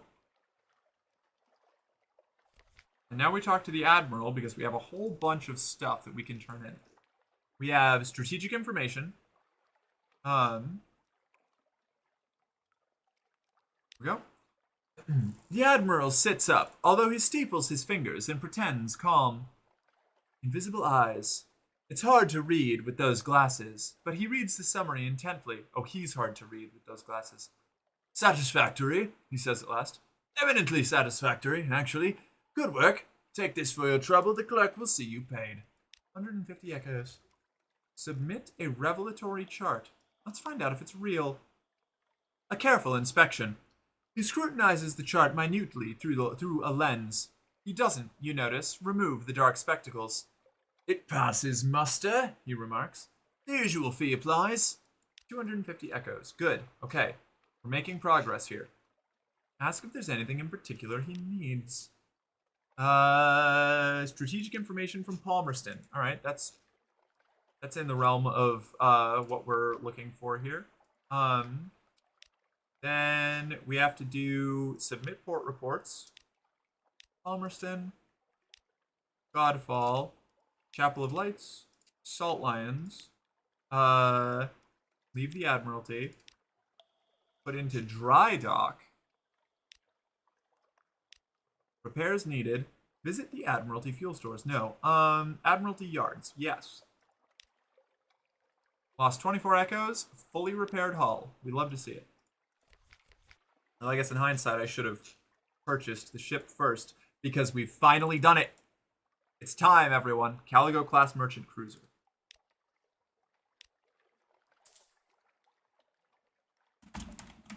The Misty 2. The legacy of Dr. Mrs. Mork Esquire. Dr. Mrs. Professor Merck Esquire have finally paid off. We have our merchant vessel, which means we can get the contraband compartment from Gator's Morn with our leftover money, probably. I'm so excited. Very good. Officers, shops, journal, shipyard, officers, hold. We have fuel story. What are we looking for? Lodgings. Yes, I know, Lily. I'm sure. Terrible, I know. What are we doing here? A new recruit. Who waits for you? What? Who's calling for our attention? Engage an officer. The sigil-ridden navigator. I'm gonna pick him up. We're gonna grab him. Officers, sigil-ridden navigator. We just need a cook now. I've only had pineapple monster. That's why I'm afraid to try other flavors. Is it good? Is the pineapple monster good? Farts are also flammable. True. Classic. Air is just trees farting on us. It sounds right to me. I want to try more monster flavors, but pineapple monster was so fucking bad it gives me fear and horror at the concept of drinking more monster. Oh, I see. It's the opposite of being the good one. BRB probably. I'm gonna take a shower. Hell yeah, we'll see you then. Pineapple monster sounds so good if it's a monster juice and really bad if it's a zero sugar monster. Fair. The only monsters that I am reasonably confident will always be good are the juice ones. The others are often real bad compared to Red Bull. Yeah, I probably agree with that. Sometimes I crave the particular chemical composition of a monster, though. I've only had pineapple monster, right? Never had Red Bull, so can't compare that. Fair. Only some? Really? Only about 5% of the population actually produce methane, which is the flammable part? Really? Huh. Never knew that. Really? Strange. Learning about farts today.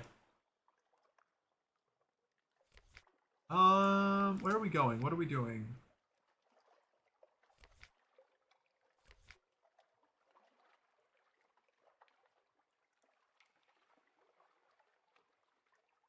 I need 700 echoes to...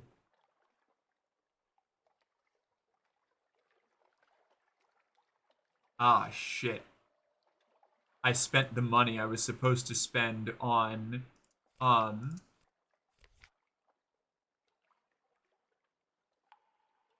spent the money I was supposed to spend on the, picking up the cargo in, Khan's Heart on my ship. I'm going to have to make money out there. I can do that. I can do that. We can do this. I'm just going to have to completely stock up on supplies and fuel. Oh, we need crew. Shit. Okay. London. Engage crew. Engage crew. Engage crew.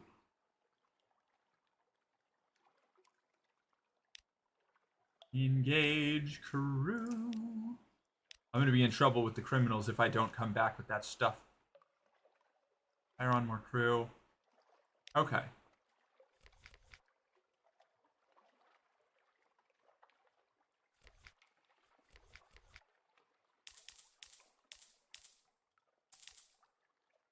We're gonna go do a run to the Cumaean Canal.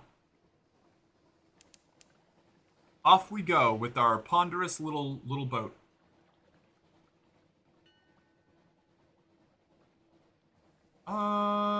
If you've had the normal Black Can Monster, regular Red Bull is that, but a bit more tart and a bit less sweet. Yeah, it's funny that you say it that way. I would have described like regular Monster as like liquefied carbonated sweet tarts. Yay, surface time? Yes, surface time indeed. We're finally going to go down to the Cumaean Canal. We're going to get a little bit of money from our author, the August travel writer. That's gonna help. That'll be cool. That'll be useful. That'll keep us going. We're all stocked up on fuel and supplies for now. We have a whole bunch of cargo space. We're gonna see what we can get away with. We have to get 1,000 echoes and then find Khan's heart before we go home, or we're gonna get stabbed by criminals because I may have stolen crime money to get this ship. Oops.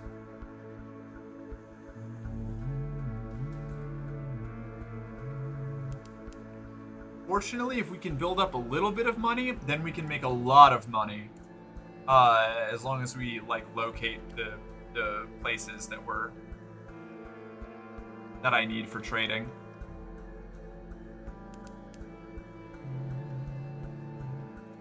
Little ships throng the waters here. The crew grow wistful. They swap old stories of Sunless Sea. We draw near to the Cumaean Canal, the way to the surface.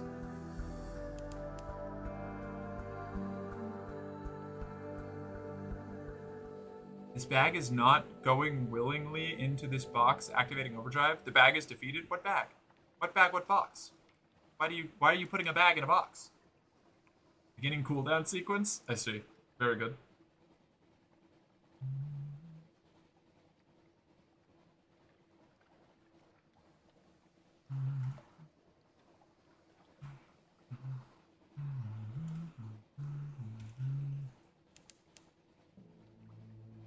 Alright. In here, the main canal staging area. Drop off the August travel writer. As before, citizen, here is the payment for bringing me here. I'll be back by nightfall. We speak more then. The travel writer sets swiftly into the port, his briefcase hanging easily at his side.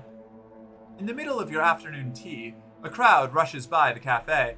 They gather at the foot of a lamppost, gawking, shrieking, gasping.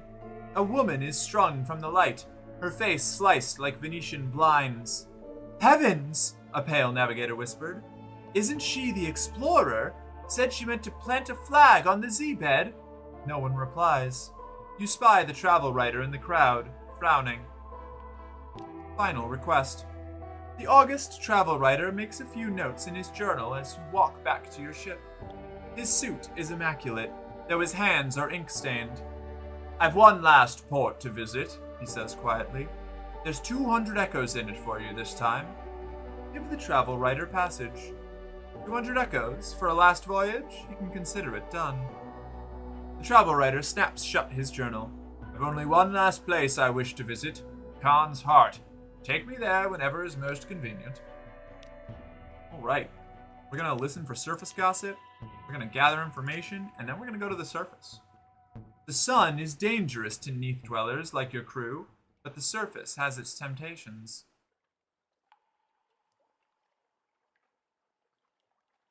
Okay. The engineers of the canal took advantage of the existing caves and passages where they could.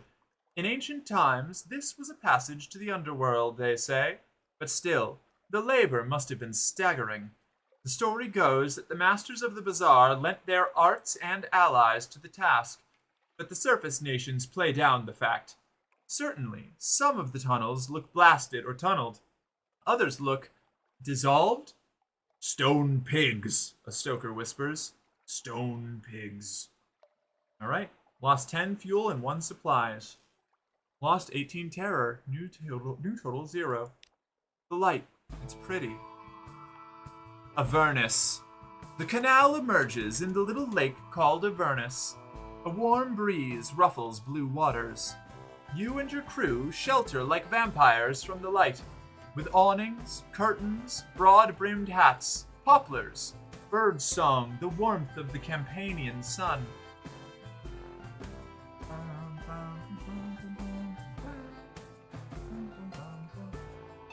Alright.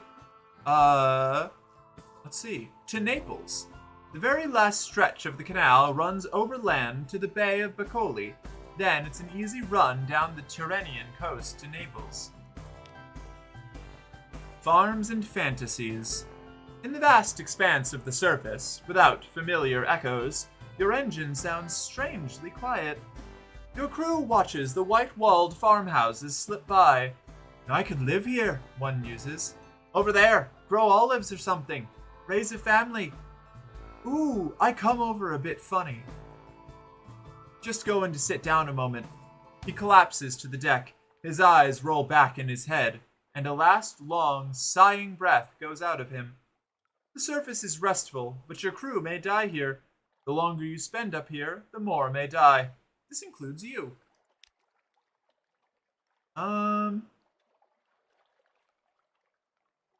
Stone pigs, stone lions. What's next?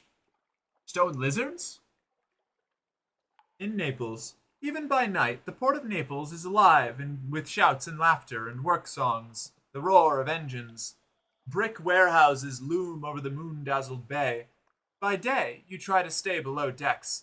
The sun hits like a hammer, and the wind always seems to come straight from the struggling sewers of the slums. Purchase fuel. Purchase 10 fuel. Purchase supplies. 5 echoes for supplies. Yes, we will buy some. We will buy 10 supplies. 50 echoes. Share news from below. You have lost stories of London. A silent empress in a shuttered palace. Robed merchant princes in a spired bazaar. Serpents hiding in mirrors. No one believes a word, but you get a lot of dinner invitations and a number of gifts. Your stories are serialized in the worst kind of magazine. A well-wisher sends you coal. Okay, what do we pick up here? Carry cargoes around the Mediterranean. Could go either way. Let's purchase 10 supplies. How much fuel do we have? 18? Alright. Purchase 10 supplies.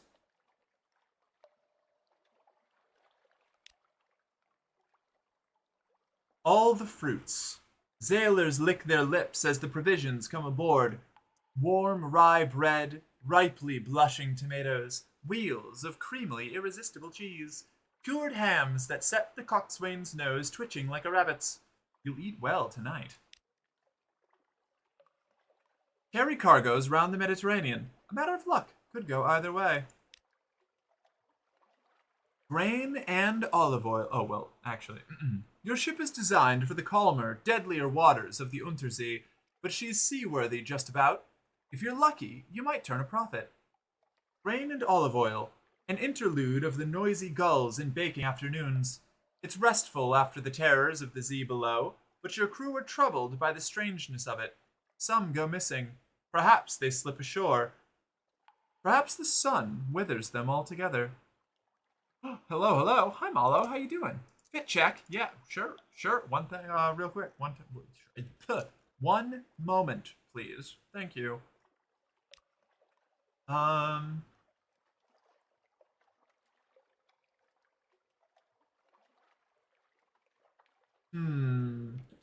Parabola crumbles in sunlight. The mushroom wines of the Neath are not kindly received in the wine shops of Italy and France. Prisoner's honey loses all its virtue. But in the coffee houses of Vienna, dark drop coffee is the new sensation. It's not so very far by train. You could travel by night. I don't have any dark drop coffee, but that's good to remember. We'll come back up here later. We'll do a coffee run to the surface. We'll bring all of our coffee. We'll sell boatloads of it.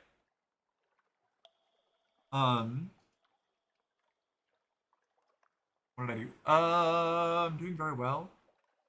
Oh no, you're talking to Ruby. Okay, I was like, what? My childhood summarized in one sentence. My mother is getting a government order to get mental help tomorrow. Oh no. I feel like I probably need it, but I won't get it for several years. Fair. Closer to 1 boatload of it. Fair. Fair. Fair. I see where I've gone wrong. 150 echoes. We made 500. I'm willing to make that bet. Let's do one more run around the Mediterranean. Yeah! Fortunate twice in a row. Okay, cool. That's great. We lost 3 crew. We're going to stop there. We're going to go home now. We're going to go back down to the return to Avernus.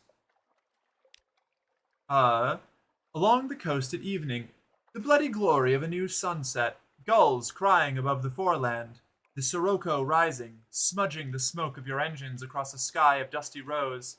If you survived another day, you are far from home.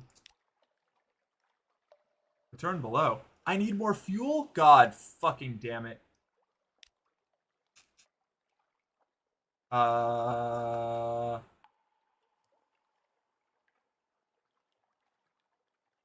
Fuel. 7. I think I need, what did I need? 10? Maybe we just do this. Okay. I'm just gonna make sure that we don't fuck it up. How much do we need to go down? Turn below. 10 fuel. Yeah, okay. Alright. Silver green safety. Down into the dark and quiet. No birdsong, no surface wars, no raucous peasants. Still water, the glint of eyes. That was big. How's the weather now that you're somewhere with actual weather? It was harrowing. We lost half our crew, but it was good. Another round of trading? No. No. I'm too low on crew. We are our first run can't be maximized. You know, we need more time before we can really we'll be able to get our big profit on the secondary. Make sure to buy fuel before you leave port here. No, I have 6 fuel. I'm going to the Iron Republic. It's fuel's like half price there compared to here. I made sure to buy enough to get me to the Iron Republic. Have you played Fallen London? Do you know the lore on why humans from the Neath die on the surface? I don't explicitly, actually. Care to enlighten me? I know that they do. I've played this game a lot. I just assumed it was some sort of neathy nonsense. I haven't forgotten your fit check, Malo. I'll do it in just a sec.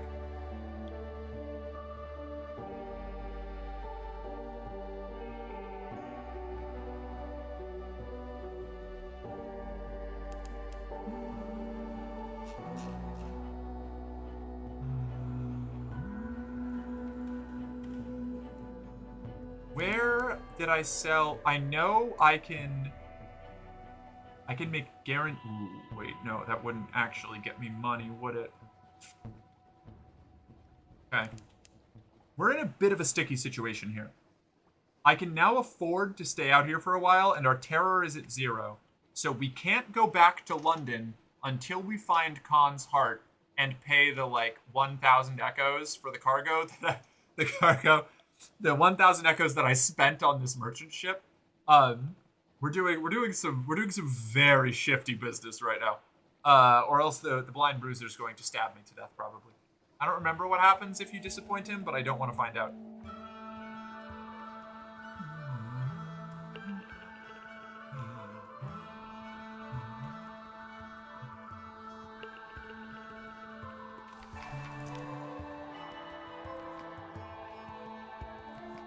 The Iron Republic. Market of Hungers. Cavalry Doctrine. Shops. Supplies. Sell. Okay. Buy dark sharp coffee. That means that we don't have to go, well... No, because a rem order to... Well, no. No. I can't go back to London. I can't do the dark chalk coffee. We are going to buy a lot of fuel, though. Okay. Is 20 enough? 20 is probably enough.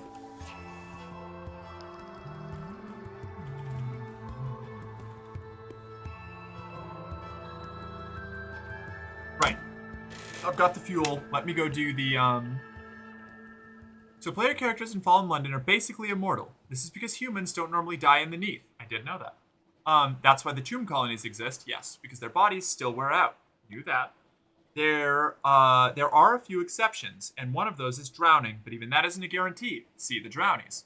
And sometimes drowned sailors walk to shore. That's where you get the drownies. Gotcha. Basically Romero-style zombie. Okay. I'm tracking so far. This I all understand. This I get. This I have inferred. Whoa. 1 second. So is there an explicit reason why we die in sunlight, or is it just the Neath makes you weirdly immortal, so you're kind of vampire-y or something, and the sun burns you? It's giving vampire vibes, right? That's what I'm feeling. What? Yeah.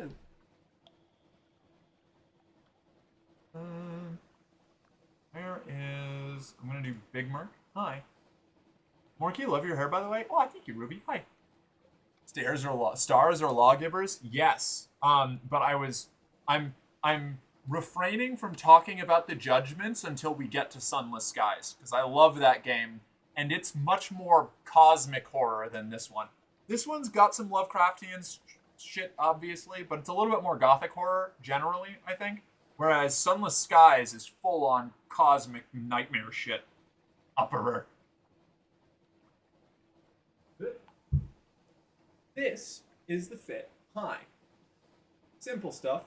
Just one of those nice ventilation, I don't want to overheat and die kind of outfits, you know? Big side slice in the shirt. It's probably a little bit difficult to see me with the bad backdrop, right? But I don't want to turn the lights up any higher, so here we are. I can just do this. Oh, that's too low. Jumperer? Yeah, but it explains the loss of logic in the Neath. That's true. That's true. So I wonder if it's revenge from the sun. Unless there's, again, an explicit reason. Woo. I really need to get some food. I don't know what I'm going to eat, though.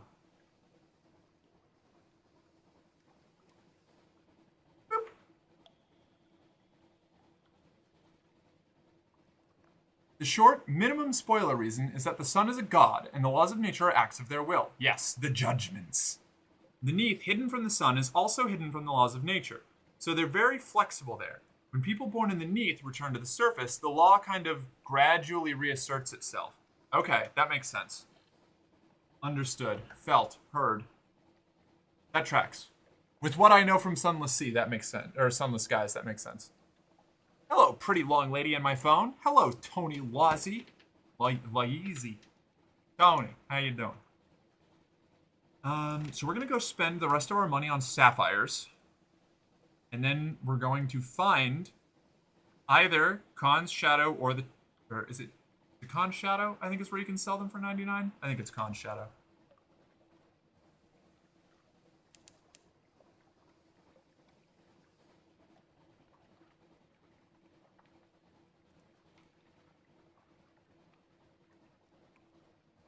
Well, thank you for the I don't know, I guess confirmation of my suspicions, Karma. I really appreciate that like it's enlightening. I have played a pretty good amount, like at least 100 hours, I think. I think I'm probably around like 200 now in Sunless Sea, and it's got to be at least 100 in Sunless Skies. So I've pieced together a lot of the lore from those two, but I haven't what is it? I haven't played much Fallen London. I think I've only sat down for like 2 play sessions of it, and it was like 10 years ago. So a lot of the I guess like less if it's not directly touched on or insinuated at in skies or seas, then I'm probably not privy to it.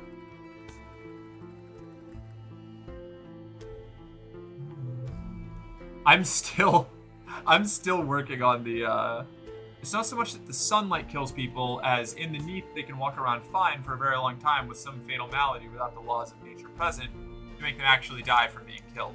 Gotcha. Okay, no, that's fair. So the sun just makes them mortal again and like causes all of that weird damage and stuff to catch up, maybe. Slash maybe makes them go insane. Because like Aestval, people die on Aestval all the time.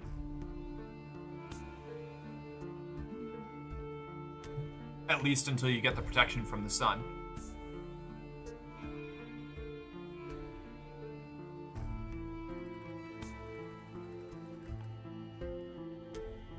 It's interesting. It's kind of like turning on your ability to die again. That makes a lot of sense. Like, I feel like I should have put that together, and I suspected it had something to do with the judgments hating us for breaking the laws of nature from in the Neath, but, you know. I couldn't confirm that.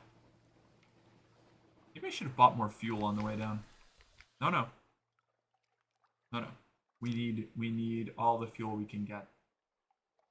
Casket of sapphires. Okay. I'm pretty sure the sun made me insane. Or, I mean, what? I'm fine. Does anyone have aardvarks? No aardvarks here. Alright.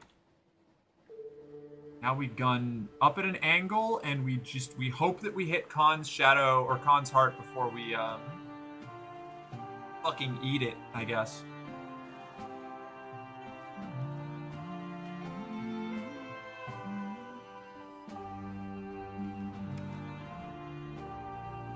Let's go underwater for a bit, because I know you can find supplies while you're underwater occasionally, and we have 300 hull, so we can actually survive getting hit by things if needs be.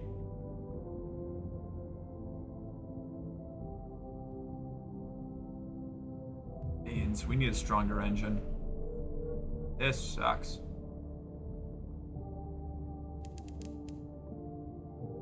I feel like the vortex is more powerful down here. Okay, cool. We're fine. We're free.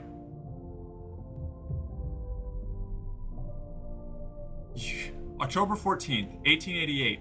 You are not welcome here. Good. Not menacing at all.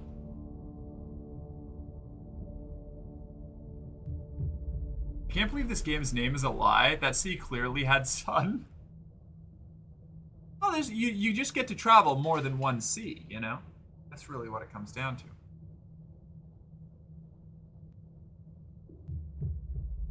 We don't talk about the incident of 55.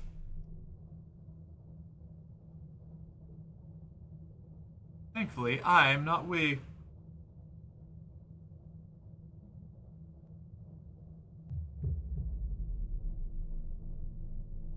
Okay.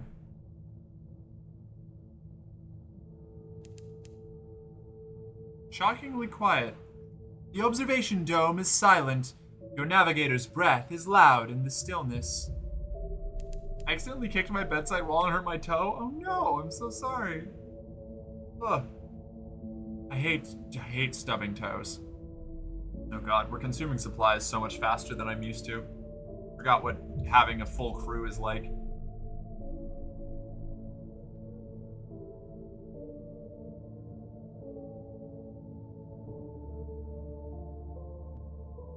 Be alright. We'll be alright.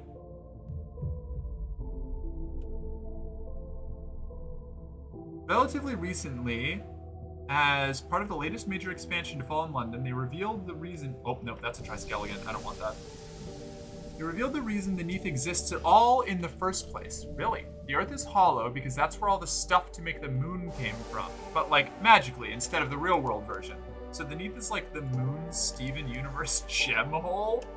Crazy statement. I love that. No islands within the Z-Bat's range. We might starve to death. Shit, I totally forgot to adjust for having 15 crew instead of like 8. It's gonna be embarrassing. The incident of 55 was 6 grown men fighting over if the first microwave was invented in 1955 or 54, but they stopped fighting once they realized that 2 of the best Godzilla movies released in 54 and 55. What? Let's eat the captain? Well, I mean, maybe just a little bit of me. As a treat, you know?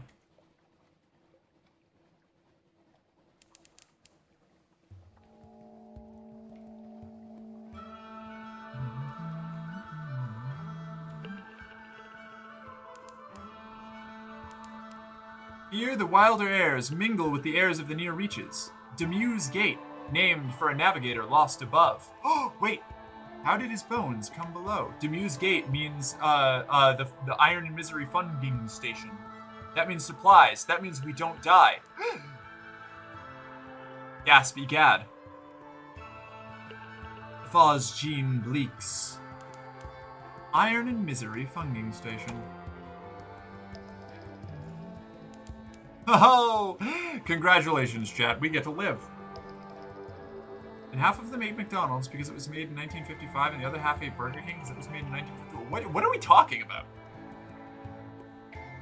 Sun Tzu. Remember to feed your troops, by the way. Really important. Alternatively, your troops can just eat the people of the city that they're garrisoned in. You know, if you're going for a strategic Tang victory.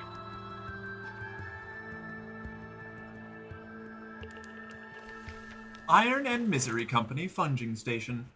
I&M has a funger operation here, felling giant bolagus shrooms for building materials, harvesting kirili for its medicinal properties. It's a desperate little outpost of something like civilization. Up puffs the affable factor. Oh, hello, Captain. Thank God for visitors. We'd go quite mad out here otherwise. Quite mad. How can we be of assistance?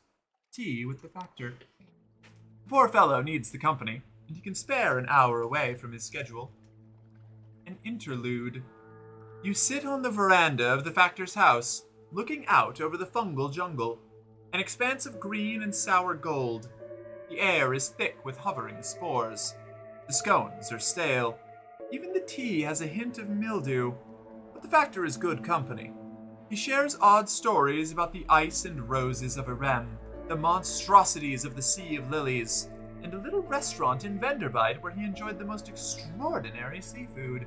Venderbite! I know! I'd never met a tomb colonist who could cook, but you must visit the place. You know it. He also has a load of bolagus frond carted aboard your ship. He waves away your thanks. I've eaten too much of this stuff. I fear I might be transformed entirely into fungus. He leans confidently towards you. It happens, you know. But you do have to eat rather a lot of it first. Do you stream any other nav-like games besides Sunless Sea? I didn't know that was even a genre, but, maybe. I'm gonna play Sunless Skies eventually. I'm probably gonna take a little bit of a break from Sunless Sea soon, because I played it all last week, and for like the first half of this week, probably gonna do like some other games, some like Battlefield this weekend, maybe something else. Then I'll probably either come back to Sunless Sea or switch over to Sunless Skies next week or the week after. Not sure. I don't plan that far in ahead. What other nav-like games would you recommend? Bedtime for Bailey. Good night, adorable lady. I watch before bed every night. Good night, Malo. Thank you for hanging out. We'll catch you later.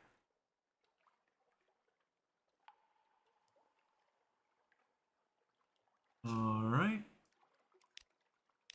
Cool. Compile a port report. And matter of luck. Gather some supplies.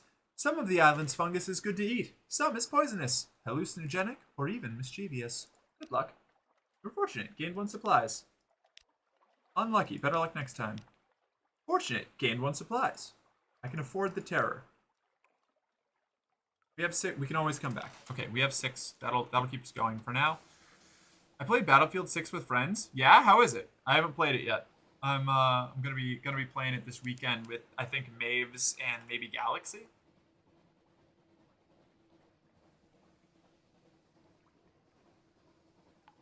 I'm a big Star Sector fan, but the genre as a whole is my favorite. I'm gonna have to. I didn't know what to call this genre of game. Um, but if it's more things like seas and skies, Sunless Sea and Sunless Skies, I'm down. I'm down to explore it. It's awesome. Has a few little bugs, but it's fun. Very cool. All right, rad. Discovered Moody's light. A false star flares in the cavern roof directly above you. Flares and fades. Is this the principles of coral? Okay, it's not what I'm looking for, but good to know.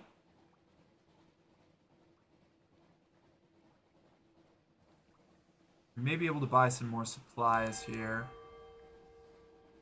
I think the principles of coral are nearby if we found the Bonnie Reefs, but I could be wrong. It might not always spawn in range. God, I'm in so much trouble if I don't find Khan's Shadow soon. I should not have taken this contract this early with so little of my chart explored. Oh, never mind. Never mind. I'm brilliant. I'm a genius. I should never have doubted myself for a second. I am the greatest Zaylor that has ever fucking touched. Oh god, that's a Con 8 War Trimaran. Please leave me alone. I don't want to fight you. No, no, no, no, no, no, no, no, no, no, no, no, no. Leave me be. Very good. Very good. The Con 8 was about to kill, was going to attack me. Their War Trimaran saw me, and it's after me now. And my ship is very slow, so it'll just pummel me while I run away. I feel like Mark's ego has gotten out of control, maybe a little bit. Windward Horizon is still pretty new if you're looking for multiplayer experience. There's very few multiplayer navlegs. Okay. Windward Horizon, I feel like I may have heard about that at one point, but I'm not confident on it.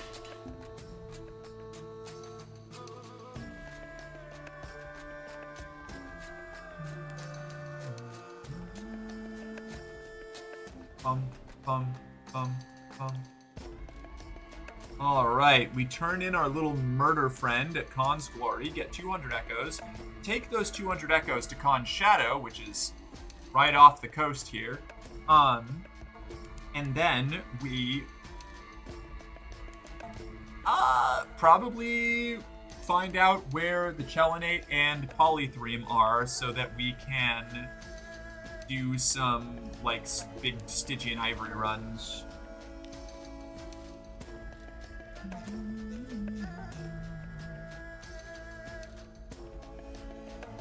Wait, was I not going to Khan's Glory? Do I have to drop him off at the Nephrite quarter? I don't remember. Hold on, journal. Who is this guy? Where are you, buddy? Venture. Collecting cargo for the Cheery Man. Collect from Khan's Heart. Pick up a package and return it to London. Don't come back without it. Where is our little friend going? What was his plan? What was his deal?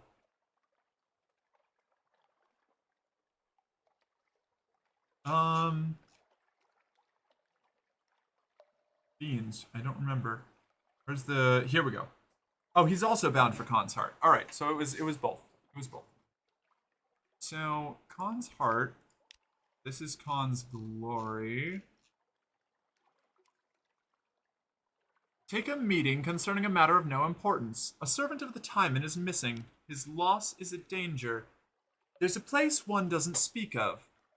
Officially, a former servant of the Timon who did not engage in the gathering of strategic information and did not disappear to the Untersee port of Enth, which officially does not exist. At length you hear what this servant did not look like, and strict prohibitions against pursuing him. Officially, no one in Khan's Glory would have any interest or be at all inclined to reward you with money and connections if you were to go to Enth. They would not care for a report of this situation, or any information he may be unable to bring home. You are retrieving information from Enth for Khan's Glory. Do I need...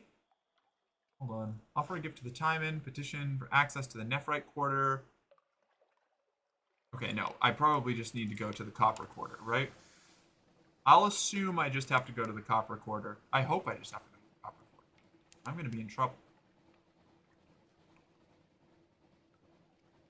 There's no way they would gate the blind bruiser's pickup behind getting access to the Nephrite quarter, right? There's no way. I'd cry. Okay, the whole place is Khan's heart. Excellent.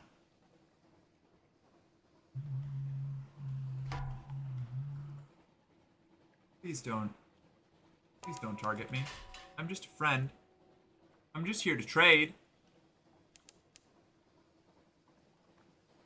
Agadi's Bridge and the Copper Quarter. Here we go.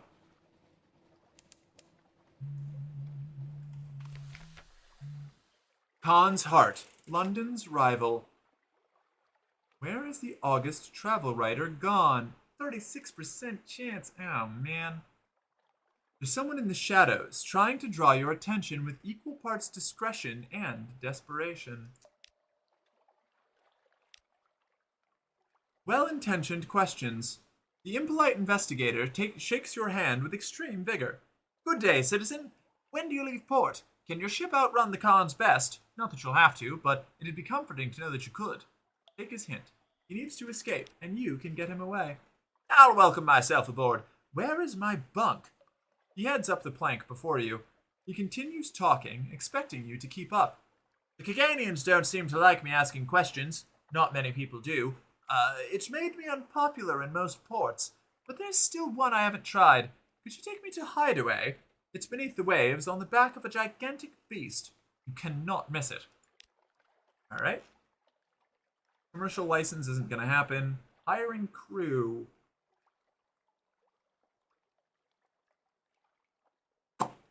Maybe. Hold on. Collect the Cheeryman's cargo. I need 1,000 echoes, so we'll come back there.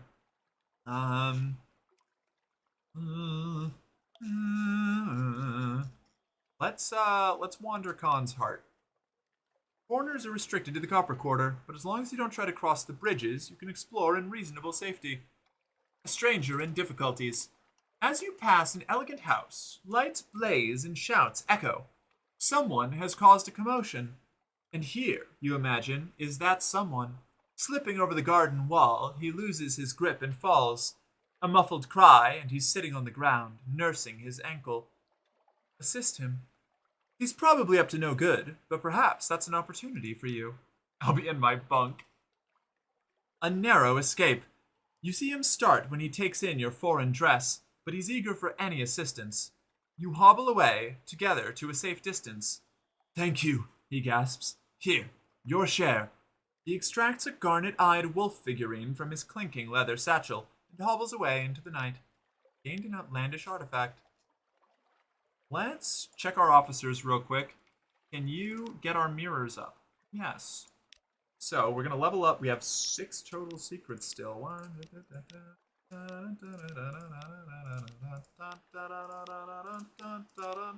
Okay, cool.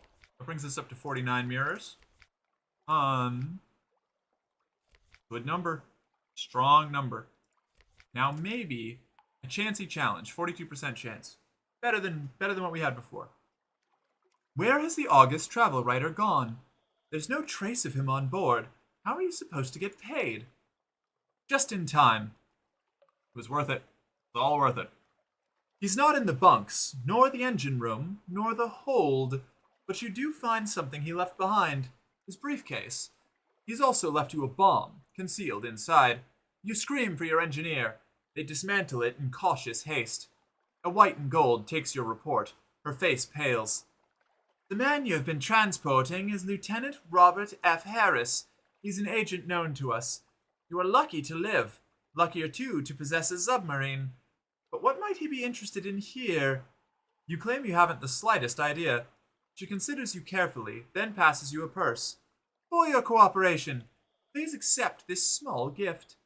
200 echoes. You now have 1. The white and golds are watching you. And a torpedo component. Oh, right, from the bomb. Yeah. August F. Harris failed in his bomb plot against you. Oh, that was impolite of him, don't you think? 30 echoes for some crew. 1 crew! Kaganians are wary of your people, but perhaps you can find someone. A hungry sort.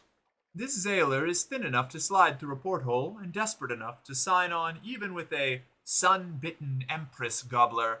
She doesn't use those terms when she thinks you're nearby. Okay. A storyteller. The storytellers in the Square of Cedars wear brightly colored, kaftan-like clothing with silk sashes, in contrast to the more sober and subterranean dress of the citizenry. For coin, even foreign coin, they'll sing epics of their nation's history. The fall of Karakoram. The last great Khan of the surface was corrupt and foolish and cowardly. How fortunate we are that the Leopard clan overthrew his line. Long may the Leopard clan endure. He sold the Khanate's capital to the masters of the bazaar to satisfy his greed and escape battle. So Karakoram fell. So it came below the earth, through the long night of the Neath. 700 years ago, Karakoram stood where London now stands. You feel eyes on you. A woman in a white and gold uniform watches you closely. The loyalty service is suspicious of foreigners who want to learn Kaganian history. I have a second menace. Oh no, I've gained 2 menaces. I now have 3. Damn. You have 1 vision of the surface, and you've lost 5 echoes. Okay, alright. Well, we're going to go ahead and leave before they hurt me. Don't forget to get enough food for your full complement. Right. Well, we're not doing that here. We're going to do that at Khan's Shadow, where we can shop without paying like an 80% tariff. But thank you for the reminder.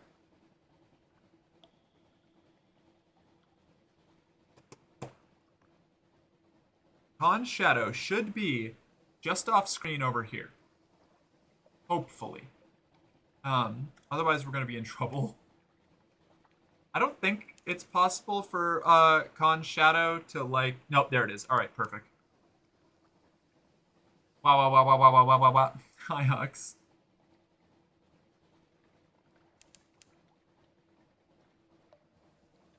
I like that it told me there were no islands within the Zbat's range when Khan's Shadow was right here. I guess it just doesn't count as an island. Alright, in we go. Up we get. Ding ding.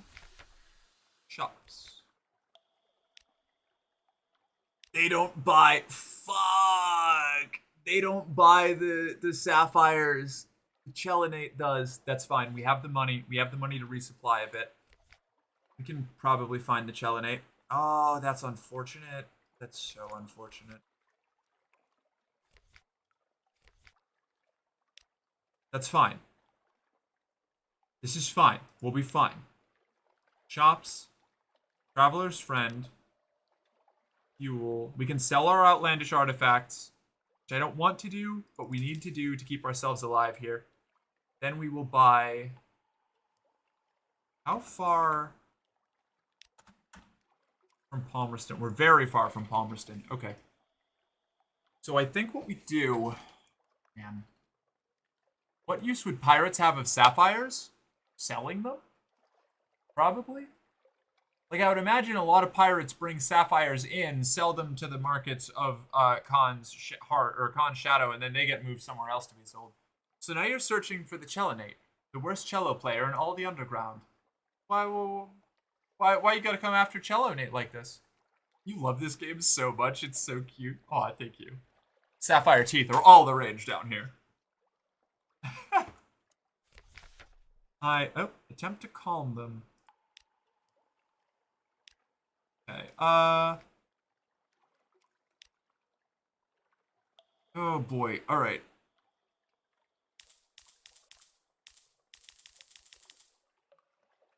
Okay. This will work. We can do this. We just have to truck along and not go crazy. We'll be fine. We'll be fine. I believe in us. Lights off. God fucking damn it, Khanate War Trimaran. Just leave me alone, guy. Come on. Please get out of range. No! Damn it. 7 damage, that's not terrible. Did they set fire to us? What the fuck? Get out of here. Leave me alone! Stop it! Oh, God.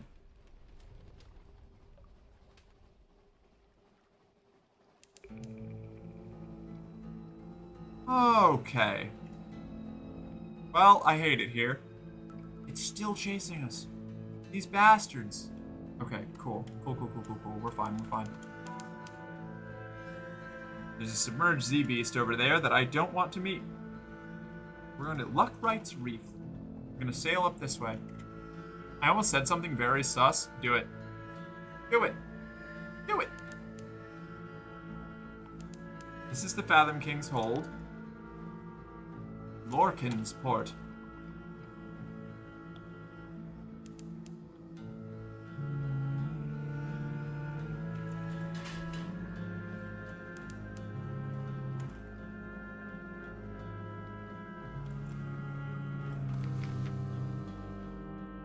Lorcan's Port, named for that most enterprising of drownies. Phosphor cells burn green. Somewhere below, the king waits. Not going to permit shore leave. We're just going to compile a port report and we're going to fuck off. Any shops? No shops. Alright.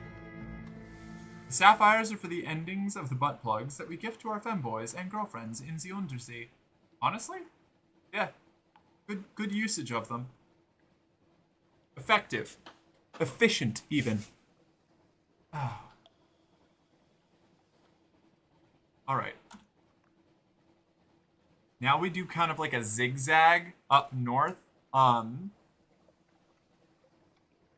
until we find the Chelinate, or Polythreme.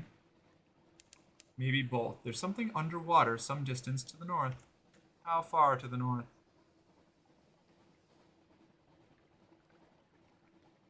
Alright, let's dive. I just have a torch attached to mine. Gotta find it somehow. Brilliant.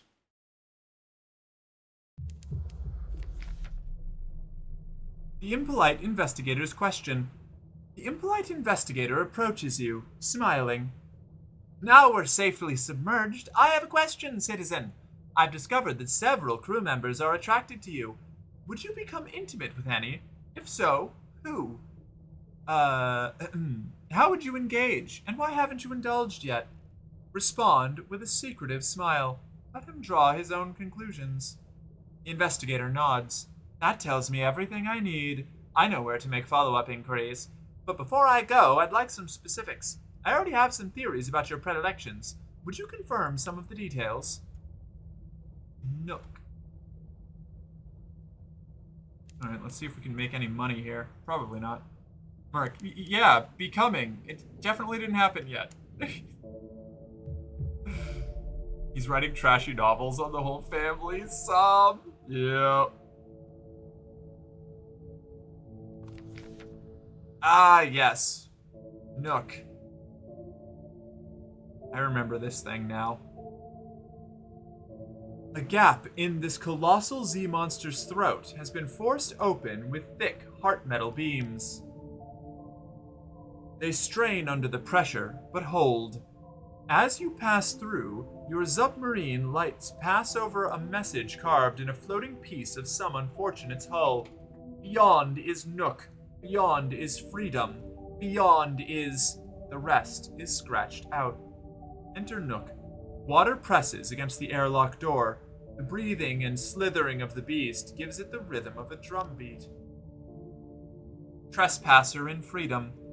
You don your heavy diving suit and give the order to cycle the airlock. Water rushes in, and you begin the slow swim down into the port. It soon becomes obvious that you are overdressed for the occasion. The people of Nook swim and breathe in the cloudy maw water with no apparent discomfort.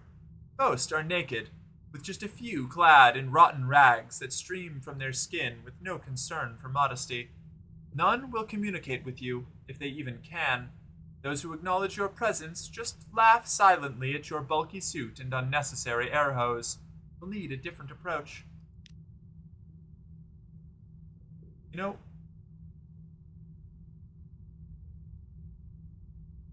We're not gonna do this yet. This is good to know about, but we're not gonna do this yet. Maybe a little bit. We'll descend once.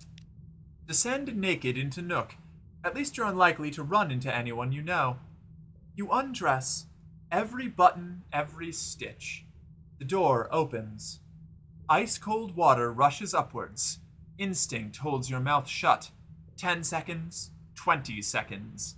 Your lungs burn, holding in that last gulp of air. Your legs thrash. You can't hold it in. It escapes. You're choking on water. It forces its way into your lungs. The taste of burning salt suffocating every attempt to gasp, scream, or... Then, through the exhaustion and panic, you realize you're breathing. It's hard work. Your lungs fight against the weight, but it's enough. You can tolerate it, at least for now. The beast quivers with distaste at your trespass. The liberal application of wine will make this process easier. In future, bring a cask. Alright, we've got a tolerance for Nook water.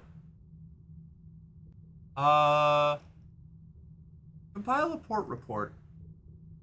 Take from the weak. No one here has anything to hide. Actually, no one here is hiding anything at all. Notes on Nook. A vile place, festering, acidic. No laws but those of tooth and claw, written in scars. Civilization? Impossible. Making a tea would be a logistical impossibility. Yet the inhabitants seem content. Many have come here from London, the Khanate, the Presbyterate, abandoning cultured life for this tenuous existence. They grin, their mouths full of stolen flesh, or float naked and carefree. Many have nothing, and nothing to lose. A group of swimmers dart past, hunting gleefully. One squeezes your shoulder, companionably. You've never met her before. What have we got? He's writing trashy novels on the whole family. I'm back. Welcome back, Julia. Oh. Your kind of society? Yeah, I actually really like Nook a lot. I think Nook is super cool. Attempt to mingle with the Nook folk. They may be friendlier now that you've been fashionably undressed. Lost in freedom. They acknowledge your presence, but little more. Most shrink back, assuming you mean harm. Others deliberately swim just above you in a crude attempt at intimidation. They carry bone knives or tooth-tipped spears. A few gesture to you. In welcome? Invitation? It is unclear. The silently gluttonous water makes speech impossible, so the natives have developed a language of signs. You can interpret the most basic. A finger pulled across a throat, for example, is one of the more polite invitations to depart. Swim upwards to the great maw. A twitching cathedral of eye... Oh, I already read that. Wait. Not many sailors have seen the sea from this angle. Gained 1 terror, lost 1 Nook tolerance for Nook water. New total 0. Uh-oh, I have to go. Light glitters where the false stars shine on the surface of the Z, framed by the maw's dormant teeth. How ancient is this creature? What happens if it swallows? Time to leave. Your lungs, unaccustomed to breathing water, begin to labor. You must return to your ship. Old habits. There, the bright light of your submarine's main beam. The airlock. Home. You swim into the airlock and alert the crew. Air flows in. You retch the last of the Nook water from your lungs. Air again. How refreshing. The crew salutes as you pass. Good. All is well. Anything that happened in Nook shall remain in Nook. A wretched place. Whoa, you can sell bolts of spider silk here for 53 echoes. Sunlight-filled mirror catch box for 7 casks of sapphires.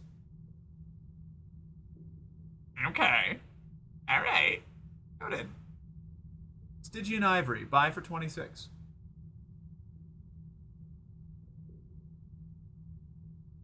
Good to know. Fuel for 11. That's a good price. Supplies for 20. Also a good price. Okay. Great. I like this place. Nook can stay. Good Nook. I should probably check to see if we're streaming till 10 or not. Yeah, we'll keep going. We want to go till 10, or are we going to stop at the top of the hour? What do y'all think? Feeling it? I read this and immediately the phrase the estrosian appeared in my brain unbidden. Do with this word what you will. I like the estrosian. I can't tell if it's like the estrogen ocean or the estrogen crustacean. And I like both of them. I think I enjoy it. Enjoy that little bit. Good bit.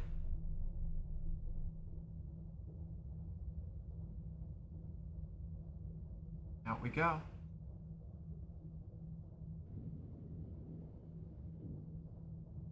Just gonna go to the surface. I don't feel like sailing through a current without as shitty of an engine as we have. Either way, it's fine by me. I do want to chat with you for a very brief moment later if you have time about the quiz night. Yeah, for sure. I'm down for that. I'll probably go till 10. Why not? I've been enjoying playing Sunless Sea, and I've been feeling pretty chill about things. There are no islands in the Z-Bat's range. I know we're near Wisdom, because this is the Sea of Lilies. My mental image was a pink sea, the Estro Ocean. Good mental image. I'm down. Something awaits you in port.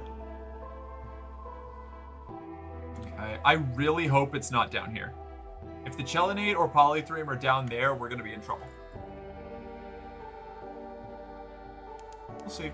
We'll find out.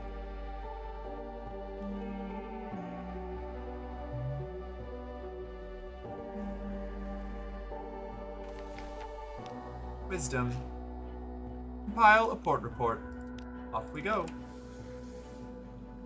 Okay, I need to make sure that we make note of Nook because having a place where you can buy supplies for normal price and fuel for 1 echo more than at London that's such a strong outpost when you're out this far. Like, because that means we have Palmerston up here, and we've got Nook here. So, yeah, as long as we have money, we can kind of just keep going as long as our terror doesn't run out. We don't have money right now. That's a bit of the problem. But once we find Polythreme, we'll be okay. Not Polythreme. We're looking for Chelinate. Yes. Which is always near the Gant Pole. So if we find that, there's something underwater close by to the south. Really? Huh, okay. I'll have to maybe that's Hideaway. I'll have to swing back there when we get the chance. God, I hate how slow we're going. We had so much engine power when we died in our last run. I'm so jealous of old me. What's this? Commingle. Polythreme. We're saved. We're saved. Wait, I don't have money. We're not quite saved. We will be saved. If I can get money for Stygian Ivory. Gather intelligence. Taciturn clay men, evasive clothes colonies, walking like humans, cobbles that groan underfoot. On the hills above, a palace villa of marble, but even that writhes like buried bones in an earthquake. We will carry claymen to London. Shops. We can sell sapphires here, that's right. It's a slightly lower price than at the Chelinate, but this kicks off our... Okay, we're saved. We're saved. We're saved. We're saved. We're saved. We're saved. We can buy Stygian... Yep, we're saved. Oh, incredible. Okay. Oh, yeah! This rules. So, we're going to go back to Nook, and we are going to buy all the Stygian ivory we can afford, and then we're going to sail right back up here.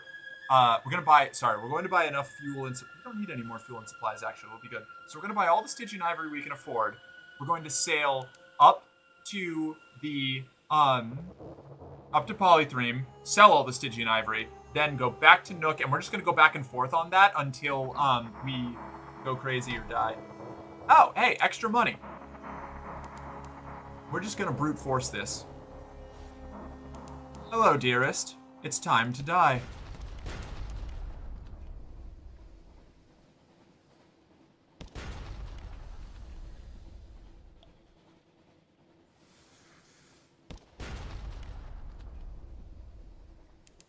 Okay.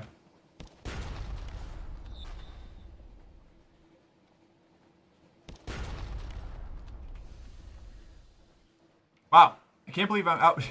She could absolutely, if her AI understood the consequences of her actions, she could just run circles around us and destroy us. Fortunately, she doesn't. So we're going to win this fight, even though we have... Well, we're going to win this fight with a lot less suffering than we could have otherwise, or would have otherwise. Like, there's no way she beats us because we have enough health to just straight tank her, but she's also missing. The crawling stars. The lookout shouts. Far above, the false stars in the cavern roof are shifting. A rare and ominous event. What now? Record the change and assign a name. If the new change seems well-omened, your crew may be cheered. Who knows? It's a 50-50. Could go either way. You were fortunate.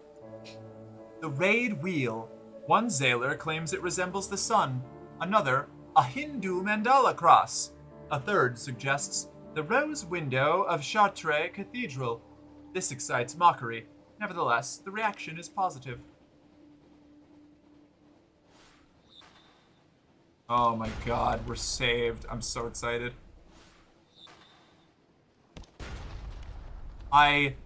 This was such a risky move, and I really should not... I mean, I didn't realize I had done it until we had already left port, with the ship that we couldn't turn in. So, investigate the wreckage. Rescue the pirate poet. Gracious in defeat. The pirate poet hauls herself up the rope, nodding her gratitude to the crew. Another battle well fought, Captain, she grunts. Few earn a second verse. Along with her freedom price, she presents a gift. A cask of wine, saved from the sinking vessel by her own mighty arms. They say it's a fine vintage. My men were saving it to toast our victory against you. Perhaps you would join me in a drink to them. 400 echoes and a cask of mushroom wine. We're so set.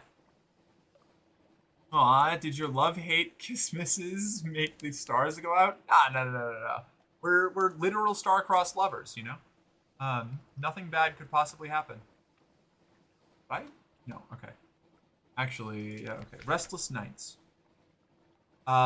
In the watches of the night, you pad softly past the hatch to the crew quarters. A man cries out softly in his sleep, desperately. Another.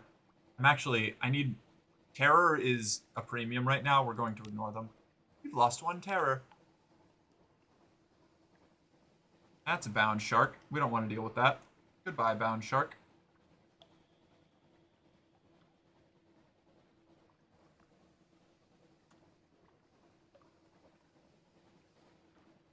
Oh. So excited for this trade route.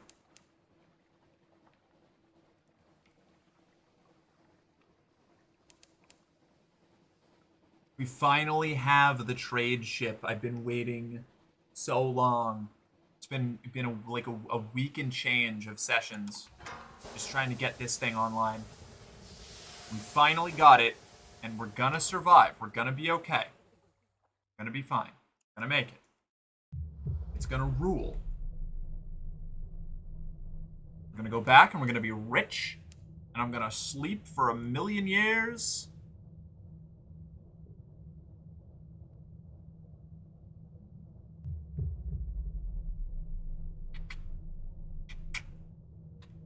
Also, we got a cask of wine, so we can explore Nook more.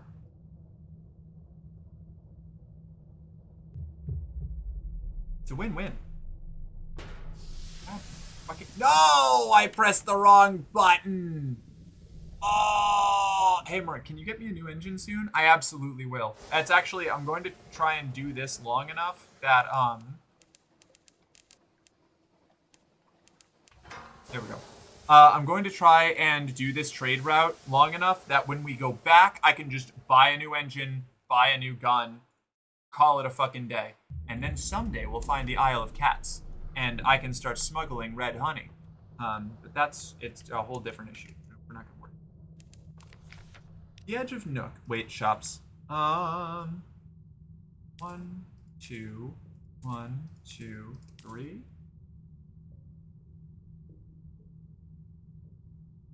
Can I like shift buy? Yeah! Buy in units of 10. So these are going to get us, what, 30 echoes of profit per 10, basically? Yeah, right? Oh, maybe 40. It might be 40.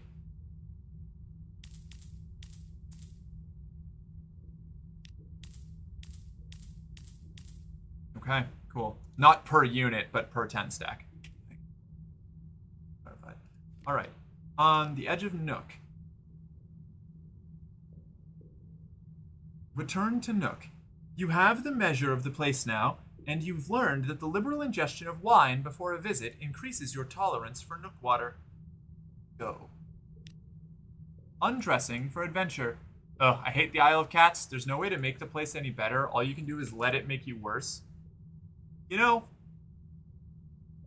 as much as that is frustrating when you're trying to be noble and upstanding, I have a weak spot for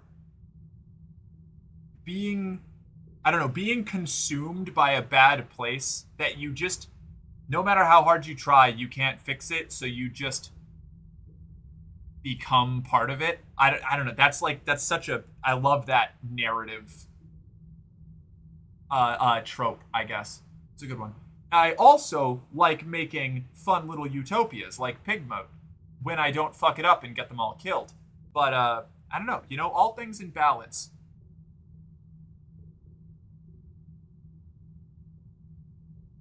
Undressing for adventure. Again, you remove your clothes and put them safely in the watertight diving suit compartment. As the water rushes in, you are ready, taking gulps to speed the transition. It feels less like drowning now and more like baptism. You swim into Nook with skin and mind tingling, reborn in the airlock's cold steel. Let's swim upward to the Great Maw. Investigate an etched tooth house. A flinty latitudinarian keeps its upper cavities filled with compressed air, allowing a number of activities otherwise impossible in watery Nook. Ah. The external surface of the tooth is covered with engravings. Rows of battling soldiers, some with the heads of dogs. A mountain ablaze, ships riding on a river, and each ship has a human mouth. You swim inside and up to chambers of eggy air. In the cavities of his etched tooth home, trapped air pockets allow an activity largely forsaken in Nook: conversation. A handful of Nook folk gather there to reminisce. Brevity is admired. The air is precious and rapidly fouls. The latitudinarian watches and listens. He keeps a merciless peace within his house, and cares not a damn for what happens outside it. I don't have recent news. Trade recent news for intriguing snippets or other rewards. Okay, good to know. Always good to have places to trade in recent news. Gaze up through the maw. Crunching, writhing beauty. Light glitters where the false stars shine on the surface of the Z, framed by the maw's dormant teeth. How ancient is this creature? Oh, okay, that doesn't... I already did that. Swim down to the ruptured throat. Swim downwards to the serrated abyss. Down here, the water is cloudy, its green streaked by dissipating patches of coppery red. Only a few teeth still protrude from the walls. Instead, razor-sharp hairs line them, rippling gently in the current. Trade solace fruit for phosphorescent nodules. Huh.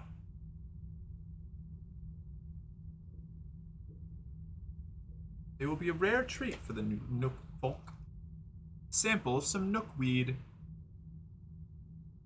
A circle of Nook folk scrape what looks like a thin algae from the smaller teeth and chew it like snuff. Their eyes flutter, then bulge, brimming with visions. Alright, 42% chance. That's 100% if you try hard enough, right? A memory of space. Your vision darkens, then floods with light. Nook is not freedom.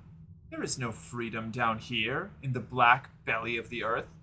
Freedom is above, beyond the thin blue shell of the sky, out in the stirring, shining reaches of the high wilderness. Once you surged between the suns. You recall swelling suns and golden thrones and the writhing world of now. You coil in the writhing world of now. You coil in this pit on the bed of this little sea and sleep and dream of the winds of nowhere and stir and sleep again. You are growing hungry. Vision fades. You've gained 5 terror. You've lost 1 Nook, tolerance for Nook water. You've gained 2 Nook, a taste for freedom. You now have 5 memories of distant shores and an intriguing snippet. Alright, swim downwards to the bilious cleft. Few Nook folk swim this deep, where the water is foggier than a London pea souper. Foul gas bubbles up from the beast's gut, acidic enough to sting your eyes. Search for phosphorescent nodules. Intimidate phosphorescent nodules from nervous Nook folk. I would need 5 visions of Nook, or memories of Nook, rather. Down the withering gullet.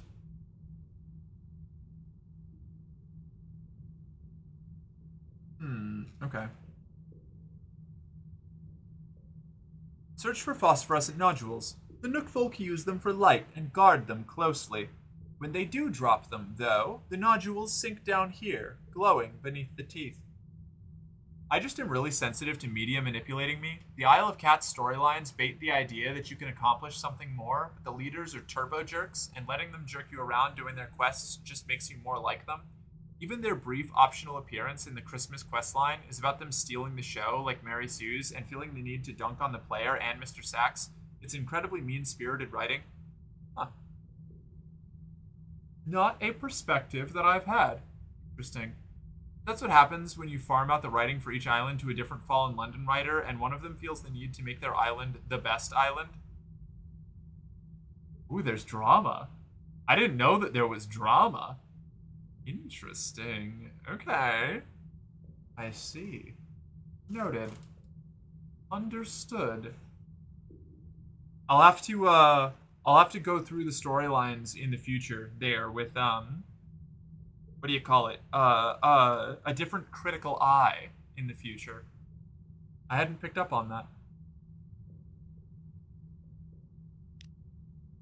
Snap, snap. Not a nodule. Not a nodule. Instead, it was the lambent eye of a giant leech creature which almost bit your fingers off. You managed to wrestle it into submission. It seems the Nook folk are not the only ones to call Nook home. Gained 5 terror. Have a live specimen. Very cool. Alright. Let's try down the no, I need to go up. I'm burning terror. And I shouldn't be doing that. Swim up. Take from the weak. A very chancy challenge. There's only one law here. Survival of the fittest. Thinking in 3 dimensions. You pick your target. A rangy man with a bag of the phosphorescent globules that provide light down here. He doesn't have as many scars as most, but he's missing an eye. You approach him from his blind side and above, launching yourself from a Nook tooth like a torpedo. He fights, but an arm around his neck cuts off breathable water as well as it would air. The other Nook folk pay no attention as you claim his stash. Phosphorescent nodules. Okay. Okay. I wonder if we can keep those. I hope so. Return to the submarine and return to the crew. Gained 5 terror. We're probably gonna have to pay some of the ludicrous prices at Polythreme to produce our terror because I was a little overzealous in my explorations of the big thing. I love the Nook creature. I mean, there's a reason Alexis Kennedy left Fail Better Games. He's a regular drama Dawn machine. Drama Dawn machine. He's a toxic creative and he brings out the worst in all the people around him. Is that... Wait, who's the person who made Weather Factory? That's not the person who left to make Weather Factory, is it? I don't know. I'm bad with names.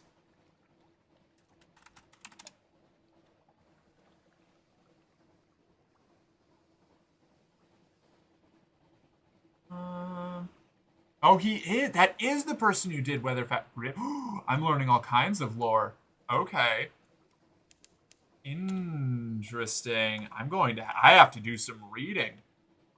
I play a lot of Cultist Simulator. I actually played it kind of recently. I used it as like a way to onboard people into being willing to watch Sunless Sea. I did not realize that there was all of this fresh drama. Oh my god. The lady's back. We're gonna get more bounty from our pirate wife.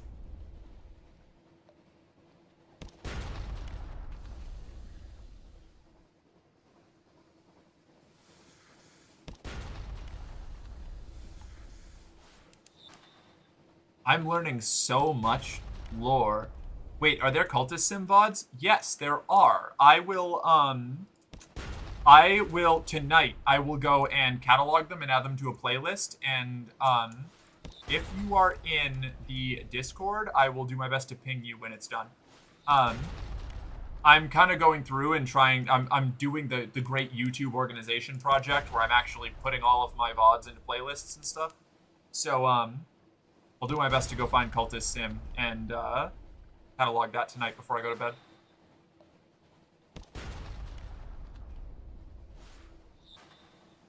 I never did the Isle of Cats stuff because the place just seems boring. I kind of like it, but I got new info now. I got a new eyes to look into the Isle of Cats with.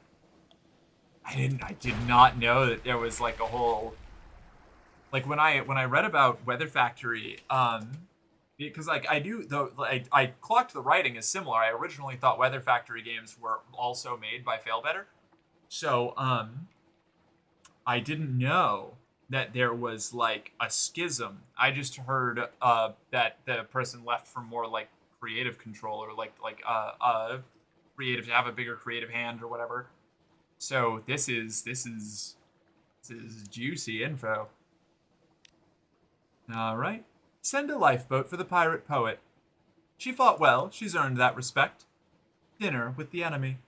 With business dealt with, the pirate poet joins you and a few select members of the senior crew for a late supper. She treats the assembled audience to baptism of glass about her first days at Z after years of servitude. By demand, she follows it with shorter works and Reforged, a cry for broken chains. In Polythreme we are given our words. We are not allowed to hope they will be kind. In London I learned to write my own, and in that moment I was free. One day, others of my homeland will read them, and they too will learn. One day, my king's dreams must end. Dinner follows. Hot wine and cold spiced meats. Sailors openly place bets on whether she actually eats. The pirate poet ignores them. Her stoic facade doesn't even quiver until dessert is served. At that, just for a moment, even she cannot hide a slight smile. Sorbet, Captain, she asks, eye ridge raised. Don't make me tell folk you're even softer than they say. Yes, Alexis Kennedy was the lead writer from Fallen London who left to make Cultist Sim. Remember when he rewrote the entire Cultist Sim engine because he thought it would be neat for Book of Hours to use the same engine, ignored all the bug reports from his beta testers for a year, until they gave up and stopped sending reports. Didn't play the game once during that time, and then pushed out a retroactive update to Cultist Sim that broke everyone's saves and made the game literally unplayable? I did not. I guess I just played in bursts in between all of that. I was completely unaware of all this stuff. I only recently joined like the Weather Factory subreddit, because I focus in on things that I really like, and then I sort of just drift from thing to thing as my attention wanes and waxes and wanes. So I wasn't like super invested in the like background of it. I was just like, oh, Cultist Simulator. This game is cool. And when I first bought it back in like 2019, I got it because somebody told me if I liked fail better games that I should play Cultist Sim. So I did, and I played it a whole bunch in that big stint, and then I stopped for a while, and I didn't play it again until I came back recently for stream. So I guess I just fucking missed all that. Right, time for bed. Should have gone about 2 hours ago. Nighty-night and sweet dreams. Good night, Chris. We'll catch you later. In his apology letter, he literally said that he thought there weren't any bugs because the bug reports had stopped coming in. What? But actually, instead, they had stopped sending them because they accepted he was never going to fix any of them? Oh my god, that's crazy. That is nuts. I had no idea. Oh, really? Okay. Interesting. Interesting indeed. Ooh. This is industry lore. I love this shit. Fallen London's writing tone got a lot healthier after he left. Would you be willing to elaborate on that? I'm really interested in all of this. Like, this is like a fascinating story to me. I'm running into this for the first time as somebody who has a very strong, like, emotional and even sometimes, like, philosophical connection to a lot of the writing of Sunless Sea and Sunless Skies, and who's been fascinated by the writing and, like, I guess, like, philosophical explorations even in, like, Cultist Sim. This is, like, hugely interesting stuff to me. I've never run into it before. I guess I've just been, like, dodging fucking 120mm cannon shells without even knowing it. Just blissfully oblivious. Polythreme, taciturn clay men. Cell, Stygian ivory. What was 50 echoes? What is it? No, 40 echoes. 40 echoes profit. Nice. Okay. Oh. Okay. Very good. Now, we buy We Are Clay. Yes? Wait, are they an aft or an auxiliary? They are auxiliary.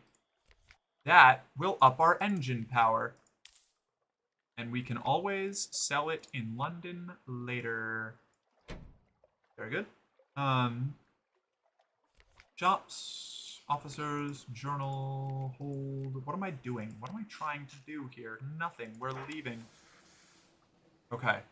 And now every run that we do will get a little bit better. A little bit faster, a little bit stronger. We'll come out a little bit farther ahead. Like, to be clear, Kennedy is a genius. His writing is incredible. He's just an unbelievably privileged asshole who is completely disconnected from reality.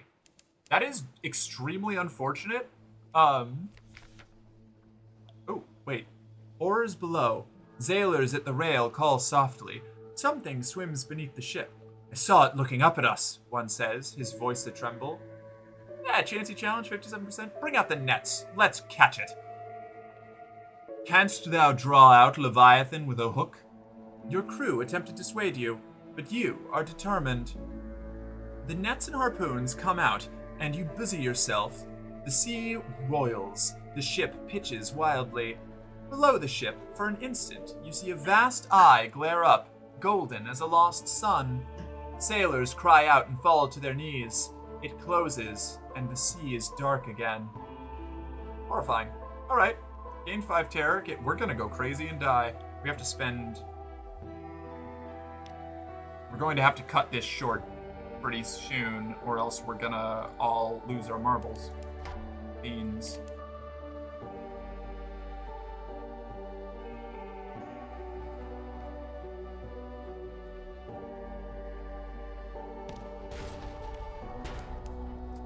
Damage. Okay, don't love that. We are going to go underwater. Right. Be clear, Kennedy is a genius. Okay, didn't like that damage. I forgot about that. He seems like his writing is just truly stellar.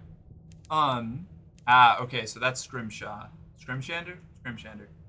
But it's a bummer to know that he's a bit of a shit in everybody's cut.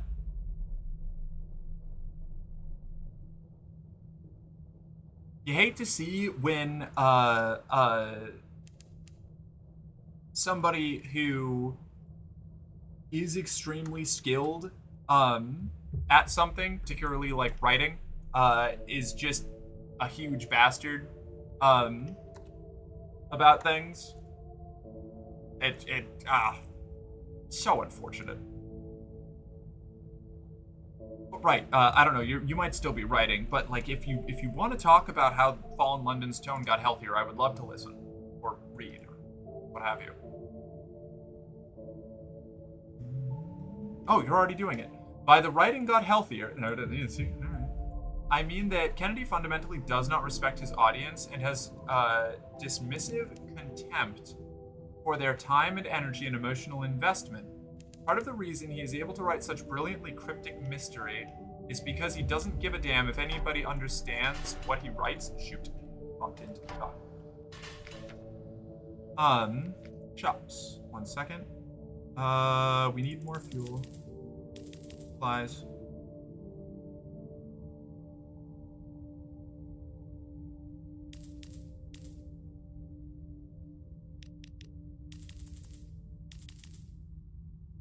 Okay, so that's what. I don't know if we're actually profiting with the supplies that we're spending. So we are going to then go back to Khan's Heart with our 1,000 echoes and our little bit of supplies and Khan's Glory, I guess.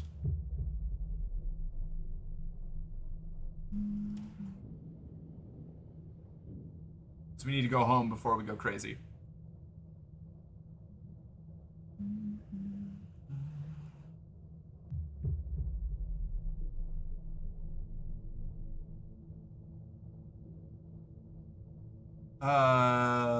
He doesn't give a damn if anybody understands what he writes. It's a rare case of naked elitism being beneficial because he just thinks you should figure it out.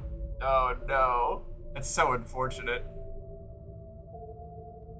But it gets really bad when he puts a mechanic in a game that casually tosses away all the investment a player has in some story development for a joke he likes or a gotcha moment, or because he thinks brutal RNG makes things feel real. By his own admission, he never plays his own games. Ah. Beans.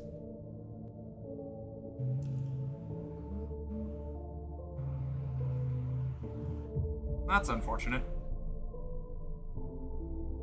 Still though, I like his writing a lot, but I guess that does make some sense. I do feel like, evening cute Merc, hi Bemic.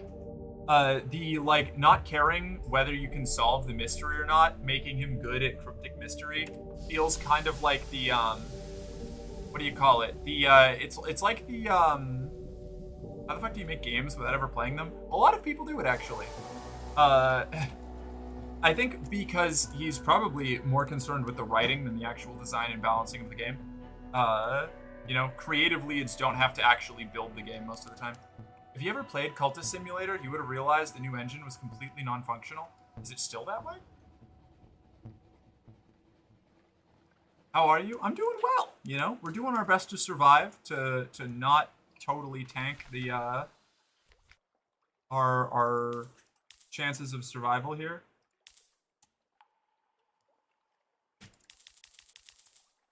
Okay. Okay. So now we have to...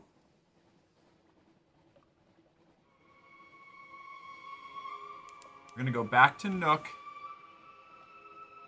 Then we buy enough supplies and fuel to hopefully get us all the way back to London. We leave 1,000 echoes for Khan's heart, and we pray that gets us home. I think it should. I think we should make it. How are you? Is this a difficult game? It is a game that requires Alcia's class Corvette. Welcome back. This is so helpful. This is saving us, honestly. I might be losing money on these runs, actually. Now that I'm thinking about it. Potentially. If the Alcia's class Corvette isn't here. We'll see. This puts us into safe territory, though. Regardless, even if we only get like 100 echoes from it.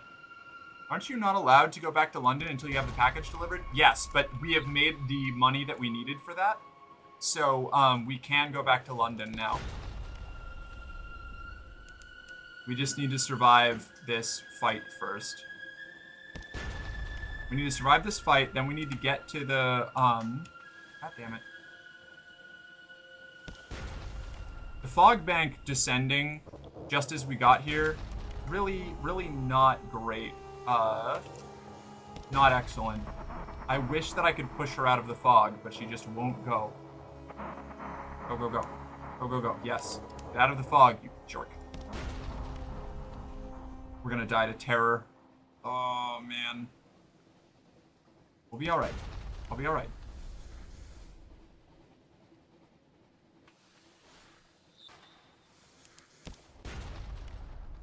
We'll be fine. We'll be fine. We'll be fine. I believe in us. We'll only go a little crazy.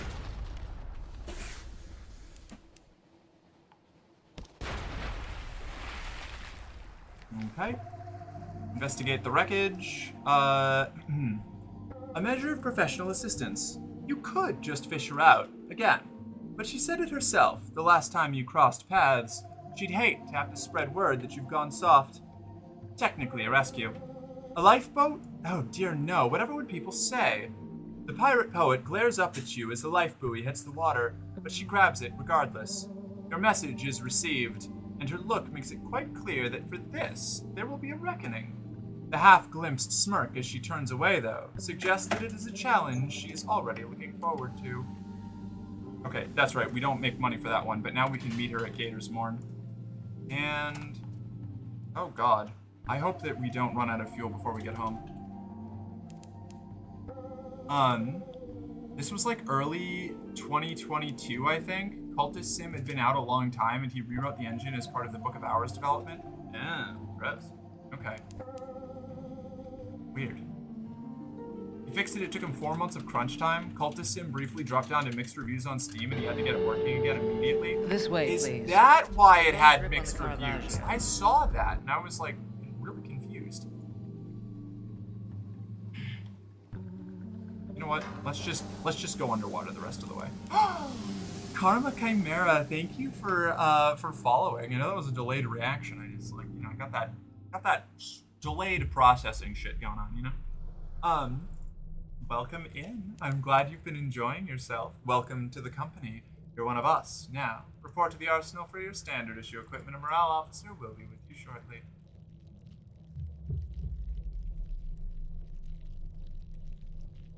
Okay. Oh, right. The constant companion. We have too much terror to be going underwater. Shoot. This is not good.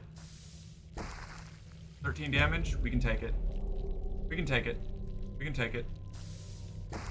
13 damage. We can take it. We can survive this. 13 damage. We can take it. We just need to get a little bit farther. Come on. Okay, it missed. Nice.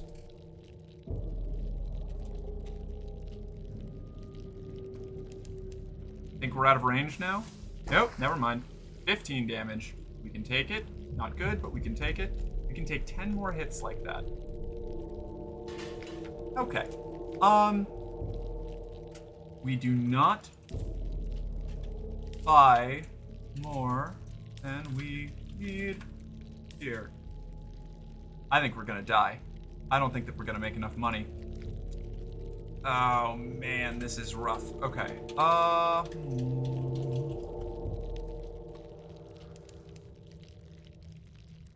Jeez. Here we go, here we go, here we go. Please leave me alone, creepy spider thing. 15 damage. Ugh. God, I hate that thing. Okay. Now, Khan's Glory. We may have to eat a couple crewmen. Maybe. There may be a mutiny. We might die here. We might die and lose everything because of this mistake. I will be very disappointed if that happens.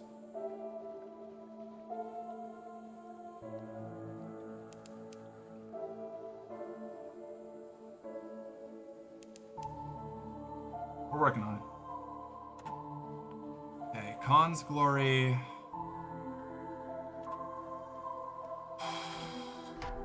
Boy.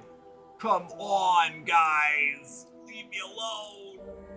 I just want to turn in this mission. Oh, beans. Oh, jeez. Oh, man.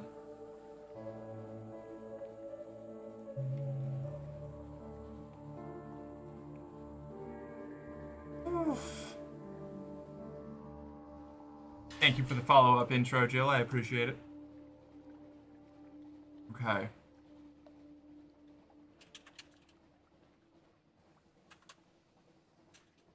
We can maybe buy something at Gator's Morn? I don't know. Terror is our biggest issue right now. Which means we also can't reliably get supplies from Demew Island, but maybe we can have tea with the Factor and that'll calm us a little bit. Oh man, it costs us so much fuel to do anything. Shit, this is not even where we need to go yet.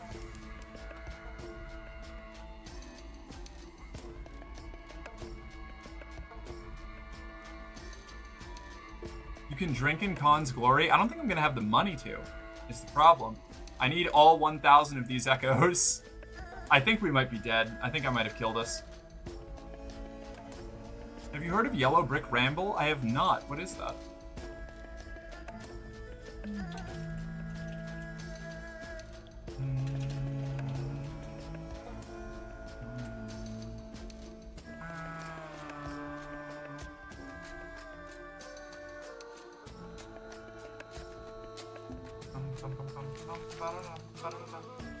Hire crew, collect the cheery man's cargo. I have 8 echoes now. There's no way we make it home. Now have one unstamped crate of brilliant souls. Return to the Blind Bruiser in London. Don't lose your cargo.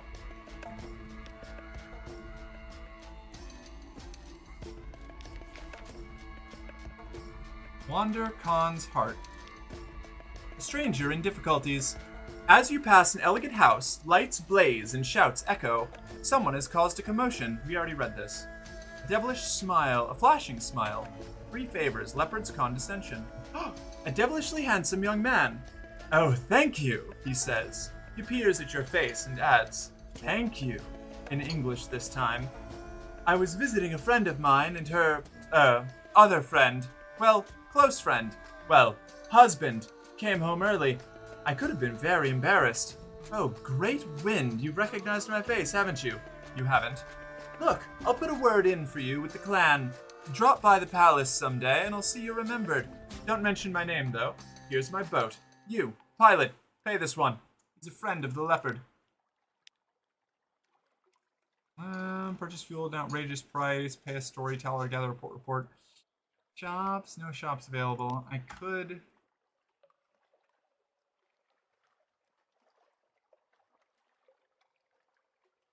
We have 50 echoes. That buys us another, like, what, 3 fuel? Let's try to go to Khan's Heart and see if we can get a little bit more fuel before we go. It's a webcomic based on the later Wizard of Oz books. Ozma is public domain, so Daisy McGuire decided to make her own version of Ozma's story.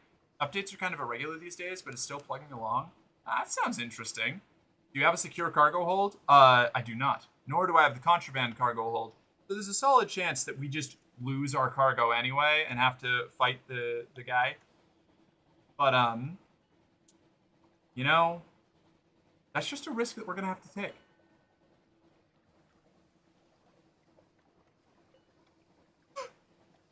We're so fried, chat. Oh man.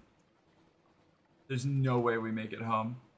No shot, no chance. Are you familiar with Ozma of Oz? I'm not. Is it the sequel to Wizard of Oz? Crimes and the Khanate. Yep. And death. Okay.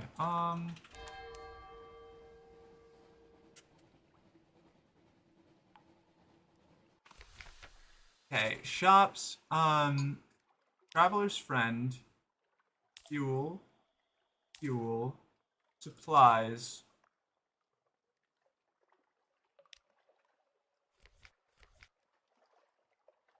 Okay.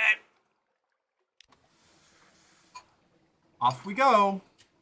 Why would you do crimes without a hidden cargo hold? Because I couldn't afford it. I needed the ship first, and taking the Blind Bruiser's offer is usually a pretty good way. She's a character. There's like 30 official Oz books. Oh my god, really? The classic movie was only based on the first one? Holy shit, I did not know there were that many. That's wild. Fascinating info, that.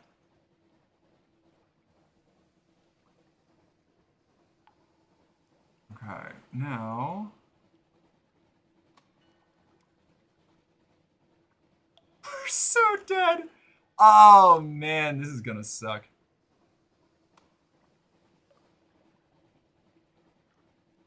I think only 15 or so of them were written by Frank Baum himself. That's still a lot of books. So what happens if you die and lose the merchant ship and everything? Then we start over with a really shitty legacy. I don't know, maybe like just one of my officers or something.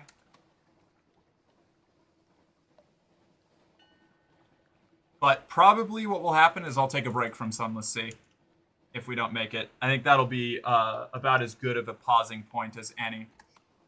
Lights on.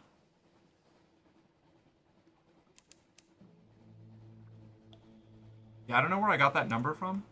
Is the first one like 1K pages too? Is it? I don't know. It was such a moneymaker, the publisher was farming out the license. That makes sense. That tracks. That is what they do. Oh man, the terror, the terror, the terror, the terror, the terror.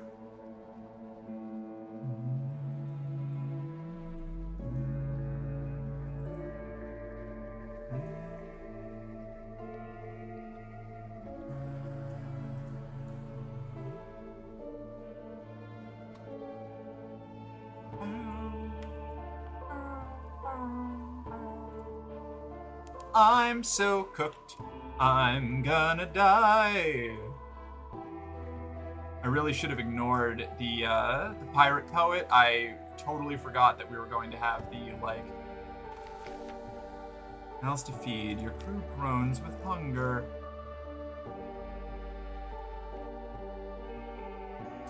Maybe. Okay. Iron and Misery Funding Co.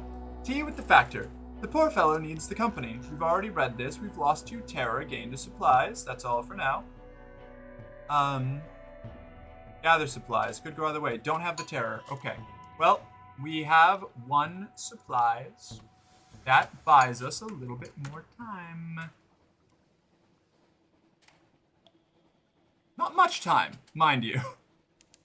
A little more time. Terror is at 82. Not excellent. Fuel is at 2. We have made it. But we might be able to make it.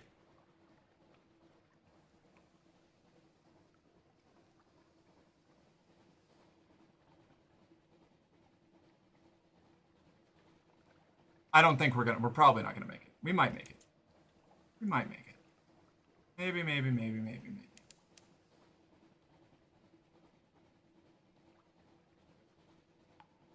Maybe, maybe, maybe, maybe, maybe.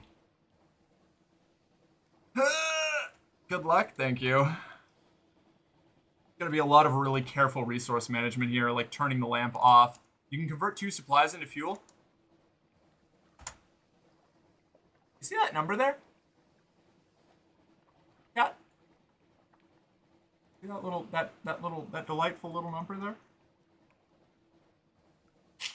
No, I cannot. Is it too small? It says I have 0 supplies. I do not have. I'm on low resolution. Oh. A sailor has run mad. She roams the ship, cudgel in hand, smashing comrades to the deck. She cries, "He is angry! Oh, he is angry!" Shoot her dead. It's the only safe thing to do. She's already killed one man. Alright? Your sailor's weapons roar, and down she goes. You recite a hasty funeral for the poor soul and her wretched victim. But who will be next? It's fine. It's fine. We're fine. We are fine. Anyway, in the second Oz book, Baum introduces Ozma, the rightful princess of Oz, who the Wizard of Oz has kind of, sort of deposed, and she goes on to be one of the main characters of the entire rest of the series, and lives together with Dorothy as roommates.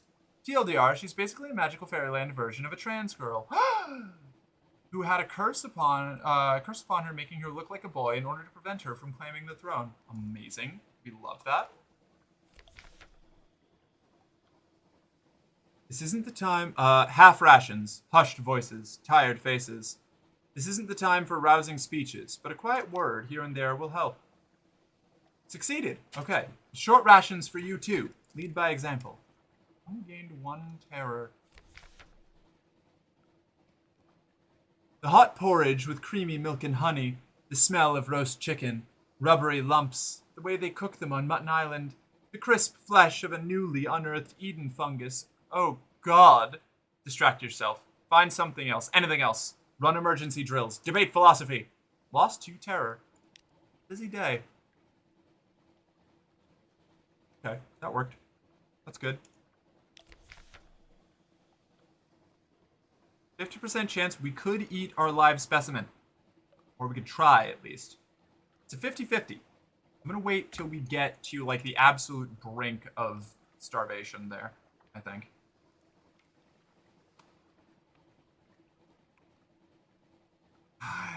It's gonna be rough. This is gonna be rough.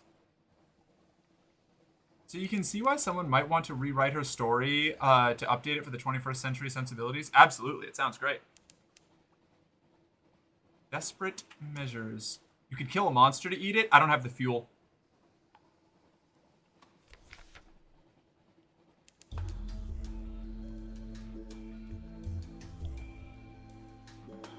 At roll call, there's one face too few, and you don't like the uneasy hush that descends. Your crew are on the brink of starvation, as one committed the primal crime of cannibalism. Ignore it. Best left alone. If you find the cannibal, you'll lose 2 sailors. Gained 5 terror. Oh no. Don't ask. Jumped overboard, is the excuse. Alright, we're cooked. I don't know. I don't think we make it back. No! Oh, we're toast. We lost too many sailors.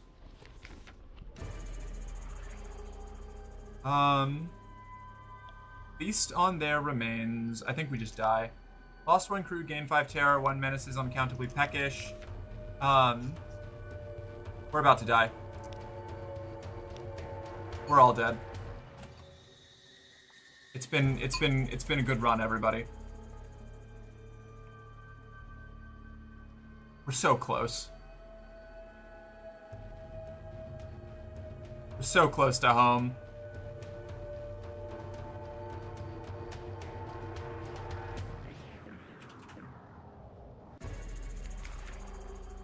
Alright. Almost impossible, high risk. Fear and despair have destroyed the loyalty of your crew.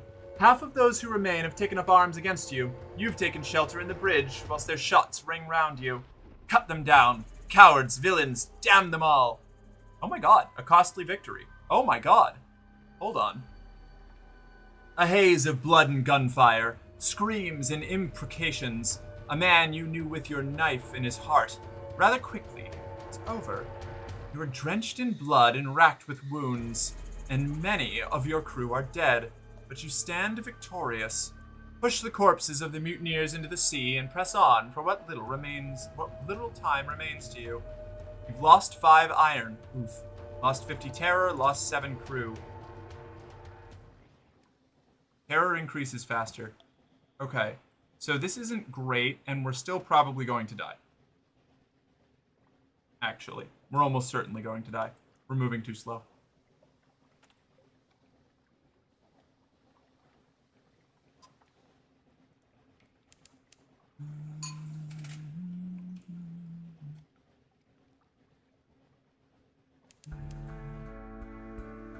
Inglorious ends, like mother, like daughter.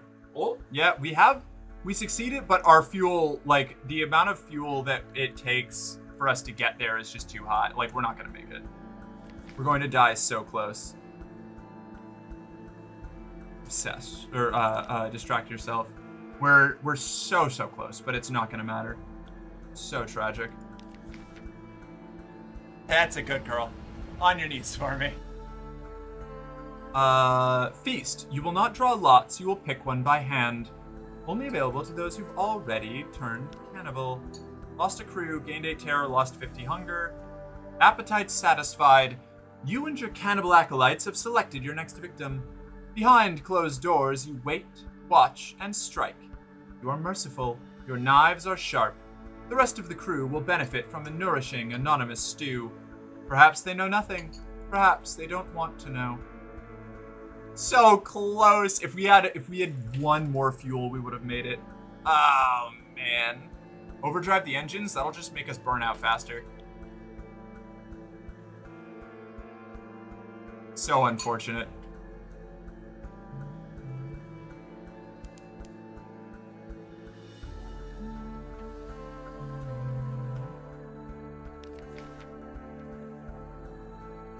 Clap. Yeah, clap. that's it. Get pregnant. Abandon ship. Into the darkness. Alright. Well, what a way to end.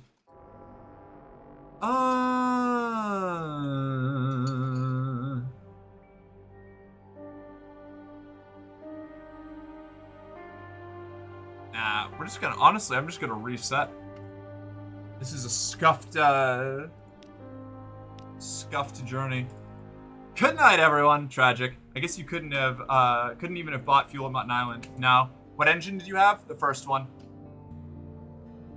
I ADHD forgot that the reason I was able to afford the merchant vessel was because of the 1,000 echoes from the Blind Bruiser. So I bought the merchant vessel with 600 echoes left over, like, oh yeah, we're gonna be fine. We're gonna make tons of money. This will be great. And then remembered that I couldn't go back to London without spending 1,000 echoes to get cargo that I couldn't afford, and that is what caused our entire ill-fated journey. Oof. That's okay. Wait, so you upgraded the ship before the engine? So, yes, but because I thought I was instantly going to be able to go to the Cumaean Canal, make a boatload of money, and then turn around and buy the engine. And then I forgot after buying the ship, that I had to spend, like, that I had just gone into debt that I couldn't afford. It was I made a mistake because I have a bad memory. Robbed? Yeah. Unfair? This was the culmination of a plan that's been going on for a long time, and I pulled the trigger one return too early. Forgot about it. It's a bummer. Because originally I was going to buy the ship so that I could go to the Cumaean Canal, so that I could make a boatload of money with my seed money, and then come right back to London, buy all of my ship upgrades, and then go on a big trade journey. Live by the dollar, die by the dollar. Yep. So it goes. Oh well, I've learned a lot. And now, this goes back to being an off-stream casual game for me. That's it for Sunless Sea for now. Oh. Oof. I love that game. But damn, if it isn't tragic every time. You forget one important detail. You know, one little thing. All it takes, and everything collapses. Honestly, I probably should have just. I don't know. I don't know what I should. I don't know. I should have just remembered that I didn't have the money. That would have solved all my problems. Bye, casual horror game. Yeah. We'll see you later, Sunless Sea. Okay. So, Star Sector has Iron Man mode, but only Mad Men play it. Oh, okay, fair. Okay. Well, that was a really good time, even if it ended in tragedy. I'll come back and play more of this later.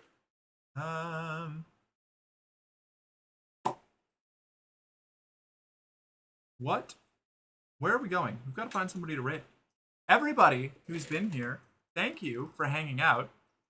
One slight misclick in a fleet you spent 100 hours building falls into a black hole. Ooh, yep, I've played those. That's like part of why I am so 50-50 on Iron Man in like in games like RimWorld is like sometimes you just you press one wrong button and just like an entire run is fucked. Hi cutie and bye cutie. Hi Alexis, bye Alexis. But yes, thank you all so much for being here. I get to do this because y'all are really cool and so supportive. And it means a lot. So genuinely, this has been great. I'm glad that I got to share glad I got to share Sunless Seas with you, or Sunless Sea with y'all. It's a really fun game, something I really, really like, even if I'm not very good at it. We'll probably play more of it later, but we're gonna take a little. We're gonna go do some other stuff. We're gonna catch up on some other games. We've been at this for like a week and a half, so not a week and a half. Week and a half. Yeah, wow. Well, you know, work week and a half. Anyway, really enjoyed seeing it for the first time. Hell yeah, I'm so glad. I'm really happy you did.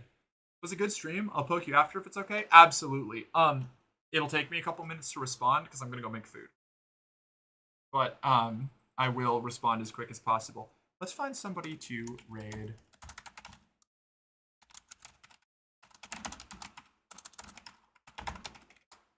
I already said that once, and I'm gonna say it again, probably. Got raid message there for people who don't have the emotes. Raid message here for people who do have the emotes. Gather that together, and we're gonna dump everybody off on a babysitter. We got. Who are we going to drop in on? I don't know. Everybody's all sleepy. And Sienna, Alexis. Let's swing by Jen. I haven't rated Jen in a minute. Jen's live. Jen's playing Marvel Rivals. So, in we go. Tara Pureheart? I don't know who that is. Maybe next time. I already pressed the button. So thank you for the suggestion. I'll catch you all on the other side. See you around.